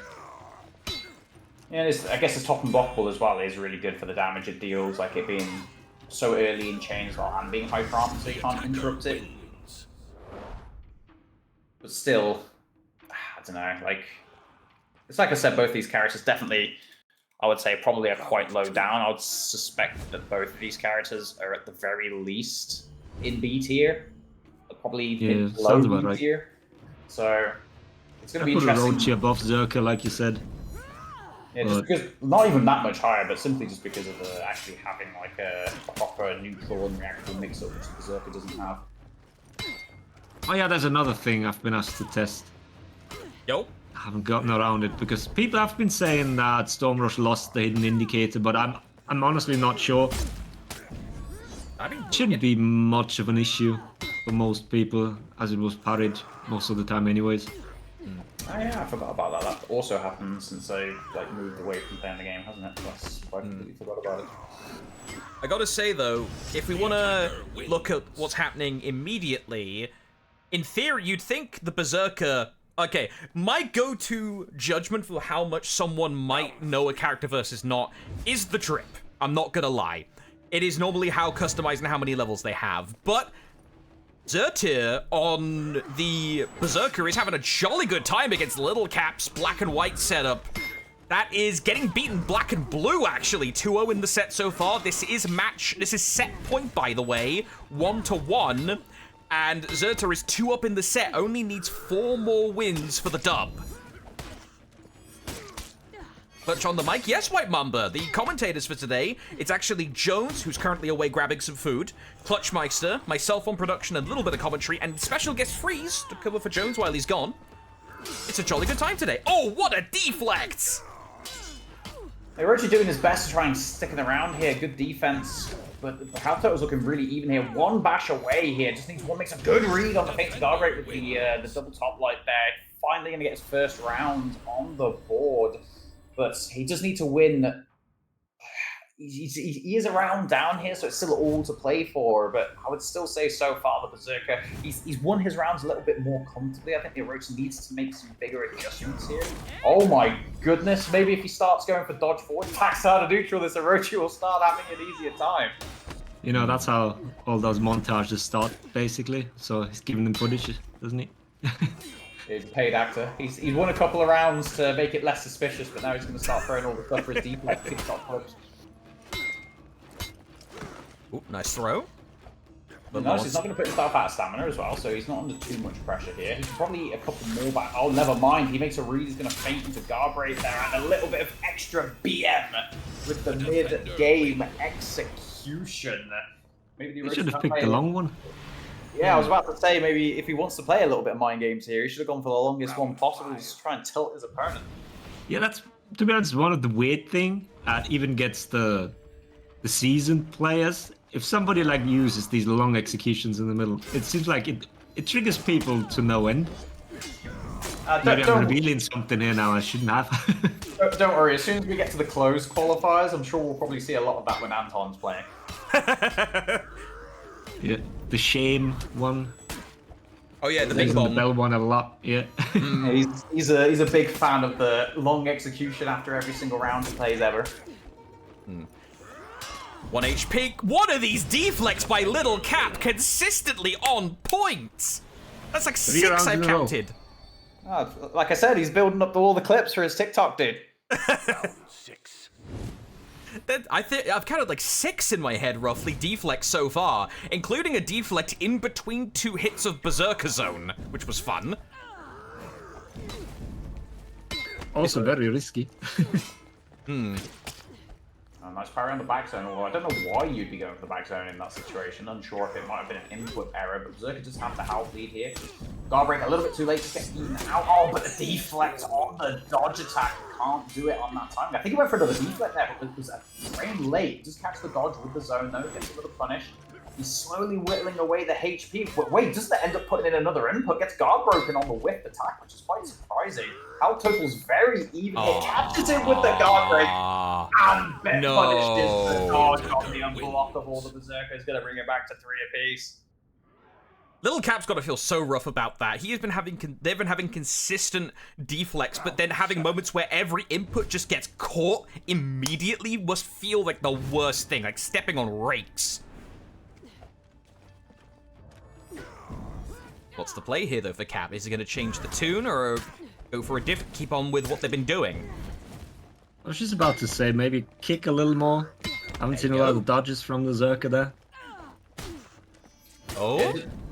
Just seemed like it just seemed like the Orochi starting to utilize his neutral offense a little bit more. But that's the second time in 2 rounds he's been caught whiffing an attack and not actually inputting something. But nice delay on the dodge attack to catch the dodge cancel and not allow it to be deflect. But he lets the unblockable rip. He's brought himself into the round here. Catches the top and the break of the 400 MS light. It's going to give Zert here 2 game points here. He only needs to win 1 of the next 2 rounds to continue moving forward. 8. Round 8, we're getting close to final round territory. The Luigis may be doubled if Little Cap can beat down the Berserker to the final state of the set. Time with it, nice dodge, using the Orochi's recovery cancels to good effect. But what's the stuff after the stuff? Ooh, very nice forward MS parry by the Berserker there. Side dodge like this going to connect. Oh, clips! Farming. every hit of the zone. But again, he gets punished on the whip attack. He's just not inputting buttons on these attacks. He's not dodge cancelling into any dodge attacks. He would have thought after getting caught 2 times in a row in the past like 3 rounds, he would try and mix it up. But punishes the prediction dodge with the zone, gets the bash punish as well. Now Zerto on about 25 HP. Good read. Doesn't actually go for a dodge attack, surprisingly. He can't go for a dodge cancel off the whip back. So I'm unsure why he wouldn't go for the punish. Nice! Baits out the dodge and the heavy into the light. Gonna be enough damage to take the round, and it's literally just like the set mix Mamba game. Going down to the final round in the final game. So many nail-biting games here. Hyper Armor versus Deflex. Let's see who comes out victorious. Oh, Zerta's having a jig. All right, then, I guess. Pop off King. Feel as though both players are a little bit nervous here. Like, they know it's the final round. They don't want to take the loss here. Nice! Baits out the back dodge, although he did end up being unblockable for it. Good parry on the Berserker. Chain finish aside unblockable. Doesn't parry the top. The Berserker moving ahead with HP. What? Oh, No, please, no. Come on, Spectator, you've got this. Just, please. This was actually a really good set. Oh, yeah, it was. The Berserker had like a 1.5 HP lead. Orochi was on about 45 to 40 HP, but the Berserker just put himself out of stamina. That's going to be such Please. a difficult Come on, game you've got to this, really Spectator. grasp the round The advantage. question now is, can he parry that if it goes back? If this is a That's Riptide, does he possible. parry? Come on, Spectator. See the Recover. indicator. You see the dodge. No! Oh, come no. on! Whee. Oh, you hate to see it. Okay, it happens. We roll with it. It is what it is. Let us. I could try and catch up all the way, but I have a funny feeling if I check. Yeah. But look at the bracket. Zerta did end up taking it 2-1 over Little Cap. Oh, he did? Yeah, Zerta took it. Oh. The Spectator dropped. My apologies. I've got no way of like fast forwarding to that point specifically, and if I went in at current position, it was probably just gonna go to the end of the game. Yeah. Sorry guys, it happens. But we did get some more games in, and let's have a look. I mean, the good news is that the game even finished. Yes, that is true. Imagine actually one of them DC in there. It does seem like the round looks as though it's on schedule to end in time. That is You're fair. telling me that in the time I was gone, I missed 2 double Luigis? Yes, and I missed quadruple Luigi? there was quadruple Luigi. It was a full-way Smash game. Crazy. Indeed. So yeah, we can start lining up potential matchups because we are seeing the flawless games actually lining up here. I'm seeing requests from chat for Aloe for a potential next one. That one is being looked at pretty hard. We'll have to see what the other matchups is because we've got Lucky, Thanatos, Cheesecake, Mamba, and Bean. There could be some fun setups, but what are we thinking, guys? Are we going to focus Aloe for the next one? Yeah, I think unless we have like a Bean Mamba mashup, maybe. But otherwise, yeah, I think Aloe's probably the main character so far. All right. So we've got 3 minutes left. We can have a bit of a time for a stretch. We could try and find a game, but we might as well take the moment for a quick break. Everyone in chat, make sure you stand up, get some water, go to the toilet if you need to, take care of yourselves. Now is a good time while we take a moment, because, Jones, he just went and grabbed some food. Got to keep ourselves hydrated, keep ourselves fed, good to go. Yeah, Hydro homie. Mamba the eponymous. You should have won. I am really hoping for Aloe to get put against Bean next round. That would be such a good game to watch. You should have watched Aloe and me. I'm sorry, Sharu. When we saw the matchup that we saw, the option for it, we had to take it. The Bean Mamba. Was it Bean Mamba or Bean Set Mix? I forget my brain. Bean Ewop at the Bean beginning of Ewop. this round. Yeah. It was got to see the double purple LBs. Yeah, it was essentially a override from both the admins and the commentary desk. I had no choice in the matter, Sharo. My apologies. So it seems as though what they're saying is that they don't think he's got like a general script, just like dodges, bashes, and stuff on reaction, but that he has something that will input an attack when it sees guard break. So let's say they dodge to expect a bash, and then let's say they empty dodge into guard break, it would then react to the guard break, or they would sit and wait for an unblockable if they feint to guard break, that they would input a light attack on reaction to the guard break coming out. I think that's what both Charu and Oh, Nacho was saying. Buggy Soft, I think, was Nacho. That's what he was saying was the what they felt like was the most suspicious, because I think that Nacho was saying, and to be fair, Nacho himself is also quite a top 1v1. He's done really well in 1v1 tournaments the last like 18 or so months, so he does know what he's talking about. Round 6. He's also quite experienced, so it'll be interesting. It'll be interesting, to say the least. We have a round 6. Bean is against Mamba. Blitz is against I Love Bears. That's good too. Keep it going. Repost to Moist Fingers. Thanatos is against Aloe. That's interesting, but like I've got to say, Blitz versus Ewop is brutal because that means one of them's out. I personally am going to go with the Aloe game just because we kind of missed out on the opportunity of seeing a full game with him. So I kind of want to watch a full game. That's fine by me. Okay. We also get more information on which chars he plays in that case. The council has decided. Side note, by the way, I see Thanatos and... Oh, yes, Freeze? No, just wanted to say, you guys, good luck. Thank you very much for the help, Freeze. Thanks for subbing I'll in. take a very close look at this. Righto. Head to the back room, sir. We appreciate your presence. Bye-bye. So, yes, what was I going to say? Oh, yeah. Oh, wait, hang on a minute. Admin override. Hold up. Guys, admin override in play. Blitz versus Ewop has been called. Okay. Man. Yeah, it can happen. It's a thing I do talk about sometimes. Like, that can happen. So, I'll get that lined up. Be right back, throwing my toys out the pram. Okay. Yeah, I'm sorry, chat, but if that is the mechanic the unofficial mechanic I do talk about, as much as we may want to get a game lined up, if admins call for it, we gotta do it. So, let me get the spectator lined up. Blitz. Oh, wait. Let me just copy paste names. Why am I entering manually? Versus I Love Bears. There we are. Okay. And I definitely know I have Blitz on deck. Alright, now we're chilling. Also, as I was saying from before I checked that, no matter what game you're playing, it is always worth recording your game, just in case of, this, that, and the other happening. Because you never know if you need something to prove, because put it this way, if you're in the Battlefight chat, and it gets down to he said, she said, it's not going to work out well. But if you've got video proof to back your case up, always record no matter what. That's if you have the capability to. I know some people are playing on actual potatoes. And if your opponent is lying and you have proof of it, they get sent to, like, Antarctica or something. Yeah, they get sent to the boiler room, straight down. Alright. We have Blitz versus I Love Bears. Up next, round 6, the headliner. Allbringer versus Shaolin. First one up to the Oki.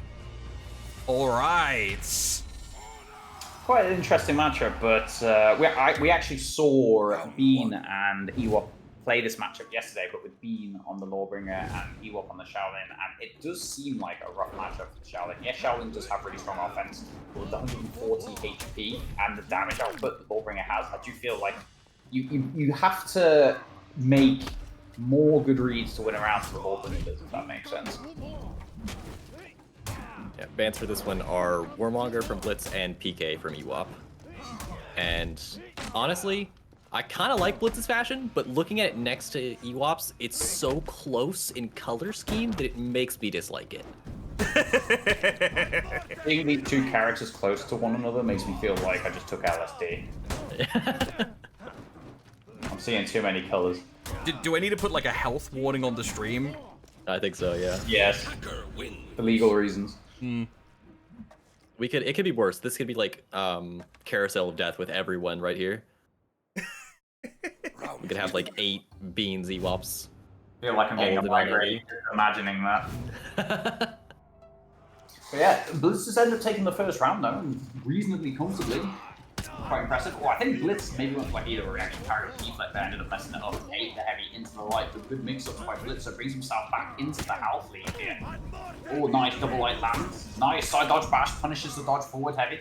But Blitz's reaction's on point here, not biting on the unblockable. Catches the Lawbringer on the dodge forward.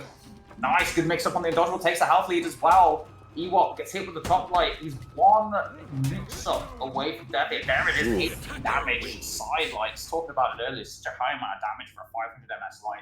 Good read, now Blitz has a 2-round advantage. Round 3. Yeah, I think the thing you've got to really be worried about, like, I mean, just any character when you're fighting LB or a character like Warmonger, characters who get a lot of damage from parrying you, is just making sure that you're using your parryable attacks sparingly and very intentionally. I think that's what Blitz is trying to do so far, is like he's trying to get in a lot of damage with his non-parryable attacks, you know, his neutral kick, maybe we'll see that a little bit, but you know, his kick in chain, his sweep, and he's being very intentional when he does decide to let parryable attacks go, because he knows how dangerous it is, especially when it's back into his dual wall like this. But Ewop just goes for the UB from the top, and Blitz is now below a bar of HP. 2 lights should kill him, but he gets into his chain here. What's he gonna do with it? Goes right back into a neutral kick and lands an in-chain kick, takes the round for himself. He just stole that from Ewop. Really good stamina management by Blitz there as well. He literally ended the round on like a slither of stamina. Knew he had exactly the amount he needed to be able to clutch out the round there. So really good reads. I thought Ewop was actually going to clutch out the round after getting the light parry and the top unblockable. But Blitz is looking really strong in this game so far. Alfleet early goes to Ewop here. Nice. 400 MS Light's going to catch the re-dodge once again. Nice. Baits out the side dodge bash. Good punish by Blitzer. Nice, baits out the parry on the undodgeable heavy as well, then baits out the prediction dodge, baits out the dodge from the sweep as well. Just good offensive read. Oh, but look at the damage here. This is one of the disgusting things about the Lawbringer. Bang, bang. Doesn't get the sidelight, but will get a tiny little bit of chip to add on top of the damage. Nice bait, baits out the hyper armor trade. Baits it, gets the parry, and it gets the zone trade with the light. And oh my, I'll tell you what, I was not expecting a potential 5-0 whitewash from Mr. Blitz here. What an impressive performance so far. No, and if you showed me any of these rounds, honestly, I wouldn't think this was 4-0 right now either. I mean, some of these are ending pretty close. Yeah, Blitz is seemingly outplaying in here, but they are ending rather close. I think Blitz has been under a bar for most of these. Yeah, he's just getting the better of Ewop in each of these rounds so far. I think Ewop just needs to try to slow it down a little bit. That's what LB benefits from most. Trying to make sure that he's positioning to where Blitz has his back to the wall as often as possible. And in the middle of the arena right here, of course, LB's still got plenty of things he can do, even if he's not relying on those parry punishes. But, I mean, he's at a bar of HP right now. He's got to make more reads than Blitz does to finish this round out. He's just eating zone. He can't eat too many more of those. Lands the UB, but it's not quite enough to take Blitz out. Blitz gets the parry on the light attack and gets the 5-0 win against Ewop. That is a big shock, really. Like, a very impressive performance by Blitz there. I was not expecting 5-0, and the reaction on the light at the end there as well, like, being able to differ well enough to see the feints into that light attack, getting the reaction, getting the kill, even when he's low HP, even when he's under pressure. Really, really impressive there. Yeah, and we've been talking all day about how Ewop and Bean are 2 of the consensus #1 players right now in ones. And you mentioned Blitz is one of those potential contenders up there, and he really showed why in that match there. This is potentially Ewop being knocked out of the tournament, not even qualifying in this one. Round 1. Alright, chaps, BRB for a moment. Stream should autoplay by itself. Let's hope nothing goes wrong. Good luck. Sounds good. Oh, nice. We've got the Santa Black Prior. This is what I was hoping to see earlier. We had the Santa hat, no red coloring, but now we actually have a proper Santa. Love to see it. I'm looking forward to seeing a little bit of Blitz's Black Prior. Like I was saying earlier, for a long time he was known as being the Warden player, but I think recently it's actually changed to being the Black Prior player. He's had such impressive performances. I'm really looking forward to seeing how he plays the neutral with the Black Prior. And also to count just how many dodge forward heavies he lands. I swear there's something about Blitz that just makes the dodge forward heavy land so much more. Yeah, I've got to say, it's interesting to see, because like I don't get to see a lot of high-level BP players in 1v1, so it's interesting to see how frequently, both how frequently and how much time overall he's spending just in that full block in neutral, just able to use that pressure. Either you throw something at me and I will flip it, or I'm going into my UB, which has very low GB vulnerability. It's very strong, you know, you parry it, you're only going to get a heavy parry punish, and I can throw these just from neutral all day long. Nice Blitzer using the fast flow into the full block to block 400 MS follow-up there. Probably going to try and react to something like a guard break if he didn't end up throwing out 400 MS. And there we go, you see it again. Fast flow off of the blocked attack, reacting to the chain bash, and then baiting out the dodge attack. You can see what I mean. Blitz really just have this BP playstyle mastered, and I think it's actually one of the few characters in Frona that you can actually have quite a bit of skill expression on. Like some characters, they just have the optimal playstyle and you have to play the character this way. But BP, you know, he has some good offense, he's got some stamina pressure, he has the full block that you can also add your own little flavor into. Do you like to sit in it a lot? Do you like to try and react to flash like Blitzer does, make hard reads off of the full block? Do you like to play it safe instead and just play normally with your dodge attacks? And I love seeing Blitzer's BP playstyle because he loves to sit into that full block. He likes sometimes trying to react to the bash, making reads. Again, there you see reacting to the P stance bash. Like, it's just such a strong neutral playstyle that it just makes it so difficult for the opponent to actually land damage. Yeah, Blitz needs one more read. There we go. That's gonna finish out the round. Is Blitz about to 10-0 Ewop? If he does, I think that's going to possibly be the most impressive feat of this tournament. And bear in mind, Blitz only has a loss on his record because he lost to Alo Get Real as well. He's won every other matchup so far. Like, this is going to be such a strong statement as well. Like I said, Ewop and being consensus like top players. Blitz is up there as well, but he kind of went out of the discussion because of losing that game earlier. But he's going to be right back in that discussion if he completely smashes Ewop in this qualification game. Yeah, and he's just using that neutral full block into UB so well. It's so much defensive and offensive pressure at the same time, and now Ewop under a bar of HP. He's got a mountain to climb, goes for the kick, and it's just gonna get flipped. His offense just seems, I mean, it's definitely not a fun-looking matchup from the Shaolin's perspective, but he's now on the verge of being 5-0'd twice. So like I was saying, the BP just has those defensive tools to do that, and when you're Blitz and you have those reactions on top of the insane reads. And what was I saying about the dodge forward heavy as well? I think I've already seen like 4 land in 4 rounds, at least, maybe even more than that. And it's not always on like guard break reads either. It's just out of neutral. And again, it has to be like the 4 flip he's landed on bashes as well. Just the reads combined with the reactions, and Ewop I think went for a reaction parry, and that's it. Ewop, considered to be one of the best 1v1s in the game, just got back-to-back 5-0'd by Blitz, and I'm pretty sure that means Ewop cannot qualify today. Yeah, that's his second loss. He is out of contention. He can continue playing, obviously, but he cannot qualify today. And Sasuke, no, Blitz has been considered to be one of the best players for a very long time.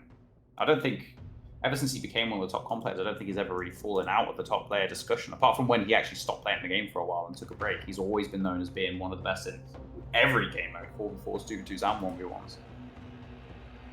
Alright, with a succinct win by Blitz, Blitz puts himself back in a cozy spot. Alright, the other relevant matches, we've got Bean Mamba, and we've got, let's see here, Thanatos Aloe. Thanatos Aloe? Yeah, Thanatos Aloe sounds like it's part of the play. Absolutely, that would be my pick. Okay, go. These guys have not reported score, so unless we got some field side reporters in the chat, I'm going to assume this is a 0-0 state. Because I will come into this from beginning. I learnt my lesson. Yorm versus Warden. Okay. You have my attention, gentlemen. Yeah, I think it was, I can't remember which tournament it was in. It might have been, I don't know if it was as far back as the Duel Frenzy I'm thinking of, but I know Thanatos is a very good 1v1er.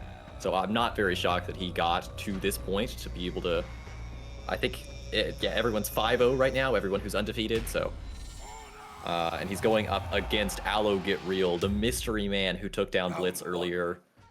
And we're gonna try to see what he's got up his sleeve. All right, here we go. Here we go, Waloosh. We finally got the request for you. We'll see how this goes. Don't give yourself a headache, my friend. All right. So, Yorm Warden. In theory, a little bit of a bias towards the Warden in terms of the matchup, but not too much. Although, right now, Thanato's looking to send Aloe back to the underworld with that parry. Takes Aloe down to half already. Yeah, he's doing really well at the moment, but the one thing is that they are fighting quite close to the wall. Aloe actually opting to regenerate stamina. I thought he'd at least go for heavy, but I guess he didn't want to go for the heavy, put himself on low amount of stamina and get pressured. However, you can see this is like one of the Warden's strengths, is that pretty much the entire round this Yorm has been stuck on less than a half of stamina. Because of just the egregious stamina pressure. Like, again, I don't think I've actually seen that this Yorm have more than half stamina ever since the beginning of the round. You just continue to pressure it over and over. And there's the level 3. Good dodge. Good timing by Aloe as well. Pretty much dodged as soon as the level 3 got that rip. But beautiful guard break timing by Thanatos there. It's a risky one to go for because that dodge forward heavy does not have a lot of guard break bombs. Really good tool to initiate the offense, but Thanatos timed it really well to get the guard break and get the first round.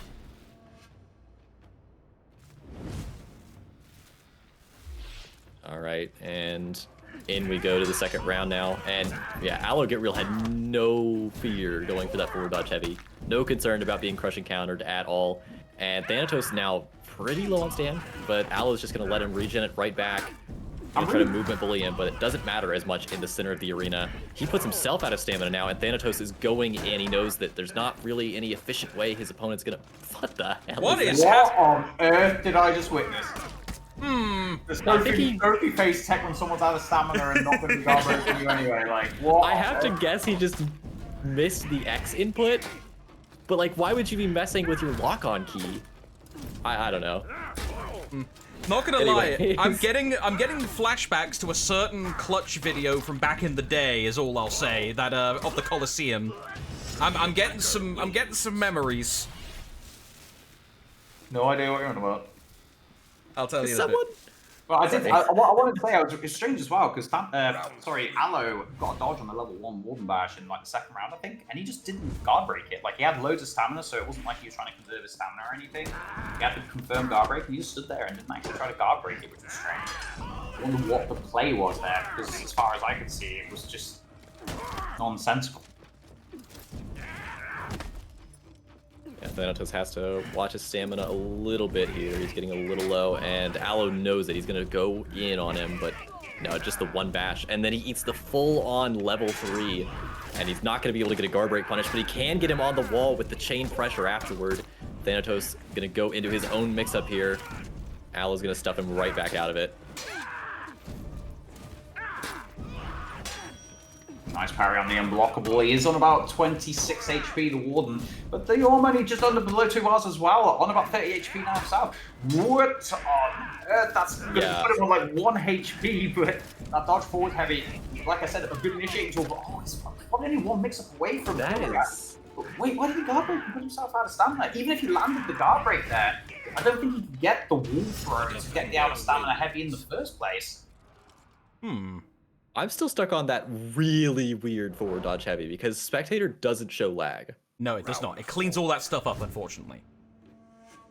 Well, I say fortunately. It looks nicer, but yeah, you do not get a pristine one-to-one experience in Spectator. That's just a thing. So I'm wondering if there's like... Is there tech of some kind that made that look... Because that looked fast to you, right? Yes, either fast or...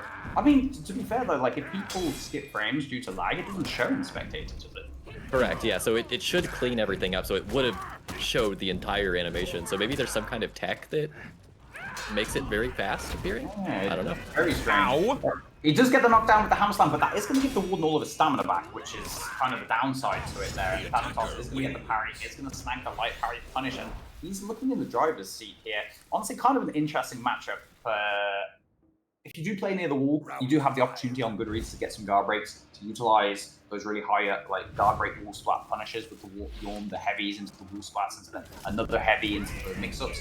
But so far, like Thanatos has been playing away from the wall. He's just been out-reading Aloe so far.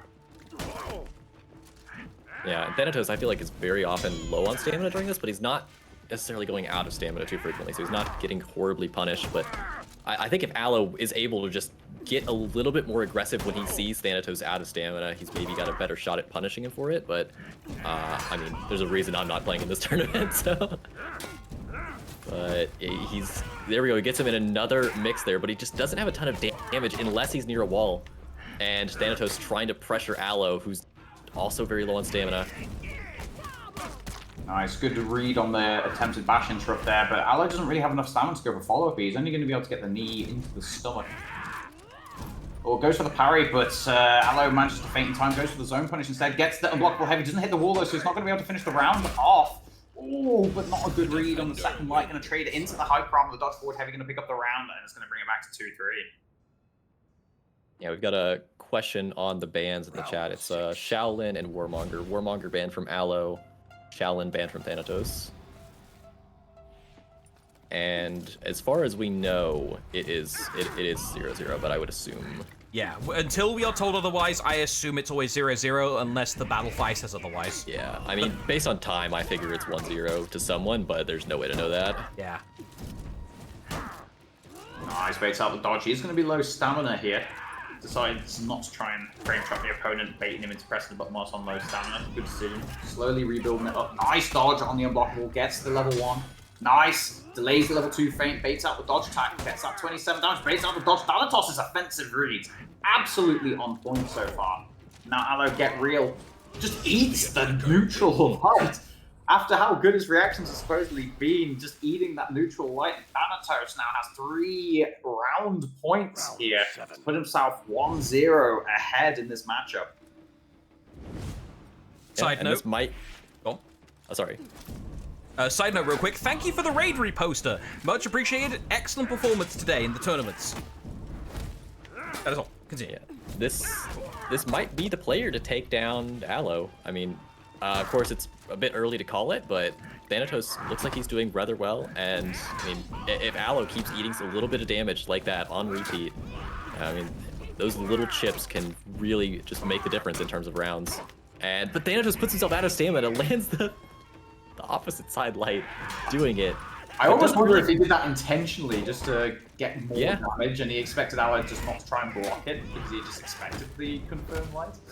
But it ended up working, but Aloe just have a pretty comfy, like, bar and a half lead. Bad read, though, on the level 3. Good read on the level 1, doesn't get the guard break, instead opts for a dodge attack. Level 3 connects them both, away from death here. He lets Ripper the level 1, and Thanatos going to take the first round here, 2-5. And he's going to start off this game on the front foot, only needing to win one more at best of 9 to get the W. All right, so let's see if we can figure out what the score is in the set, because I would assume we played at least one game. Yeah, let me refresh the Battlefy real quick. Unless they're slow to report, it's still they're probably reporting just not gonna 0-0. report it. I think we're flying blind out here. Okay, we're YOLOing it. All right. We have an eye on Aloe immediately, so... Okay. I would bet that it's 1-1 right now, but we can leave the score as 1-0, because we don't know that. But we have a Thanatos now on the Centurion. Let's go. We have seen a Centurion today as well, I mean, from Tote Mind. And now we're seeing the second one of the day. I can't help but think that this has to be Centurion favorite, because I feel like both these characters want to play near walls, but I think Centurion's better off of playing off of the walls, because yes, Yorm might get more damage, but the Centurion has a higher stamina pool and can pressure the stamina a lot more effectively and just stop the Yorm from like being able to really do anything. So I can't help but think this is probably going to be a Centurion favorite matchup, and it's starting off to look that way. Big health lead early for the Centurion here. Keeps interrupting the Yorm's button presses and just lets rip of the level 3 as well. And loses only just over a bar of HP to take the first round. Yeah, I'm with you. I think this is basically sent favorite every way, but Bean in chat says Yorm can delay dodge attack and get slam against level 3.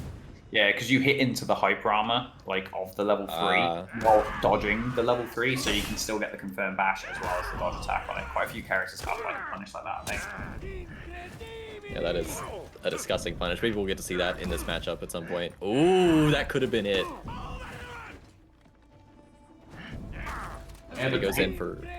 does end up landing the kick, but another level 3 landing. That's already 2 in 2 rounds here. And that's going to give him a very slight HP lead. Good read on the feint to guard break with the dodge attack. Bad read on the dodge forward heavy though. Oh, good dodge timing actually. He was able to input the dodge attack early enough so that he could actually punish him.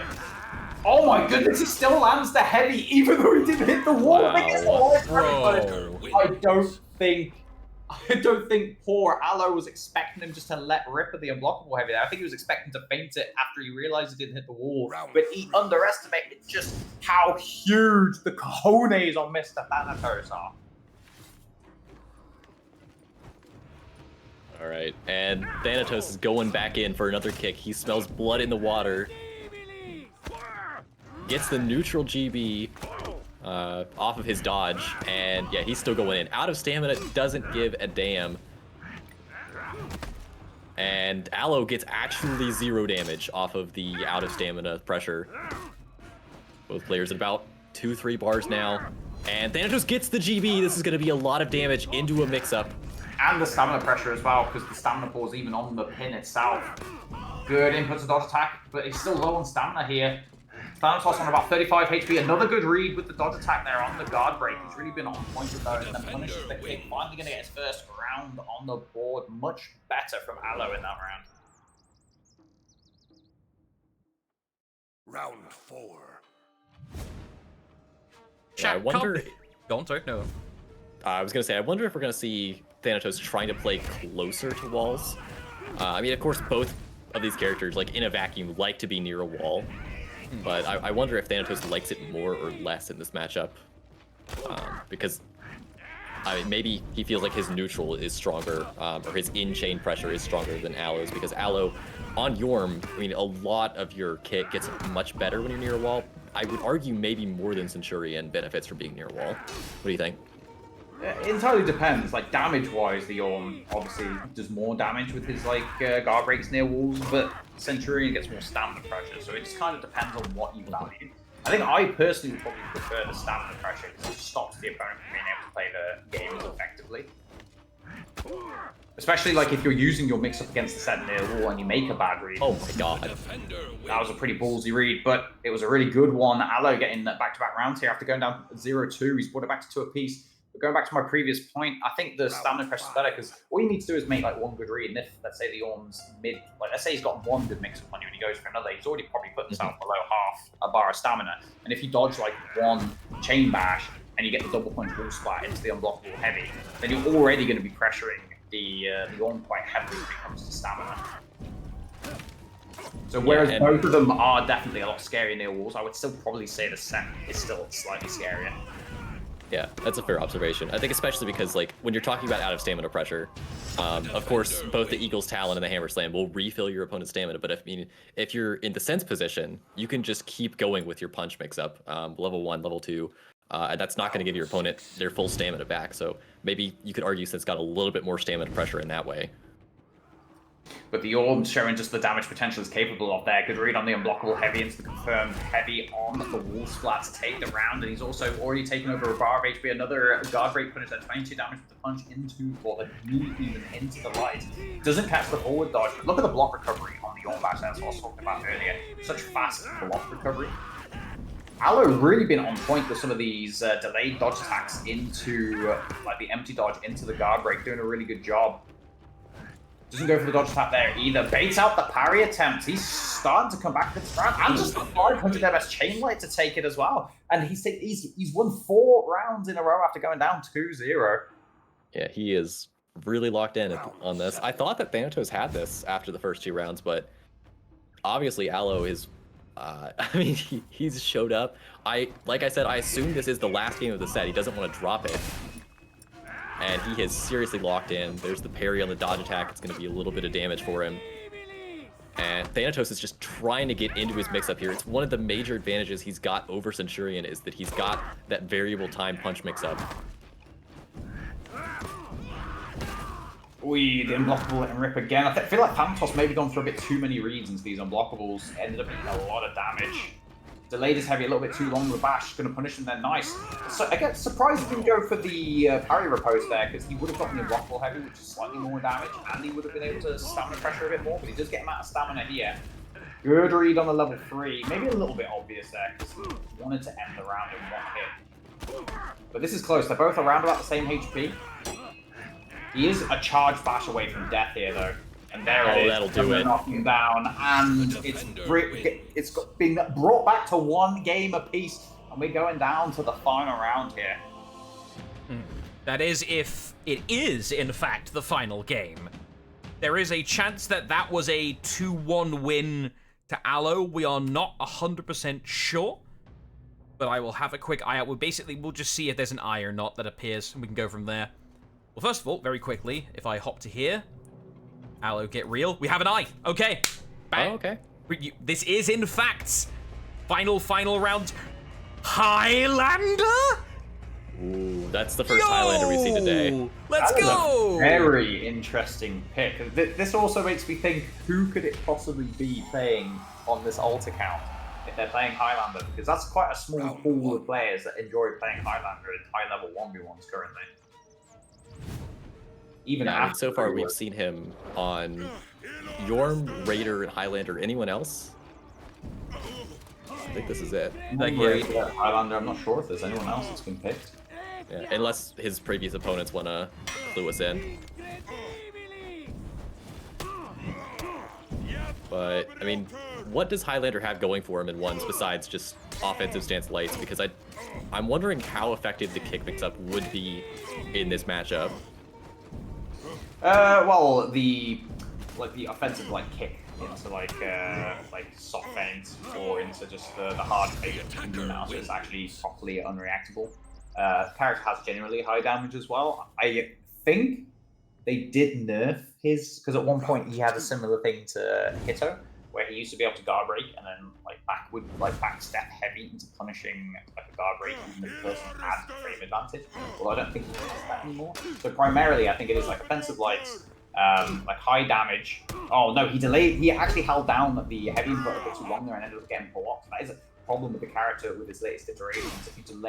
If you hold down the heavy just slightly too long, you begin to ever so slightly charge to go into the offensive stance and then let the heavy rip, which will result in your heavy on guard break getting blocked, which is a problem with the character. But in general, I think it's just his offensive stance and his damage typically will win games in 1v1s. Yeah, ooh, and there you go. There's a fair amount of damage there from the defensive stance.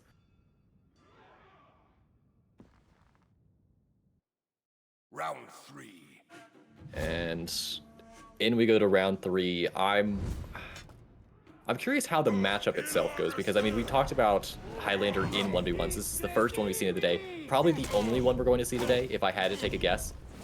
But I mean he doesn't necessarily have the most incredible offense, I would argue, aside from those offensive stance lights. I mean, of course, he's got his kick mix-up, he's got the UB heavies once he's in offensive stance, but I wonder which side is favored here. I would assume it's the Centurion. I would assume the same. I would say that it's Centurion favored, but honestly, I have very little experience because the Highlander got reworked basically after I went through a phase playing on 1v1, so I'm not really familiar with the character or how strong he is, and he's also been changed a little bit since I stopped playing anyway, so I would assume Centurions are stronger here, but at the same time, you also have to factor in how much experience do people have playing against the Highlander, because sometimes that can also be a factor. If a character's at least decent, maybe not the best, but people just haven't practiced against the character, that can kind of exacerbate or exaggerates how good a character is, because the character will perform better due to people's lack of practice against it. Yeah, I mean that's why 20 odd years into Smash Melee's history, people are winning tournaments with characters who are mid to low tiers, just because no one gets practice against them. They're fine characters, but since no one knows exactly how to fully deal with them, they're performing better than they objectively should. And Highlander's got to be careful. He's got his back to a wall now, low on HP. He's back in the center of the arena, but Thanatos is not biting. I think he's just trying to get into his kick mix-up. He's just playing it safe here. There's the full knockdown off the level 3 punch, Eagle's Talon, and Thanatos ties it back up in this final game. Yeah, Thanatos been landing quite a few of those as fully charged heavies out neutral. I think Aloe just not expecting him to actually let rip of them Been getting a lot of value off of them, but so far it's 2-2 in the final game here. It's looking very even, no clear indication of who's going to take this yet. Very, very nervous start as well. Happened a couple of times with Aloe actually, where games were really close and it's resulted in people staring at one another. But nice to just get the guard break and get the wall throw. See, even the Centurion with low stamina, he's still able to pressure the stamina because of how much stamina he has. If I remember correctly, I think, is it 160 Centurion has compared to like the average character that has 120? So he actually he has a huge stamina pool that he can use. So even if on the bar it looks like he's missing a lot, like when it's half full, he has 80, which is only 40 less than what some characters have at maximum. And again, another level 3 lands, and Aloe's in trouble here. The Centurion has such good offense. One bad read is all it's going to take to lose this round here. And there it is, going to trade on the pushing counter attempt with a heavy feint into a light from the Centurion. Thanatos takes the lead. Now only needs 2 more to take the W here. Just quickly looked through the power of the For Honor info hub, and yes, it is 160. Which I also think is the highest in the game. I think the second one it's is Gladiator. either... Yeah, Gladiator's the other contender for that. I don't know if you want to check on that, Verb, but... I'm pretty sure that Gladiator has like 150 to 155. So 150. Okay. 150, Oh, there you go. They haven't played in months. Still got good memory. But yes, down to 50 HP now, 2 bars of HP. Centurion pressure has about a bar and a half advantage here. Nice, good read with the fadeable kick though. Gonna get the side heavy on the wall splat. Gonna go for a little bit of offense here. Offensive left light catches the cable toss out of the offensive stance. Dodge forward catches him. Aloe back dodging to avoid the pressure. Nice dodge attack out of the offensive stance. He's gonna watch out for the offensive light. Catches the dodge attack. Brings it back to 3 apiece. Yeah, and you could see the panic in Thanatos' eyes, seeing his health bar and his opponent in offensive stance. He knew he had to make some kind of move, get him out of offensive stance, because one of those offensive stance lights, which he's not going to react to, is able to finish him off. And now we are in a very scary territory. Both these players need 2 more rounds in order to close out the entire set, as it is 1-1. There's the GB given up. Thanatos gets into his punch mix-up. Another level 3. I think we've seen like 5 of those in this game alone. Yeah, Thanatos really been on point with those level 3 reads, and it's so much damage as well, like 30 damage and a full stamina reset, which, yeah, the other characters have a full stamina reset, like Shigoki, like Yorn. Because he has 160 stamina, it's like even better on him, because he's overall regenerating more stamina than every other character, and it allows him to continue, just to get back to his feet and just continue on the front foot. Might not be able to pressure the opponent with full stamina from that point, but he can still go on the front foot, continue pressuring, and the Highlander here on about 23 HP. Wow. Heavy feint into heavy, gets caught, guard break lands, and now Thanatos. 2 game points here. 2 game points. He only needs to win 1 of the next 2 rounds to take the W here. Will Aloe be able to turn it around, or is Thanatos going to take the W? I feel like Thanatos is taking it here. Yeah, I mean, he's got the matchup. He's looking like he's playing better. And there's another one of those level 3 punches that he's been landing consistently. Goes back into his kick. Aloe's at half HP. Another level 3 punch to the face. Aloe just cannot handle these. He gets the side dodge heavy. Although Aloe does now have him in offensive stance in a corner. Can Thanatos get one more bar worth of damage? Thanatos eats another attack. He's got to be careful. Oh my goodness, so many close calls on both sides. He makes the dodge, gets the guard break. Literally on 1 HP, he clutches out the round and takes the W. Oh my goodness. That is insane. Such a close game, going down to the wire. We've had a few of those today. We've had at least 2 games on stream that have gone down to final round, final game. That one, it wasn't quite the final round. It was 8 instead of 9, but still, that was pretty nail biting. Some unbelievably intense games today. Yeah, and that means Thanatos is one of, I think, 3 or 4 undefeated players at this point. Not one of the favorites coming into today. Now, I would call him a dark horse, similar to IQD. Correct me if I am wrong. If he is undefeated, and does he only have 1 more game left to play? There are 8 rounds, so we have 2 rounds to go after this one completes. So all he needs to do is win 1 more game to be guaranteed Correct. qualification, if I'm correct. Yeah, same for Bean, and does anyone know who Mr. Lucky is? He beat Rippy earlier. Say that again? Mr. Lucky is 6-0. Mr. Lucky. He is one of only 3 players who is 6-0. Let's do a little bit of a recce. Mr. Lucky. Let me see if I can pull the profile. Oh yeah, I had the info hub. I always try and have info hub here. Shout out to this resource. It's goated. Yeah, our lovely admins made it. Great. Ben Moreno 21, according to their... Alright, now give me his address. Round 6 live? I thought we were round 7. Do you mean round 7? Round 7. Round 7. So, yeah, I think it's just a typo. Yeah, typo from the teller. Round 7. Let me get the clock up. There we are. All right. No, we're restarting round 6. We're doing it all again. Ah! Okay, round 7. Here we are. But yes, I saw the raids coming in. I just want to say this. Thank you very much to Breakinrun and Reposter for the raids. Both of you did cracking today in the tournaments. I hope you had a fun time. Oh. And let's see what we got for games here. Number two. Look at number 2. Blitz Tote. Okay. Oh, they're both on elimination point. Of course, there's no actual elimination in this, but... Is there any other elim games, or is that it? Would not... We will say qualification point on that one. We do have Mr. IQT. We have Setmix versus Nacho, but I would still say that Tote Blitz is my pick. Who's Bean playing against in this round? Oh, back up. Bean. Against Bean is playing against Thanatos. So I would still personally go with Blitz Tote because it is actually, I think, a rematch of the semi-finals of the Duel Frenzy last year. Because I'm pretty sure that Tote knocked Blitz down to the 3rd place game to play against Rankwe, who lost to Blitz in the other semi-final. So my vote would be for this, but admins agree. Admins agree. All right, we're doing it. Correct me if I'm wrong, or anyone in the chat knows, but I don't think that these two have faced off in a duel tournament since the Duel Frenzy. Yeah, it might actually just straight up be a run back of that since then. Yeah, so I imagine Blitz is really looking to settle the score on this one.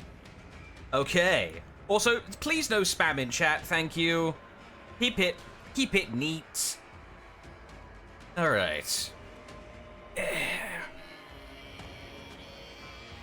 You know, the funny thing, out of context, or while we got a few moments to get set up, Clutch is being very professional and only talking in chat of like, hey, can I grab a glass of water? I don't do kayfabe here. I just bugger off halfway in the set to go to the toilet. What is kayfabe? I love the 3-man desk setup. I hope you guys have also been enjoying the 3-man desk setup. It lets us still keep the flow going while still like allowing people to get like back and forth.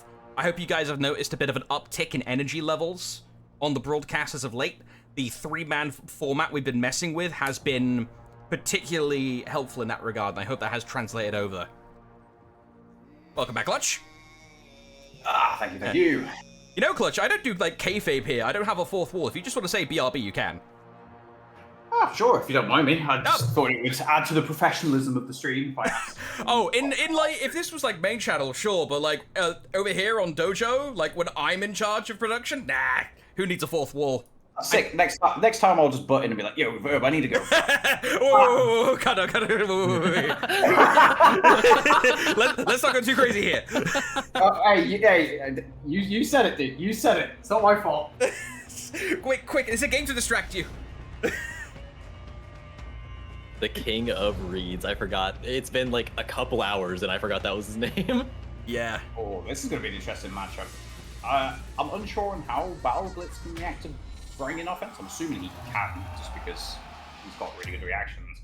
But I'm not sure how this matchup goes. I usually tend to prefer, like, at least from when I played Rank, I preferred playing VG into this matchup. I always felt like she had an advantage, but I guess we'll find out. Yeah, I mean, I would assume it might be Shaolin favored, honestly. But, I mean, I'm not exactly a top 1v1er. So. But yeah, he does get the parry there on the dodge attack. And yeah, I mean, it becomes kind of a question of how do you open up the VG here aside from just going in with a kick? I mean, Clutch, you got a ton of experience on Varangian. How do you think that she works in this matchup? Well, if we're talking about like how the Shaolin opens her up, I think like the dodge forward heavy is also a decent tool because it's like I was saying earlier, I find that reacting to the dodge forward heavy, like whether it's fainted or whether it's let rip, is harder than differing the top light from neutral. Oh, huge top! Unblockable coming out from Tote there to take the ramp. I think Blitz assumed he was going to go for the hard feint, but that's one thing that's a bit of a side tangent. One thing that Tote does really well, he's really good at going for those like ballsy reads that you just think someone wouldn't go for. So if he's like on low HP, letting rip of an unblockable into someone like Blitz, who does react really well to them, but he knows that Blitz is aware of this fact, so he goes for those ballsy reads to catch people off guard. Nice dodge on the unblockable, good read by Blitzer. A good example of Blitz going for a good defensive read there, not just reaction there. And again, see Tote going for the unblockable. Blitz doesn't expect it, and he's already down below a bar of HP. Like, Tote just doing such a good job on these unblockable reads here. But back to the point about the Shaolin, like how you open them up, I do think that like differing the top light is easier against the Shaolin than the dodge forward heavy. So I think the two main forms of opening up the Varangian are going to be the dodge forward heavy and the bash mix-up. You can also maybe play a little bit of footsies, try and bait the VG to go for neutral bash, but I think most good VG players won't do that because Varangian guard bash from neutral is extremely easy to guard break. Like, it's a very wide window on the prediction dodge to punish the bash with a guard break. So a lot of the time the VG would sit, play defensive, then maybe try and interrupt with like a light, go for blocks heavy, go into the mix-ups. But here you see, that's the damage that VG does. The unblockables, like their base damage values aren't extremely high. Like you compare it to like a Lawbringer top unblockable, and it's nowhere near as high damage overall. But the fact that it goes into an unreactable mix-up on top of it just leads into these situations that you can just absolutely evaporate characters' health pools. Yeah, I mean, I think that this is clearly this is looking like a very dominant game for Tote so far, and I'm reminded of something I think you mentioned earlier about. Not even talking about in terms of character matchups, but in terms of player matchups, how certain players do very well against other players, even in like a rock, paper, scissors type of way, where we saw Blitz 10-0 Ewop earlier, and now Tote, historically, I believe, has a winning record against Blitz. He beat him in the Duel Frenzy. He's playing very well against him here. And then, you know, Tote will go and lose to someone like Ewop. So what is it that you think, or like how big of a factor do you think that is? How true do you think it is that some players just have horrible matchups against other players? I mean, I do think there is such a thing as certain people just struggling. It's like I said earlier as well, I think a player that Tote really struggles into just happened to be Antonio, who, again, isn't going to be in the open qualifiers because he automatically qualified, so he won't be in it today. But he just, I think Antonio has like the best overall record against Tote, and like at least all the scrims have been recently. But yeah, it's like sometimes, you know, like there's just certain styles of players that match up better into others. I think it's a thing in like every competitive game, particularly fighting games. There's just certain play styles. You know, like some players like will be a master playing a rushdown character. Some people will like not be as good against this. Some people have just like unusual play styles that will catch people off guard. So yeah, it's definitely a thing where certain players will have even a player who's technically maybe not quite as good as someone might actually beat them more often than not just because they match up well. Even though that player will beat other players more consistently, despite losing to that set player.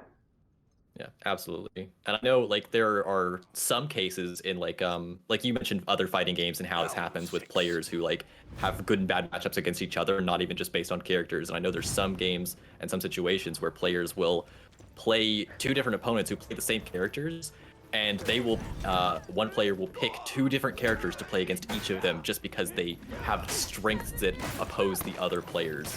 I'd probably explain that in the most confusing way possible, but just players recognizing that their opponents play differently, not just their characters play differently.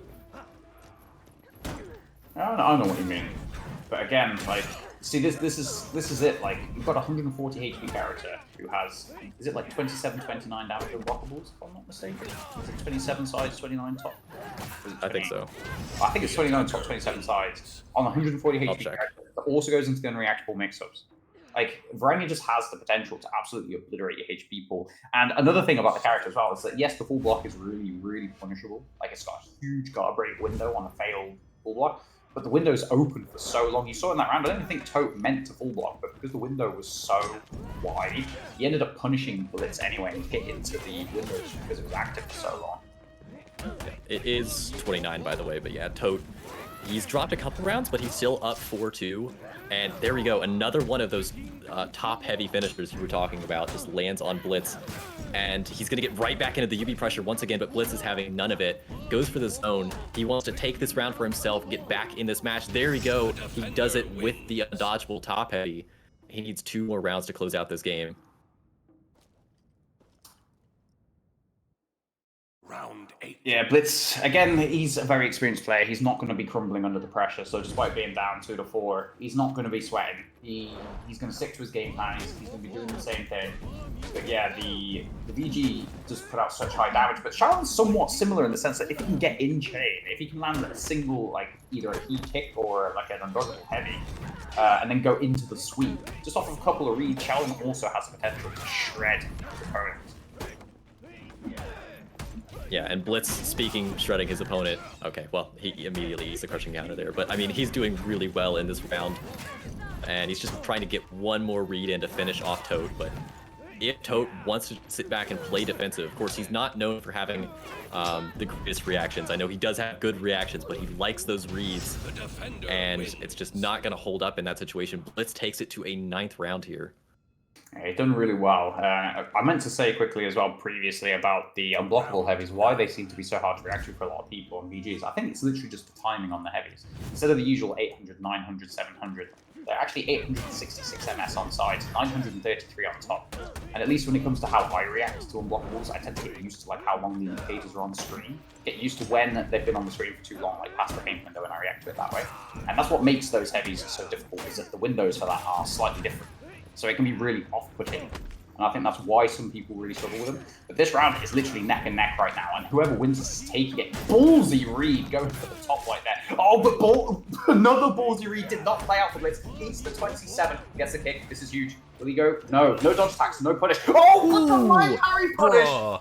Who says this man does not react? Who says this man does not react? Huge! And look at this, the little BM, the shame. Execution, rubbing salt into the wound, and Tote keeps his calm and takes the first game. Yeah, that was much closer than I thought it would be based on the first 3 rounds there, but yeah, Tote does end up clinching it, and we had a question about bans in the chat. It is a Warlord ban from Blitz and a PK ban from Tote Mind, which is why Blitz is on the Shaolin, presumably. But now Tote gets another pick. I bet it's Centurion. I would hard read Blitz up on them one. Oh my god. I didn't even get to finish saying I meant hard read. You would talk to the Black Prior. But this is another really fun matchup, because again, there's so many reads involved in this matchup. Like, let's say you again. Sorry. Go ahead. I was gonna say, remind me again, but I think Shaolin has a very bad matchup into Shigoki. Oh yeah, and that might be why he switched. He gets absolutely doo-dooed on. Like, it's probably Shaolin's by far worst matchup against Shigoki. Yeah, so presumably this is Blitz reading that Tote's second pick would be Shigoki, and he's just trying to avoid that entirely. So effectively, we would assume that if Blitz wins this, he's probably sticking off of Shaolin again. More than likely, I would have thought so, yes. I mean, Blitz does have, I don't know what Tote picked, I don't know whether he banned, like PK maybe? So, like, Blitz obviously has PK in his character repertoire. Oh, ballsy read by Blitz there. Actually, guard broke him out of the feint recovery. If Tote had just let the heavy rip there, it was going to be out the guard break. But, I mean, what were we saying in the previous game? Or what was I saying, I should say? If someone likes their ballsy reads, it's both of these players. Yeah, I mean, Blitz is going to have a struggle probably finding another character, maybe even Warden after this game, if he does win it, because the PK is banned, but he's got to win this one first, of course, and he just gets lighted out of that GB attempt. Yeah, a good tool that BP does have in this matchup, as I was mentioning earlier, characters like Shigoki and Hidokuri used to struggle against characters that have the old 100 MS, 500 MS bashes, because of the interrupting, even on frame disadvantage, like the charge heavies. But BP at least has the zone to utilize. Beautiful reaction on the flip again, going into the full block on reaction to forward hit. But yeah, so the neutral zone is 600 MS right from moment of input. So even with 33 MS of frame disadvantage, you can still interrupt a buffered heavy from Shigoki. So it's a good tool of just kind of making it awkward for Shigoki to get into his offense. And it will also hit a Shigoki before he's able to hit you with his neutral bash, even with frame advantage. Yes, it takes a lot of stamina, so you can't exactly spam it, kind of like the old 100, 500 MS bashes, because Warlord used to be a hugely favourite matchup for Shigoki because of just how hard it was for Shigoki to kind of get into anything out of neutral. But we've already seen Blitz use it a couple of times in this matchup. A really good read on the buffeted heavy. Tote does get the parry. No prediction dodge here. Goes for the read on Painted guard break. And then again, he gets that zone. Pressuring the stamina. Baits out the side dodge headbutt. Gets the guard break. Tote already down to 3 bars. Good read on the bash. Baits out the side dodge. He's not going to opt for the Punisher. He's going to run away. He's going to unlock. Get a bit of space and regenerate that stamina. Yeah, I'm wondering also if Blitz going for that zone after the UB was trying to recognize that Tote obviously has the headbutt in his arsenal as a very good defensive read. He's maybe trying to delay it enough that it would catch the headbutt. So just trying to cover multiple options that he might go for off of seeing Blitz's UB.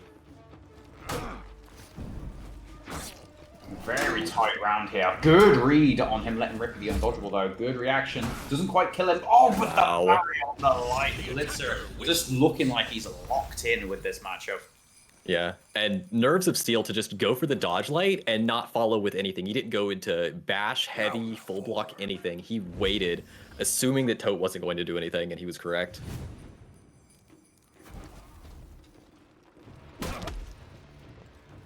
It is a very interesting matchup though. I think there's a lot of skill involved here. Nice. Again, using the fast flow into the full block and reacting to the chain head. But it's even easier for him against the Shigoki chain headbutt because it's 500 MS, right? It's not 433. So if he can do it with the neutral bashes, he 100% can do it with the others. Okay, he's going to go for the hug here. He's going to give Blitz all of his stamina back, but he's going to get 30 HP swing. Wanted that 10 HP heal and 20 damage.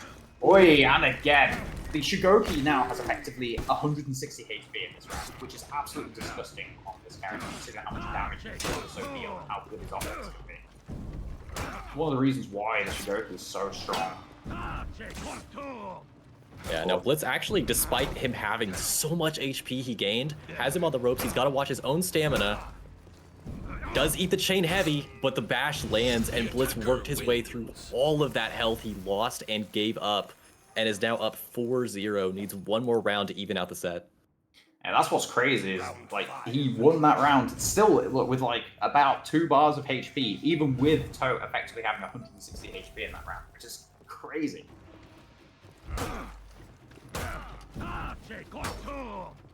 Goes back into his UB, but cancels out of it so he can parry the heavy there from Tote.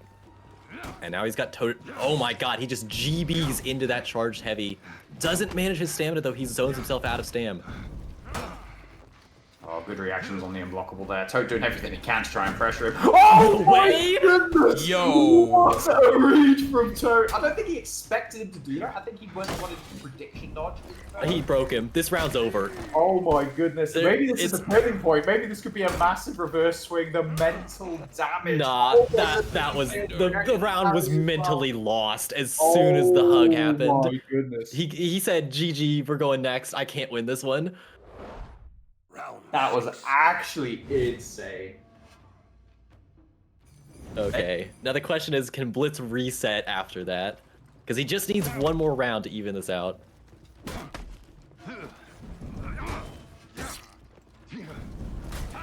Oh, okay, getting a little bit arrogant there, I think.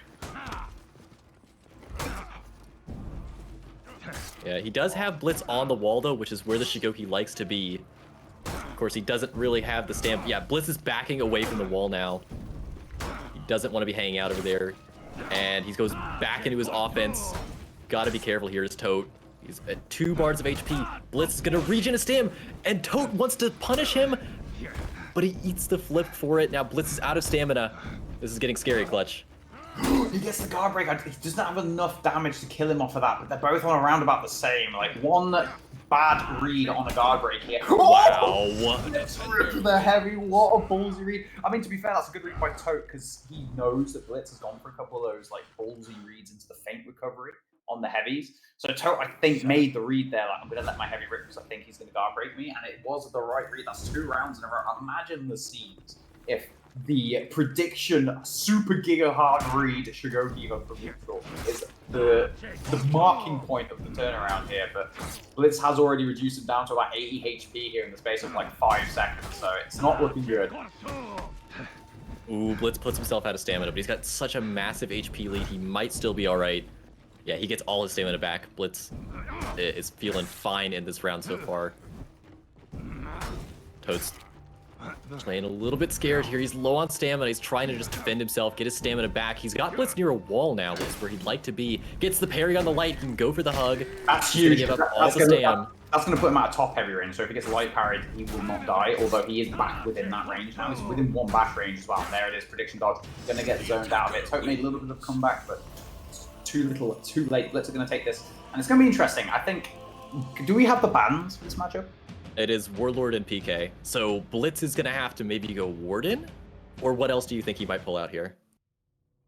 So Warlord and PK, he could. I guess I don't know how much Warmonger he's played. So I don't figure he's going back into the Shaolin under the assumption that Tote could play Shigoki. Like Warmonger could be a pick, but again, I don't think he's played that much Warmonger. Warden could be a pick. I can't imagine he goes Shaolin because it is really such a rough matchup.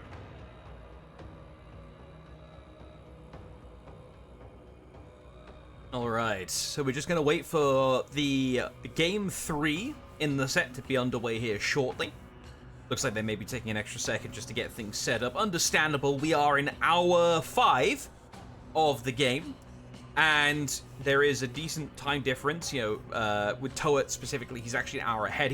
Tote's technically on the same time zone as you now, Clutch, right?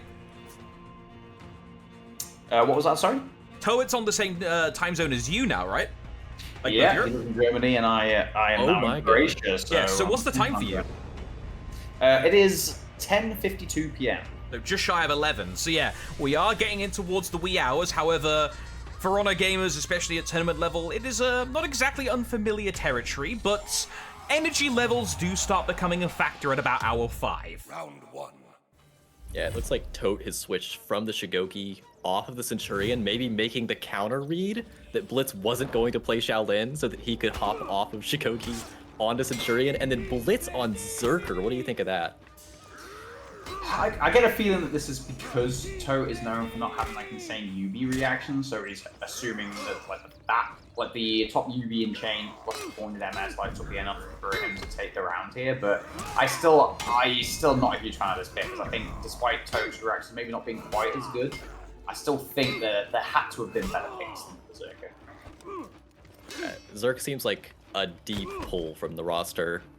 But I will say, we haven't necessarily highlighted this much yet, but I've heard the conversation around like talking about top characters and tier lists in 1v1s shift a little bit from like just talking about which characters are strong to sort of also considering which characters are strong against players who are more reaction dependent or reaction favored versus read favored. Talking about kind of what you just mentioned, where like Tote doesn't react like as super consistently to unblockables, so characters who are more strength, have more of their strength relying on their UBs and such, might play better against players who can't react to those as consistently, who are forced to make reads, whereas like you're not getting any benefit by playing a charged bash, variable timed bash into someone like Tote, because he's got to make reads against stuff anyway. But how much credit do you give that? Just a quick side tangent. The reads on those neutral heavies from Tote in that round, he like landed back-to-back neutral heavies because he had low stamina. He knew Blitz was wanting to go on the front foot, trying to make the most of him being on low stam, and he kept timing those neutral heavy inputs perfectly to punish those inputs from Blitzer so well. It actually turned the round around as he was actually losing it. That's a good example of the reads that Tote makes that are just so good. I do apologize, because I did go on a bit of a side tangent, so please repeat your question for me. Oh, no, you're fine. I was wondering how much credit you give to considering characters in terms of how good they are against players who are mostly known for reading versus mostly known for reacting. Oh, 100%. It's an important thing to consider. Even in the last Duel Frenzy, it was a thing, because we saw... It was, I think, when Normie played against Tote I think it was the first match of the top 8. He picked, like, characters that you'd never see picked usually. He picked, like, I think he picked Pirate because of just constant unblockables you can throw out with the Pirate, despite the character not being great. He also picked Orochi just because of the combined, like, bash into, like, unblockable spam you could do with the character. So, like, people were trying to target the fact that Tote struggled with like the unblockable reactions specifically, 100%, and it definitely works. As you can see, like let's say if this was someone like Bean playing the Century, then the Berserker probably wouldn't be working anywhere near as well. But because of Tote not having the reactions and biting quite a bit on those top UVs, it's actually working out pretty well for this so far.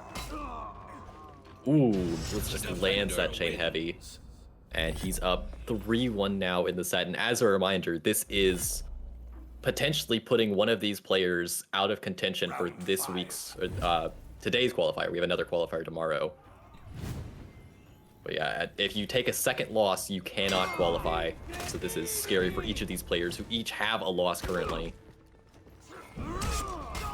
Ow. When Blitz gets back there with his hyper armor into his top UB, which he baited Tote into. Oh yeah. See, this is the rough thing. Like usually that Berserker top unblockable is extremely reactable, but Blitz has actually been able to land quite a lot of damage from it simply because Tote's been having to make hard reads into it. Oh, he was lucky he didn't get punished there as well. Luckily he was able to feint early enough. Will the chain light kill him? No. Oh, he recovers. This is big. Can Tote make the most out of it? Yes, he can. He's gonna get all of his armor back. He's still like a single like level 1 or a kick isn't gonna be enough here, but he's only one heavy away. Oh, but he ended up eating the blocks heavy, so he had to try and react to the 400 MS lights. That's surprising because I'm pretty sure Tote actually used to be able to react at least semi-consistently to 400 MS lights during the Frenzy last year. But in this matchup, I don't think I've seen him react to a single one. So whether it's just because he hasn't had the time to put in the same amount of practice as he had last year, so his reactions aren't quite as good as they were last year, even if they weren't still, you know, on the same level as these top reaction players. I'm unsure, but Blitz, honestly, I said there was better pick than Berserker, proving me wrong, because this Berserker definitely seems to be winning in the match here.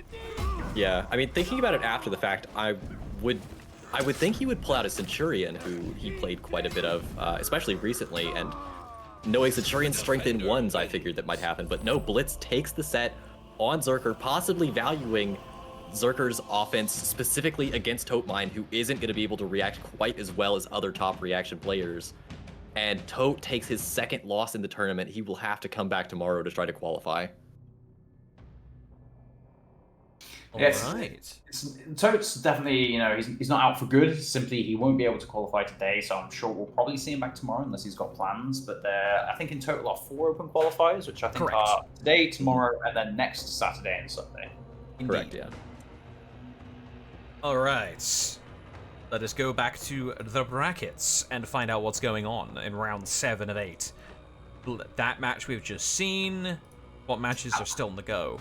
How's Thanatos Ewop Bean been going, or is that already... Looks like it's done. Let's have a quick scan. Bean took it 2-0. Ooh, dominant gaming from Bean, which I think confirms him qualifying, if I'm not mistaken. Yeah, he can drop the next round and still qualify. All right. And Mr. Lucky's game is still going. He's still undefeated. How did Buggysoft do, Mr. 2-0 Setmix. Yeah, I mean, Setmix put on a good show today. Unfortunate for Setmix, because if he'd just clutched out that final round against Mamba, he wouldn't have been playing against Nuxia in this round. But it does look like IQT's at 1-0. It's Mr. Lucky as well. And if IQT wins that, then we only have one undefeated player left. And that is Bean. So this one is potentially clearing out the top spot. Good to know. 1-0 to IQT. Let me get that locked in. I believe IQT added me as well earlier today. Yes, and yes. Okay. And if IQT drops, so there's 2 reasons IQT wants to win this. Well, I mean, really, there's one incentive, and that's that if he loses it, he cannot qualify. And 2, Mr. Lucky is the only other, aside from being undefeated player currently. So that would take him out of that top spot. Not that it matters a ton. Of course it matters for Mr. Lucky, who'd like to be able to lose the next round if possible. Okay. Very good. Thank you, Spaniard. Spaniard's just informed us that apparently this is going to be a reset game. They're going to be deliberately resetting to 1-4. Yeah, otherwise this would look really funny right now. Yeah. So, could one of you guys explain what this kind of thing is, what a reset game is? Like, what's going on? Yeah, so essentially, we had a disconnect at some point when it was 4-1 to one of them. And so instead of just going and starting immediately and just keeping a mental note of the score in our heads, it's easier to just play out the rounds so that the score actually matches what it should be. The defender wins. Oh, apparently there was a missing weapon bug, says Spaniard. Okay. Good to understood. So yeah, we're just gonna have to wait through a little bit of this quote-unquote scripted gameplay until we get to 4-1, and then we'll be into actual competition. I was going scripted in the writing way, but The defender wins. yeah, that's why we're currently seeing this going on. Do I have the names the right way? Yes, we do. You can fix it you can fix the weapon bug without going out of game. Oh, really? You might want to tell Evans about that. That'd be good to know.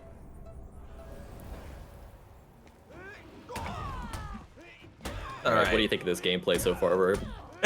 Analysis on one person just getting blasted.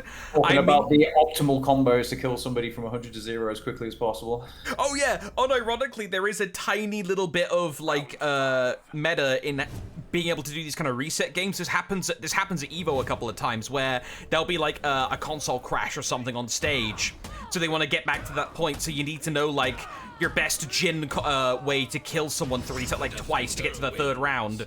So is this the meta way of killing someone quickly with Shaolin? I mean, I imagine that like a lot of players have to have like a lot of players from back in the day have to still have that knowledge burned into their brain at the fastest way to kill someone at 90 HP, because that was the Shinobi breakpoint. All right, here we go. We have actual video gaming happening now. 4-1 to Mr. Lucky. Here we go. Nice, agreed with the heavy into the guard break there, gets a bleed applied. That's going to initiate the superior offense of the PK enhanced slides, the unblockable heavy to deal a lot of damage, and the zone becoming unblockable as well, which you can't dodge if you actually end up blocking the first hit, by the way. Already seen a couple of people put out by that. Cutie does have the health lead, and he interrupts the backstep lights. Key stance offense, well played, keeping himself alive with a chance of shutting this game out 2-0 here. He's got to do it another 3 times in a row. Round 7.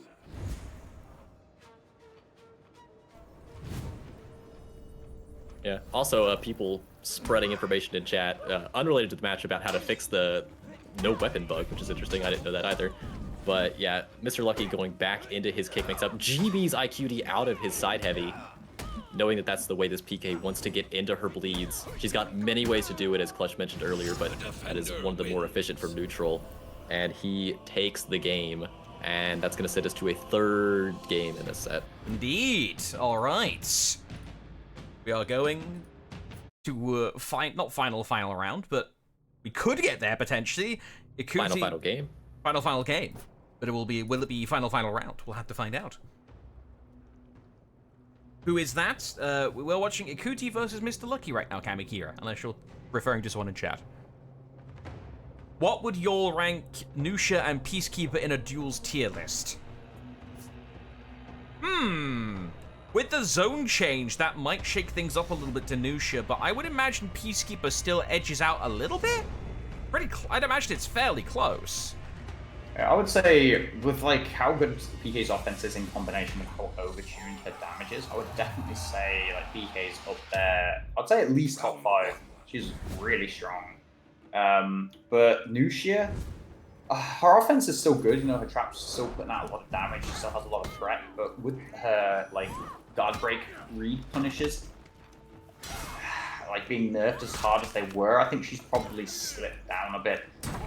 I don't even know if I'd put her in the top 10 anymore, honestly. She's still good, but definitely not one of the best. Yeah, and then we've got a Warlord in here, which we haven't seen in a couple hours, I don't think. But yeah, I mean, you could see just delivering a ton of damage. I think it was the same matchup we had earlier, even. I think Blitz faced a Warlord earlier while he was playing PK. And we could see, once again, it's a lot of hyper armor trading as often as the Warlord can. Yeah, I don't know, like, obviously there is opportunities to get guard breaks landed on the Warlord in this particular matchup, so PK just have opportunities to land, like her busted damage values near walls. But at the same time, every time I've watched a PK Warlord play against each other recently, it always just looks like such a rough matchup. Okay, with the 140 HP plus high damage, the stam drain on the wall splash, stopping PK from going on the front foot for a while. It just seems like a very tough matchup for her. And honestly, it seems to me like Warlord might not have like any like super favorable matchups where he just completely shuts characters out. But I can't think of any matchups he has where he also gets like shut out quite hard. He seems like most of the matchups in the game he has are round about, you know, like the 6-4 to 4-6 kind of range. Yeah, I think you mentioned it earlier for both Warlord and VP, that since they're both such like fundamental characters who don't necessarily have any like glaring weaknesses, they generally have like rather even matchups. They don't have any kind of glaring extreme advantages or extreme weaknesses. So I mean, if you're looking for just a consistent character to play, they're both good options. And this is Mr. Lucky up 3-0 now over IQD. Round 4. Yeah, again, it just looks like another case of a Peacekeeper struggling against the Warlord here. Does not look like IQT is going to be proving me wrong anytime soon. First blood going to the Warlord as well. Catches the heavy as well, even whilst on low stamina. Backdoors just get tracked with the full block as well being utilized. Finally manages to get a triple sub. Surprised she maybe didn't go for the wall splat there. I think she actually probably could have got the top heavy, if not like the whip light into the top heavy for big damage. Oh, she lands the unblockable heavy. She's turned the HP totals around. Really good read on the Fate to guard break punish as well. IQD looking good. Trades light with the zone, but the full block punish just come out. IQD gets parried. I think she went. Oh my god! She's just got to make sure she doesn't die before the 3 ticks, but she is gonna finally get the first round on the board. But what I do find crazy is PK landed like some pretty big damage in that round, some really good reads. And even then, it was still a close round. She was still below a bar of HP. Yeah, that was a crazy round. I think a similar trend that we saw earlier where, I mean, this Warlord just does so much damage with his hyper armor. It's very consistent that he's able to just get in a good number of those heavies per round, either off of parries or, you know, maybe he gets in a couple headbutts and those have frame advantage for him. So it's harder for the PK to get into her offense, which relies on her soft feints normally, or, you know, she can get the bleeding with her dodge attacks, and this is where she has to capitalize, and she does. She gets a ton of damage off that GB there, and she's just going in on the Warlord right now, who is almost bleeding out. But there we go. That heavy just brings the health totals right back to even, and another parry. Ow. Picks up the round out of nowhere with that massive damage Clutch was talking about that this Warlord is capable of. Yeah, it's not just the damage as well, it's just the HP pool to where the Warlord can eat some mistakes, can make some bad reads, and then the damage in combination with his HP pool just means he's unless you lose quite, like, you know, handedly in the round, like, the round's gonna be pretty close, even if you made a couple of, like, bad reads more than your opponent in the round. Yeah, and he's just going in on IQD here. He just needs one more round to close out the set, but he does get parried. This is IQD's opportunity. He has to get as much damage as possible. Goes for 2 stabs into the forward dodge heavy off the throw. He's got to be careful with... Oh my god, Mr. Lucky fails to get the parry. How on earth did he miss the parry there? He would have brought himself right back into the round there, probably below a bar of HP, and he ends up going down as well. Oh, I hope that doesn't end up playing into the mental. Like, if you end up missing such an easy parry like that, and you end up losing the round, especially in a situation like this where you're in the deciding game, I really hope that doesn't play on his mental too much and makes him start making a lot of mistakes in these next few rounds. Yeah, it just goes for the zone out of neutral, and IQD follows with his own zone. What is going on? That is a lot of zones. But the PK gets the Warlord bleeding, but she's already lost so much HP to do it. And there's another heavy. He's so low on stamina, but it doesn't matter. She's almost dead at this point. Another parry does it. That was one of the fastest rounds we've seen today. Mr. Lucky just destroying her health bar. And IQD is now out of contention. He's going to have to show back up tomorrow. Yeah, that last round, he just went to prove I had nothing to worry about. The missing that parry on the dodge attack in the last round, like absolutely nothing on his mental. He just absolutely eviscerated that poor PK in the final round. All right, standings, and we're only waiting on Ghost Knight versus Galantron. And then we'll be going into round 8. And after that, there potentially might be a tiebreaker, I think. But we got a choice here, chaps. We can either watch this game, or we can use this opportunity for a quick break, give us a chance to stretch, because we're going to be going into the deep hours here. We're probably going over 6 hours minimum. Do you think we could try and go for Ghost Knight Galantron, or take a small break? Whatever. Yeah, I'm perfectly fine. I don't need a break if we would just want to go straight in. Okay, you know what? Let's figure it out. Do I have Ghost Knight or Galantron on my friends list? Let's have a look. Scroll up. They're both the letter G. Not in that list. Do I have them in my crossplay list? Ghost Knight Galantron. Ghost Knight Galantron. I see neither of them. So the choice is made for us. We have essentially a forced break until round 8 is ready to go. Round 8 up soon. Alright, I guess I'll go grab myself a cup of water. Good idea. Whoa! Also, chat, do that yourselves. We got at least round 8 and potentially a tiebreaker. Grab some food, grab a sandwich, have a stretch, grab a drink. Now's the time. Hope you're all enjoying today's festivities. Reminder, it was talked about a little bit, but where's my goat Rippy? Rippy's playing. He's still in. He's not flawless anymore, but yeah, he's doing well for himself.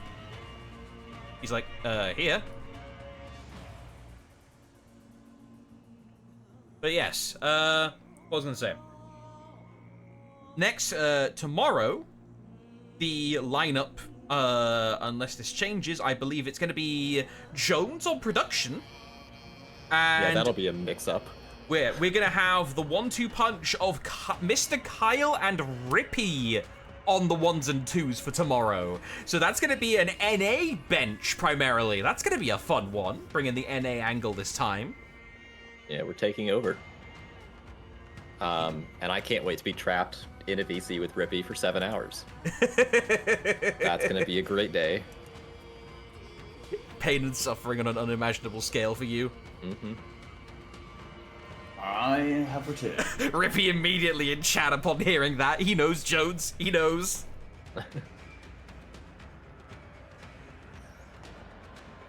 Yeah. All right. So yeah, we're just waiting on round 7, or round 8, excuse me, to get kicked off. Do I keep playing if you fight 2? You play all 8 games, all 8 rounds if possible. IQT. There is round 8. This is a Swiss format, so you always play as many rounds as there possible.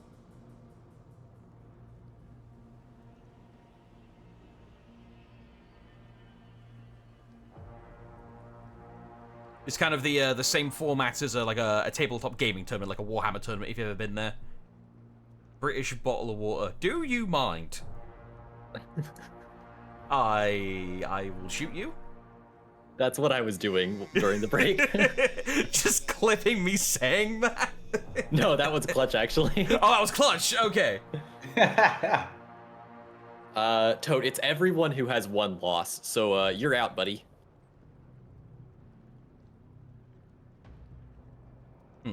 Everyone. Yeah, that one. No, the seeding does not matter. So basically the only thing that matters is your record. Have a look here.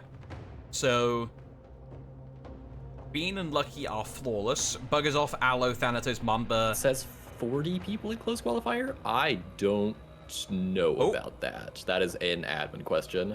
Round 8 is online, I have been informed. Okay. Round 8 is online. Let's have a look.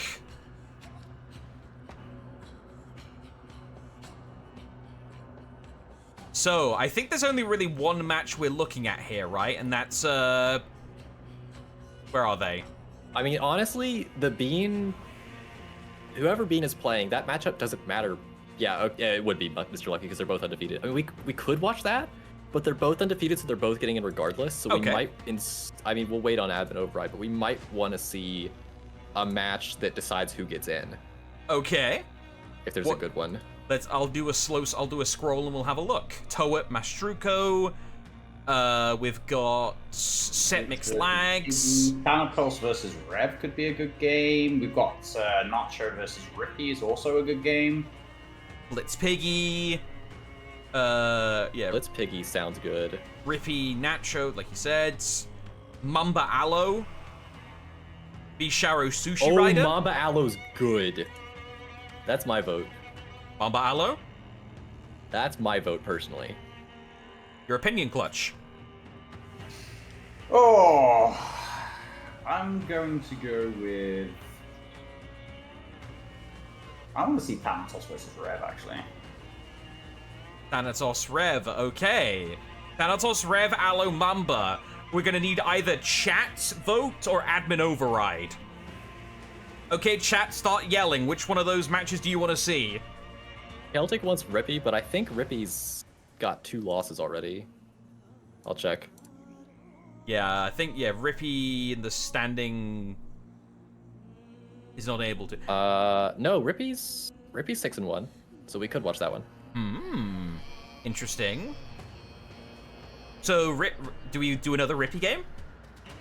I mean, I don't like Rippy, so it's up to you guys. Freeze me, call for Bean. Okay. That's votes from admin. Okay, we're doing Bean. Okay.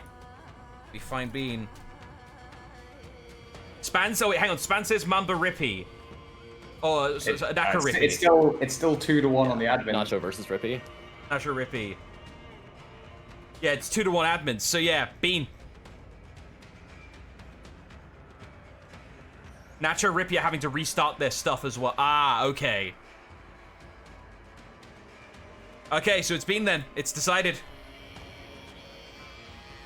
Go, go, go, go, go. I am going, I assure you. Bean, Bean, Bean, Bean, Bean, Bean, Bean, Bean, Bean. I don't have an eye yet on Bean, actually. Lies are being spread. His match is good to go right now. Oh, hang on. I'm just throwing that out there. Bean does not have eye yet. If Rippy has eye, I will abandon thread. Rippy doesn't have an eye either. Alright, this dude's a liar. They're racing. They are actively racing for her attention. Bean, no. What about Rippy? Does Rippy have an eye? No. No, not on Bean. Back This to could Rippy. be its own sport. This is its own sport. Rippy has an eye. Rippy won. Does Bean have an eye? No! It's Rippy! We're going on Rippy. He got first. Womp womp. We're doing the Rippy game. That Nacho also only has 1 loss. I think he does. So Okay, this let me would get this decide set up. who gets in.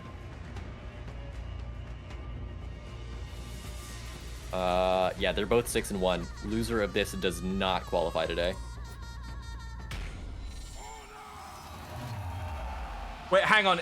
Should I actually back out of this and go Bean? I was kind of doing that just because I wanted to find a game. Should I actually go back? Do it. Go back? Yes. Okay. Righto. This is the devil on your shoulder. All right, backing out. If chat's rebelling, okay. I will back out. So be it. Chat is rioting. Okay, I will respect you, chat. I will go back. Being lucky. Okay, now we've got to look at the bean fashion again. Cool. And a gladiator I did not expect. Yo, glad. Okay. Especially, I mean, okay. Well, actually, maybe no. Maybe this does make sense because the game doesn't matter. Round 1. I mean, it matters for seeding. So maybe he does care about it. Maybe this is a real pick. What do we think? Well, we haven't seen a Glad today for starters, so that's going to be a nice one to see. Now we'll have both of the Roman brothers for tonight. Glad is a... Go on. Spaniard? Sorry, I was gonna say Spaniard says that Lucky's been playing Glad throughout. So no, my theory's wrong. All right.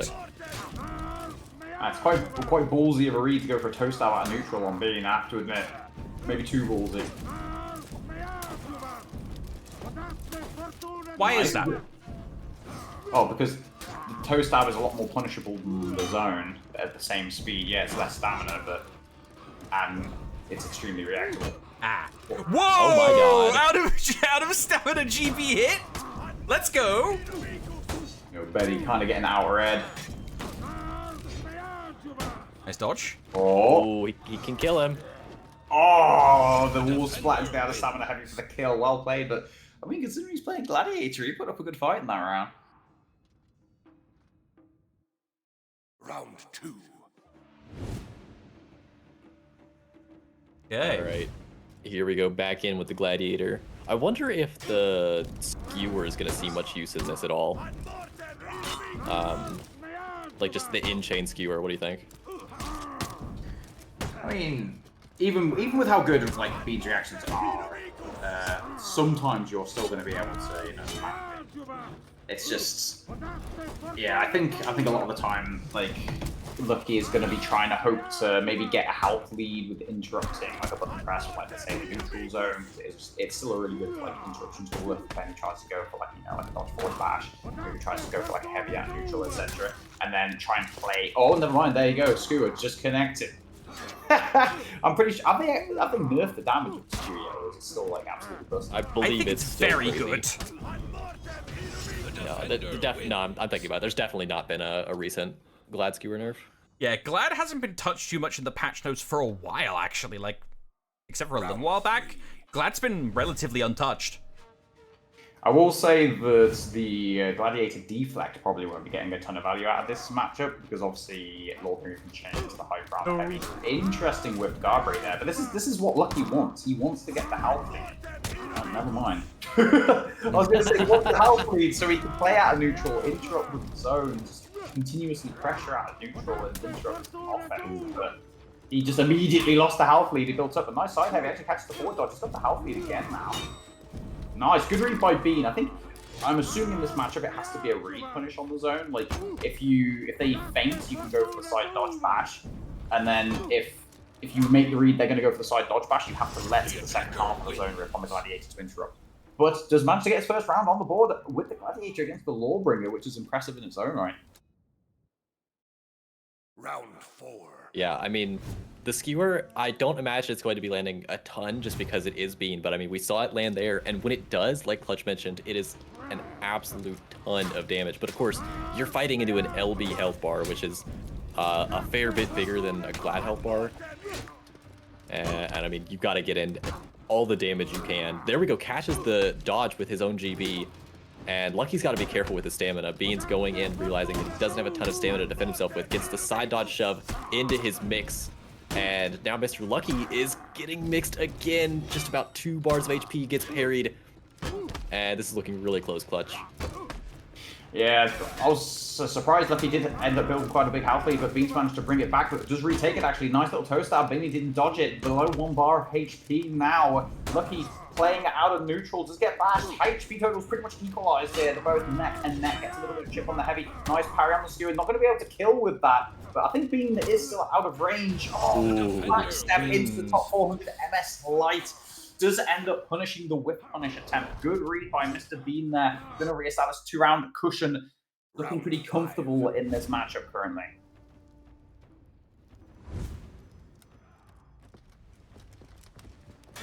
Okay. Ow. Beanie thought it was still like year 1 when Glad had that 400 millisecond guard. Hoping the guard would drop. Yeah. So he could the impale. Old school Oh, tech. those were the days. Certainly some kind of days. Not the good ones, but... Speaking, go from old school to new school there for a second, like... this is the first tournament post-update to Glad getting the dodge, is this the patch where he got the dodge side, or the dodge heavy? Oh, sorry, Glad, Lawbringer, my brain's enough friends. Oh, yes. Lawbringer yeah, got that new dodge attack, right? It's only forward dodge, so it's meant to be like a roll catch, so it doesn't have almost any application here.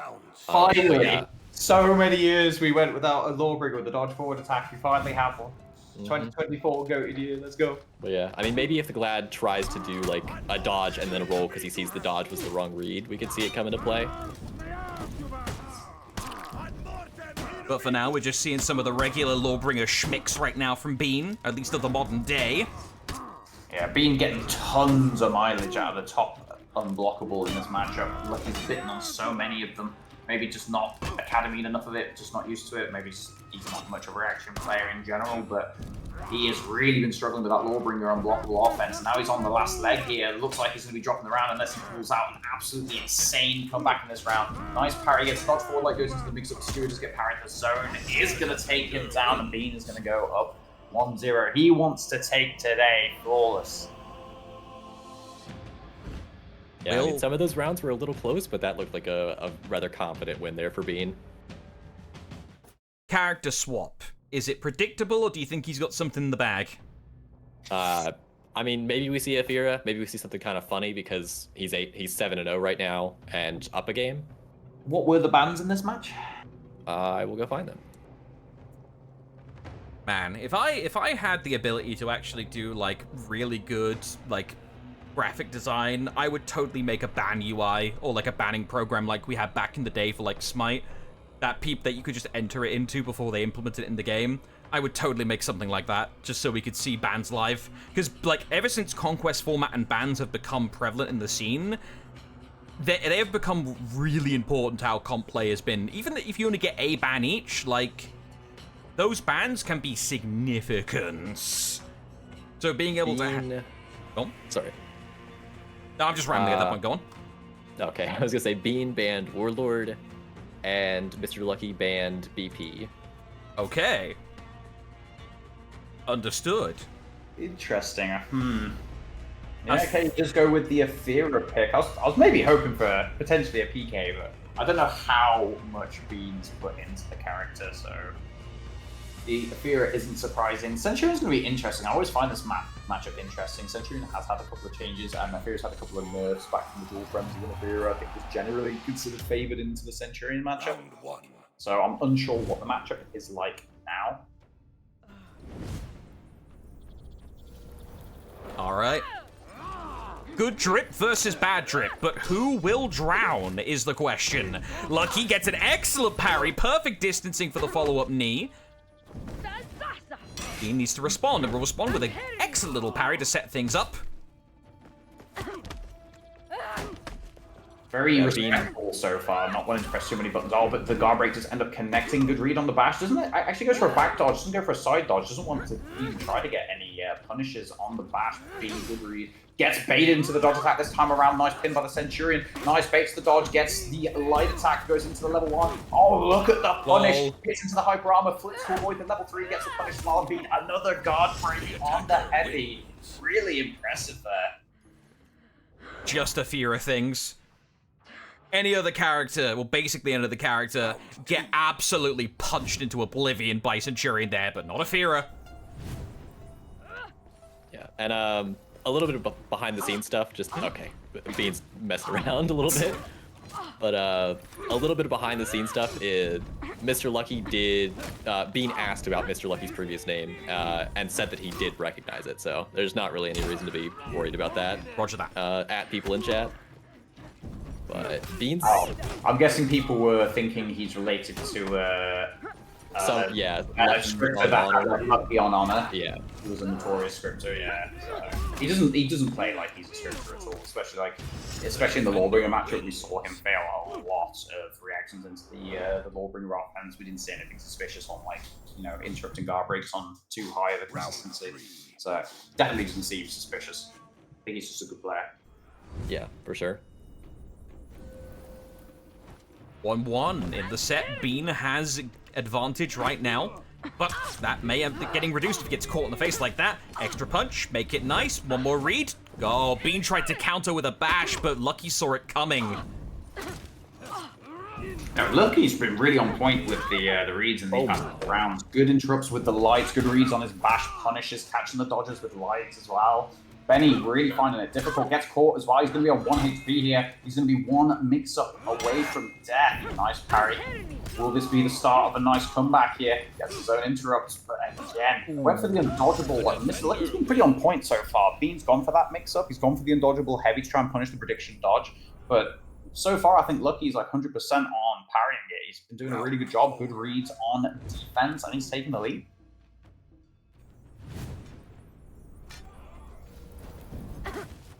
Yeah, Mr. Lucky's just going straight into it with the kick, into the punch, another punch. He's just trying to get as much value out of this mix-up as he can. Bean rolling away, but he lights himself out of stamina trying to defend himself. And now he's got to work against the Centurion OS pressure, but honestly, doesn't hurt him at all. And yeah, now they're both even on stamina, but Mr. Lucky still got the HP lead here. Very interesting that Bean landed the bash and just didn't go for follow-up. I feel like maybe he just did not expect the bash to land at all, so he just didn't go for follow-up. But I tell you what, that neutral zone from Bean's been landing a lot. Like, and not even to interrupt, just raw out of neutral. Like, Lucky just doesn't even seem to be swapping his guard to block it. Just get an opportunity to pressure, but it's always going to be risky.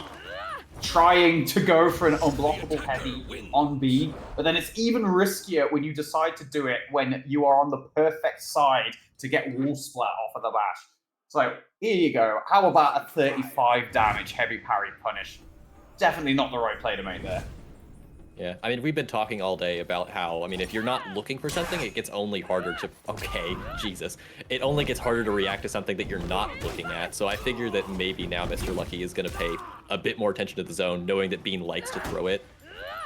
Ooh, he catches his forward dodge, which was presumably going into a kick. And Miss Bean just has a massive HP lead in this round. Yeah, Bean doing a really good job of playing around his own low stamina for offense there. Like, he knew Lucky was trying to utilize the fact he had low stamina to go on the front foot, and he kept on just leaving slight delays on his button pressures, catching the dodge forward after a slight delayed input with the guard break, interrupting attacks. So that's an example of how even when you're low on stamina, you can use it as somewhat of a mind game to play around the fact your opponent wants to go on the front foot to make the most of you being on low stamina. Nice light parry as well. Lucky going to be one guard break or wall splat off of the bash away from death here. Just get the wall splat himself. He's going to be on 1 HP. Oh, but the delayed bash is going to miss. I think that's going to be death. Yes, the back throw does have enough range. Wow. Heavy is going to take him down there. Well played. What a comeback in that round. He was down at, I think, 2 bars to full against the Afira. Yeah, really surprising. Bean was pretty in control of that round, but really nice comeback from Mr. Lucky there. First blood going to Bean off of the zone parry. Zone does whiff, doesn't flip. Mr. Lucky was expecting the flip off of the recovery there, trying to get the guard break punch. Another zone connecting. Bean's been getting a lot of mileage out of those Afira zones in these rounds. Nice delayed bash is going to connect. Bean low on stamina. Can't really press too many buttons here. But Mr. Lucky being more patient this time after what happened in the last round, not wanting to get caught being too eager to pressure the low stam. Nice parry by Mr. Lucky. Gets the 27, goes for the punish. Is going to hit the dodge attack. Gets the level 3 for it, but he's so low that it's risky because that dodge attack is putting him in 1 heavy frame. And again, you see what I mean? So many of these zones are landing for Bean, and it's not like he's interrupting him with the zone. It's not like Mr. Lucky's pressing any buttons. He just keeps on eating the zone over and over again. Yeah, I don't know. He just doesn't seem to be looking for it. It's seemingly catching him off guard repeatedly. I've got an idea as to why. What is it? We are almost 6 hours deep in a tournament, and 1v1 is potentially the most mentally taxing mode in the game. So it could just be a case of tiredness. We are deep in tournament now. Yeah, it definitely could just be fatigue at this point. Or maybe it's, I don't know. It could be fatigue. Could be that he knows he's already qualified. He's already kind of mentally checked out. Correct me if I'm wrong, by the way. Sorry to interrupt, but couldn't the Centurion have landed a full zone punish on the unlocked kick there? Or yes. Yeah, he hit him with an unlocked kick. Yeah, and you still get that full punish. So Mr. Lucky actually missed out on a huge amount of damage there, and honestly, but maybe say he ended up costing him the round there, because Bean has, what, about 40 HP remaining? That could have completely changed the complexion of that round there, but completely missed it. Is the zone 42? It's 14 per hit? Question mark? I don't know. Either way, it's a lot of damage. I think you're right. It might have been able to kill him. Yeah, I think that actually probably did lose him the round, but Lucky, immediately get wall splat, 35 damage off of the bat into another bash mix-up. Bean doesn't have a lot of stamina, but he's already taken the Centurion down to about half HP. He wants to put this to bed. He's been playing for so long. He wants to rest. He wants to take a nap. He wants to put his feet up and then bask in the glory of undefeated victory. He's one attack away from it. He doesn't even want to let Lucky get chip damage in. He doesn't even want it. I'm out of stamina. I'll still punish you. Oh, well done to Mr. Lucky. Actually manages to block one of the zones. Let's go. And again, he's finally adapted. Oh, but the dodge attack is going to clench it. What an impressive performance today. Really well played, undefeated. He is going to be moving forward into the closed qualifiers whilst being undefeated. Well played.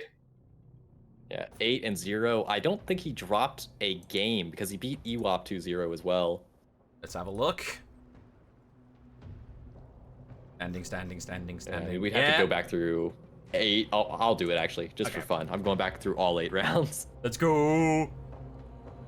But yes, excellent work there by the Bean, growing his way to another flawless streak. Let's have a look at some of the other results through the round 8. We have IQT beating Zertia 2-0, Weird VD beating Aki X, H Vader in there still going, Sizzle beats Franz. Good stuff by Sizzle. We just saw that game. How's Mamba Aloe? Mamba Aloe. Bean dropped a game to IQT, and I think that's the only one he dropped. Let me finish. Aloe Mamba is still going. What was the game I bailed on last second? The Rippy Bug game. That's got a Sohei in it, I last remember, so that could be a funny one. Are we going Aloe or Rippy? I'd like to see the Aloe Mamba game, personally. Yeah, I think we go for that as well. Rog, okay. We go in. We don't know the state of the score, so we're going in live. Put that there. Scroll up to the top. Aloe. No eye yet on Aloe, so either they're in between games or it just finished. We don't know for sure, but we'll find out in a moment, most likely. Those of you just joining us, this is the final round. Yeah, there was a Sohei. And we actually, funnily enough, Sly Shock, we had a Sohei in like the first or second game of the day today, which was a fun time. And I think it was Rippy Sohei as well. Yeah, it was, I think, 5-0. It was notable, let's put it that way. Although, Sohei has been buffed in this patch. The buffs do help. Yeah, and I mean, he's always been like, okay in 1v1s because his zone makes it so much easier for him to get guard breaks. So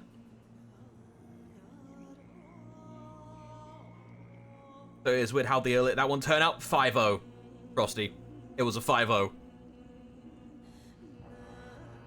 There, we are currently just waiting to see if this game is over or not. I'll do a quick refresh on the bracket. Survey says no, hasn't refreshed yet. So either we are just waiting on an eye, or they're a bit slow to update the battle file. Rippy match is definitely still going, says Spaniard. Okay, so yeah, we will still have a game here. As in 5 Soheis? No, we've only seen one Sohei today, Sly, and it was a 5-0 sweep to the Sohei in game. Then when you win with the character, they're gone, obviously. So yeah, Sohei was seen once today and did good. Whoa, Piggy's up 1-0 versus Blitz? Hold up. Are we ejecting? That might be worthy of it, yeah. Hold up. Piggy 1-up on Blitz, and we have an eye. Okay, we're bowling. And it's a Shaolin mirror. It's the first one of the day. Okay, let me get this rigged up real quick. Piggy. Actually, I'll do that afterwards. Beginning. There we go. Blitz. There we go. Round 1. Bans are Raider and BP. So Piggy definitely picking up on Blitz's BP being a little concerning. Yeah, smart decision there. But do we have any idea on what was played in the first game for Piggy to take it? I'll see if I can find it. So yeah, Shaolin Mirror, like my cohort Jones, it is the first time we see today. Shaolin Mirror can be pretty exciting, or it can get pretty dull, depending on the circumstances of how both players want to play. Typically, the more confident the Shaolin player, the more they want to try and go for some of the swaggy stuff. You know, like we've seen some great crushing counters, you know, last second essentially as recovery coverage. And no doubt we're going to be seeing that. I imagine both of these players very happy on their Shaolins. I mean, look at the drips. So this is going to be a good one. Yeah, there's no screenshot or indication in chat of who they were playing in the first game. But this would seem to be the second game. Ooh! Yeah, Piggy's reactions have been really good so far. He's been on point with those light parries, but Blitzer, a really good read with the chain heavy there. I think Piggy was expecting to feint and go back into neutral. Went for the interrupt, ended up getting punished for it heavily here, but Blitzer, good defense, has a slight HP lead, about a bar of HP. Oh, Piggy's going to be one button press away from death here, but Blitz also on the back foot gets swept, and Piggy manages to go up 2-0. The ballsy reads, well played.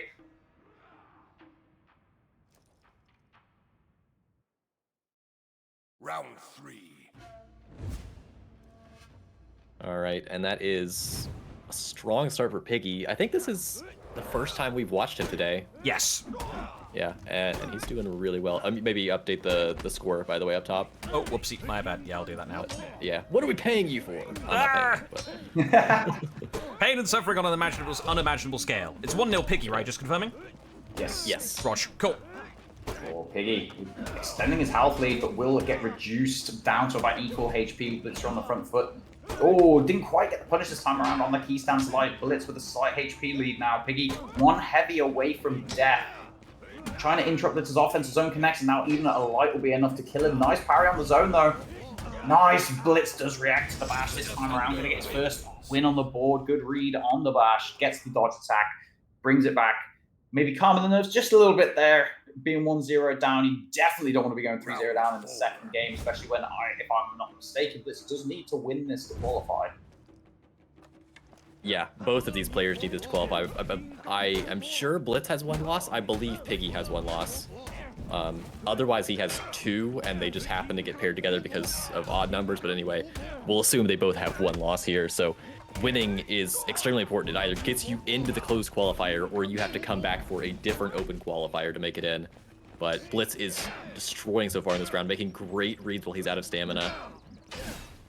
And a nice parry on the light as well finishes off the round and ties things back up. Yeah, Blitz playing really well in these past couple of rounds to bring it back.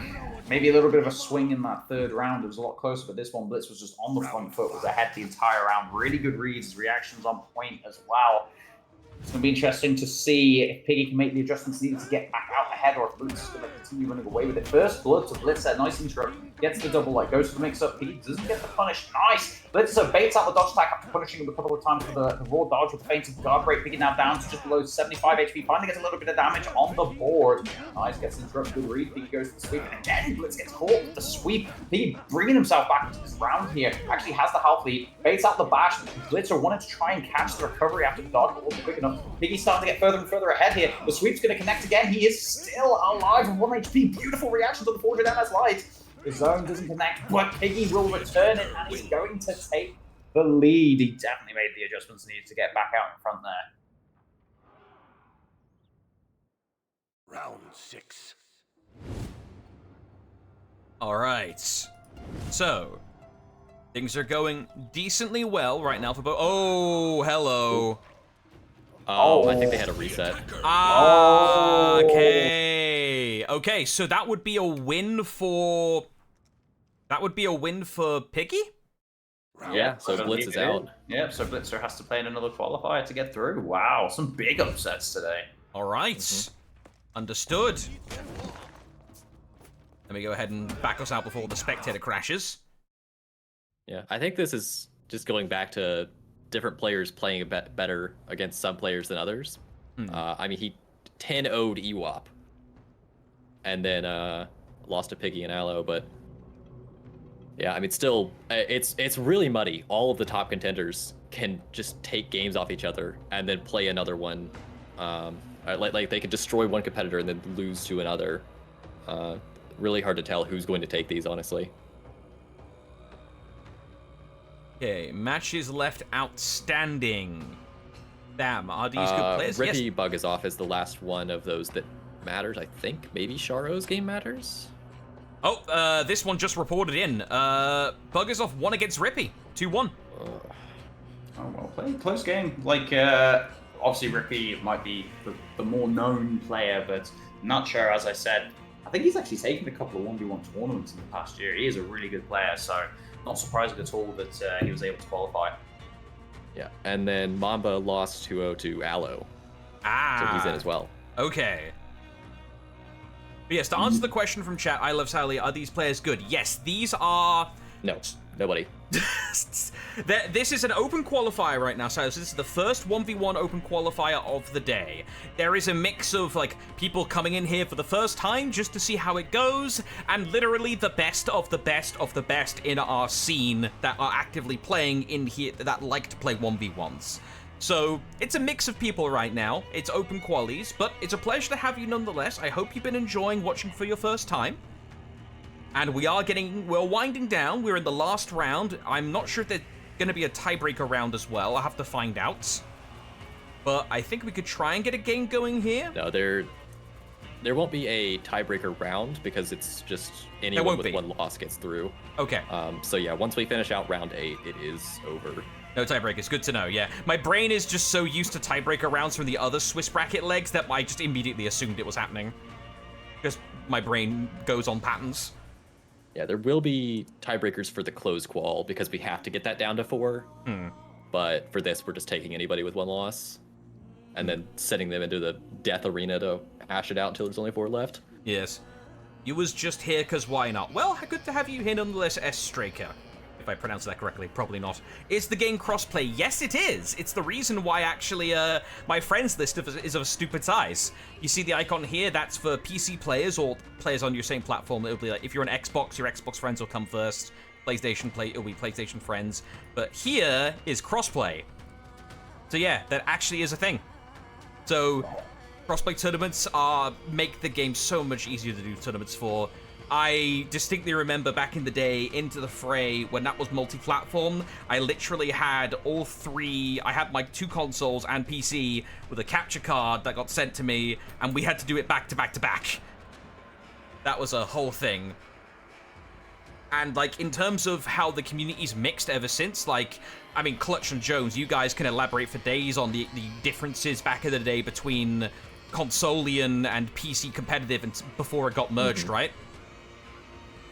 Yeah, very different cultures and metas for sure. Yeah, it's like I remember like the day that Clutchmeister, was it Clutch, Setmix, Crack, and what another person whose name it might have been, was it Living, who decided to ram raid the console spectator tournament. They just gotten like consoles for a couple guys and then like decided to win all of it. For the first. The PlayStation tournament happened before the Xbox tournament, and it was me, Setmix, Crack, and we actually had 2 different people in. We had one German PlayStation player we'd never played with before, who played with us all the way up until I think Losers Finals, and then in Losers Finals we got another player in to come play Shaman for us, and we won Losers Finals reset bracket in Winners Finals and Grand Finals, and then won that tournament. And then for the Xbox tournament, I think I bought an Xbox for Setmix to play, and then we had Pepe Daddy come play with us. He literally wasn't even a comp player; he was just an NM player that happened to have an Xbox who came and played with us, and then we also won the Xbox tournament. Yeah. So yeah, the point is, go on, finish. Continue. Okay. The point is to finish. If before crossplay, we were segmented the platform, so it literally took people buying consoles for their teammates to go into the other brackets. But now everything is combined, we can all just play in the same brackets, it's a lovely time. Yeah. But continue, Bit of a tangent, but I was going to say that Xbox tournament, the European one, was one of the wildest I've ever seen, because you guys were just trying so hard to carry Pepe Daddy, and it came down to, I think, 15 games because all 3 it went to I'm sure it went to bracket reset, and I'm pretty sure all of them went to the 5th game. Yeah, because I think what actually ended up happening, I think it went all the way to 2-2 in like the bracket reset, and I literally we were trying to get Pepe Daddy to play Shaman, I think, and it got to the point where we were just like, you know what, it hasn't been working out. Like, I just told Pepe Daddy, I was just like, just play Berserker, because I know that's like your main, just play Berserker, and then I told Crack to get off, like not to play Shaman, just to play Raider, because that was what he liked playing. And I was just like, fuck, go for optimal comps, just play whatever you're best at. And then we absolutely stomped the final game, and I was just like, see, we should have done this from the beginning. Instead of playing optimal comp, we should just have people playing what they like to play. Yeah. I don't even know if you remember it, but I played for VKMO's team in one of the scrims that you guys did, like a couple days before the tournament. Many years ago. Yeah, I honestly can't remember. No, I didn't figure. Sorry to cut Very in long here. ago. Sorry to cut in here, chaps, but I can confirm I don't have either member of the last game in the bracket that is running, so we are basically done for the day on stream. Unless the admins come in and say something, yeah, I don't believe there is tiebreaker, so we are basically done, if I'm not mistaken. Yeah, so let's have a look at the final standings, what effectively will be the final standings. Let's have a look. Bean, flawless. And then we've got Buggers OF, Mr. Lucky, Allo Get Real, Piggy, and Revelatory making it through. Congratulations to them. Or at least That's crazy. That is... Huh. I would not have picked this 6 out of... yeah, I just thought you said if the admins are coming to say something, like, oh, my time has come. Yeah, a lot of people, of like the favorites, are sitting there at 6-2. Really, aren't they? Yeah, Blitz, that makes Rippy, Tote, even other players like that I'm quite like Baigujing or DH, Sushi Rider. I mean, these are many of them will likely get through in later qualifiers, but it was surprising. Sorry for cutting you off there, Jones. I got surprised by Spaniard coming in. What were you saying? No, that's right. Sorry, I was basically going to say what Spaniard just said, that I'm really shocked at who made it through today. Yeah, it was a fun tournament to watch, though. I enjoyed it. What bits I could watch in between. There's a lot of upsets. Admitting stuff, yeah. It's going to be kind of crazy as well, because despite the fact that today had really high quality players, quite a few of the players who qualified weren't the players we were expecting, and a few of the players we thought were locks to qualify didn't make it through. So that means the next qualifier is also going to have probably insanely high quality of players, and it might even be the case that the third, even the fourth qualifiers end up having high competition as well. So every qualifier is going to be really fun to watch. Yeah, definitely, and that's what I wanted to come in and to say to everybody, anybody who's watching. If you're watching, and of course, if you enjoyed it, and there's going to be another show tomorrow because we another tournament, Qualifier 2, same time, same place. There's still time to join that as well if you feel like taking a chance with it. And also Qualifiers 3 and 4, which are going to be next weekend on the 21st and 22nd. We're going to have great casting as well. Any of you guys coming back? I think Jones isn't. Yes, the schedule, unless it's changed, is Jones is on production, and on the 1s and 2s is going to be Mr. Kyle and Rippy. Yep, that's for tomorrow. And then next weekend, I think it's going to be, I want to say, Northern Rush, yes. I have Memes, and Silkis. Silkis? I can never Silkis. Silkis, there we are. Silks. And then on the fourth one, or one of the two, so they're on the fourth one. On the third one, it's Norgos, Freeze, and I have Memes. So it's going to be a great show, both of them. Yeah. So, question from chat real quick. GBC asked, the people who fought today is not allowed to fight tomorrow. If you've qualified, you're good. The players who've qualified, the top, I guess what was it, 7? 8? I'm not quite sure. I think it's 6. Oh, there we go. The top 6, they won't be able to play. But anybody who didn't qualify is able to play tomorrow. So yes. Anybody who got 6-2 results or lower can play tomorrow. Yes. Yeah, it's the top 6, you're right. So you can rest and recover and then go for it again tomorrow, and then you can do the same thing next week. You've got basically 4 chances to get in through Open Qualifier. Well, 3 more chances now. 4 more chances total, 3 more now. Yeah. Alright, but yeah, I don't think there's anything else really for now, so for the broadcast at least.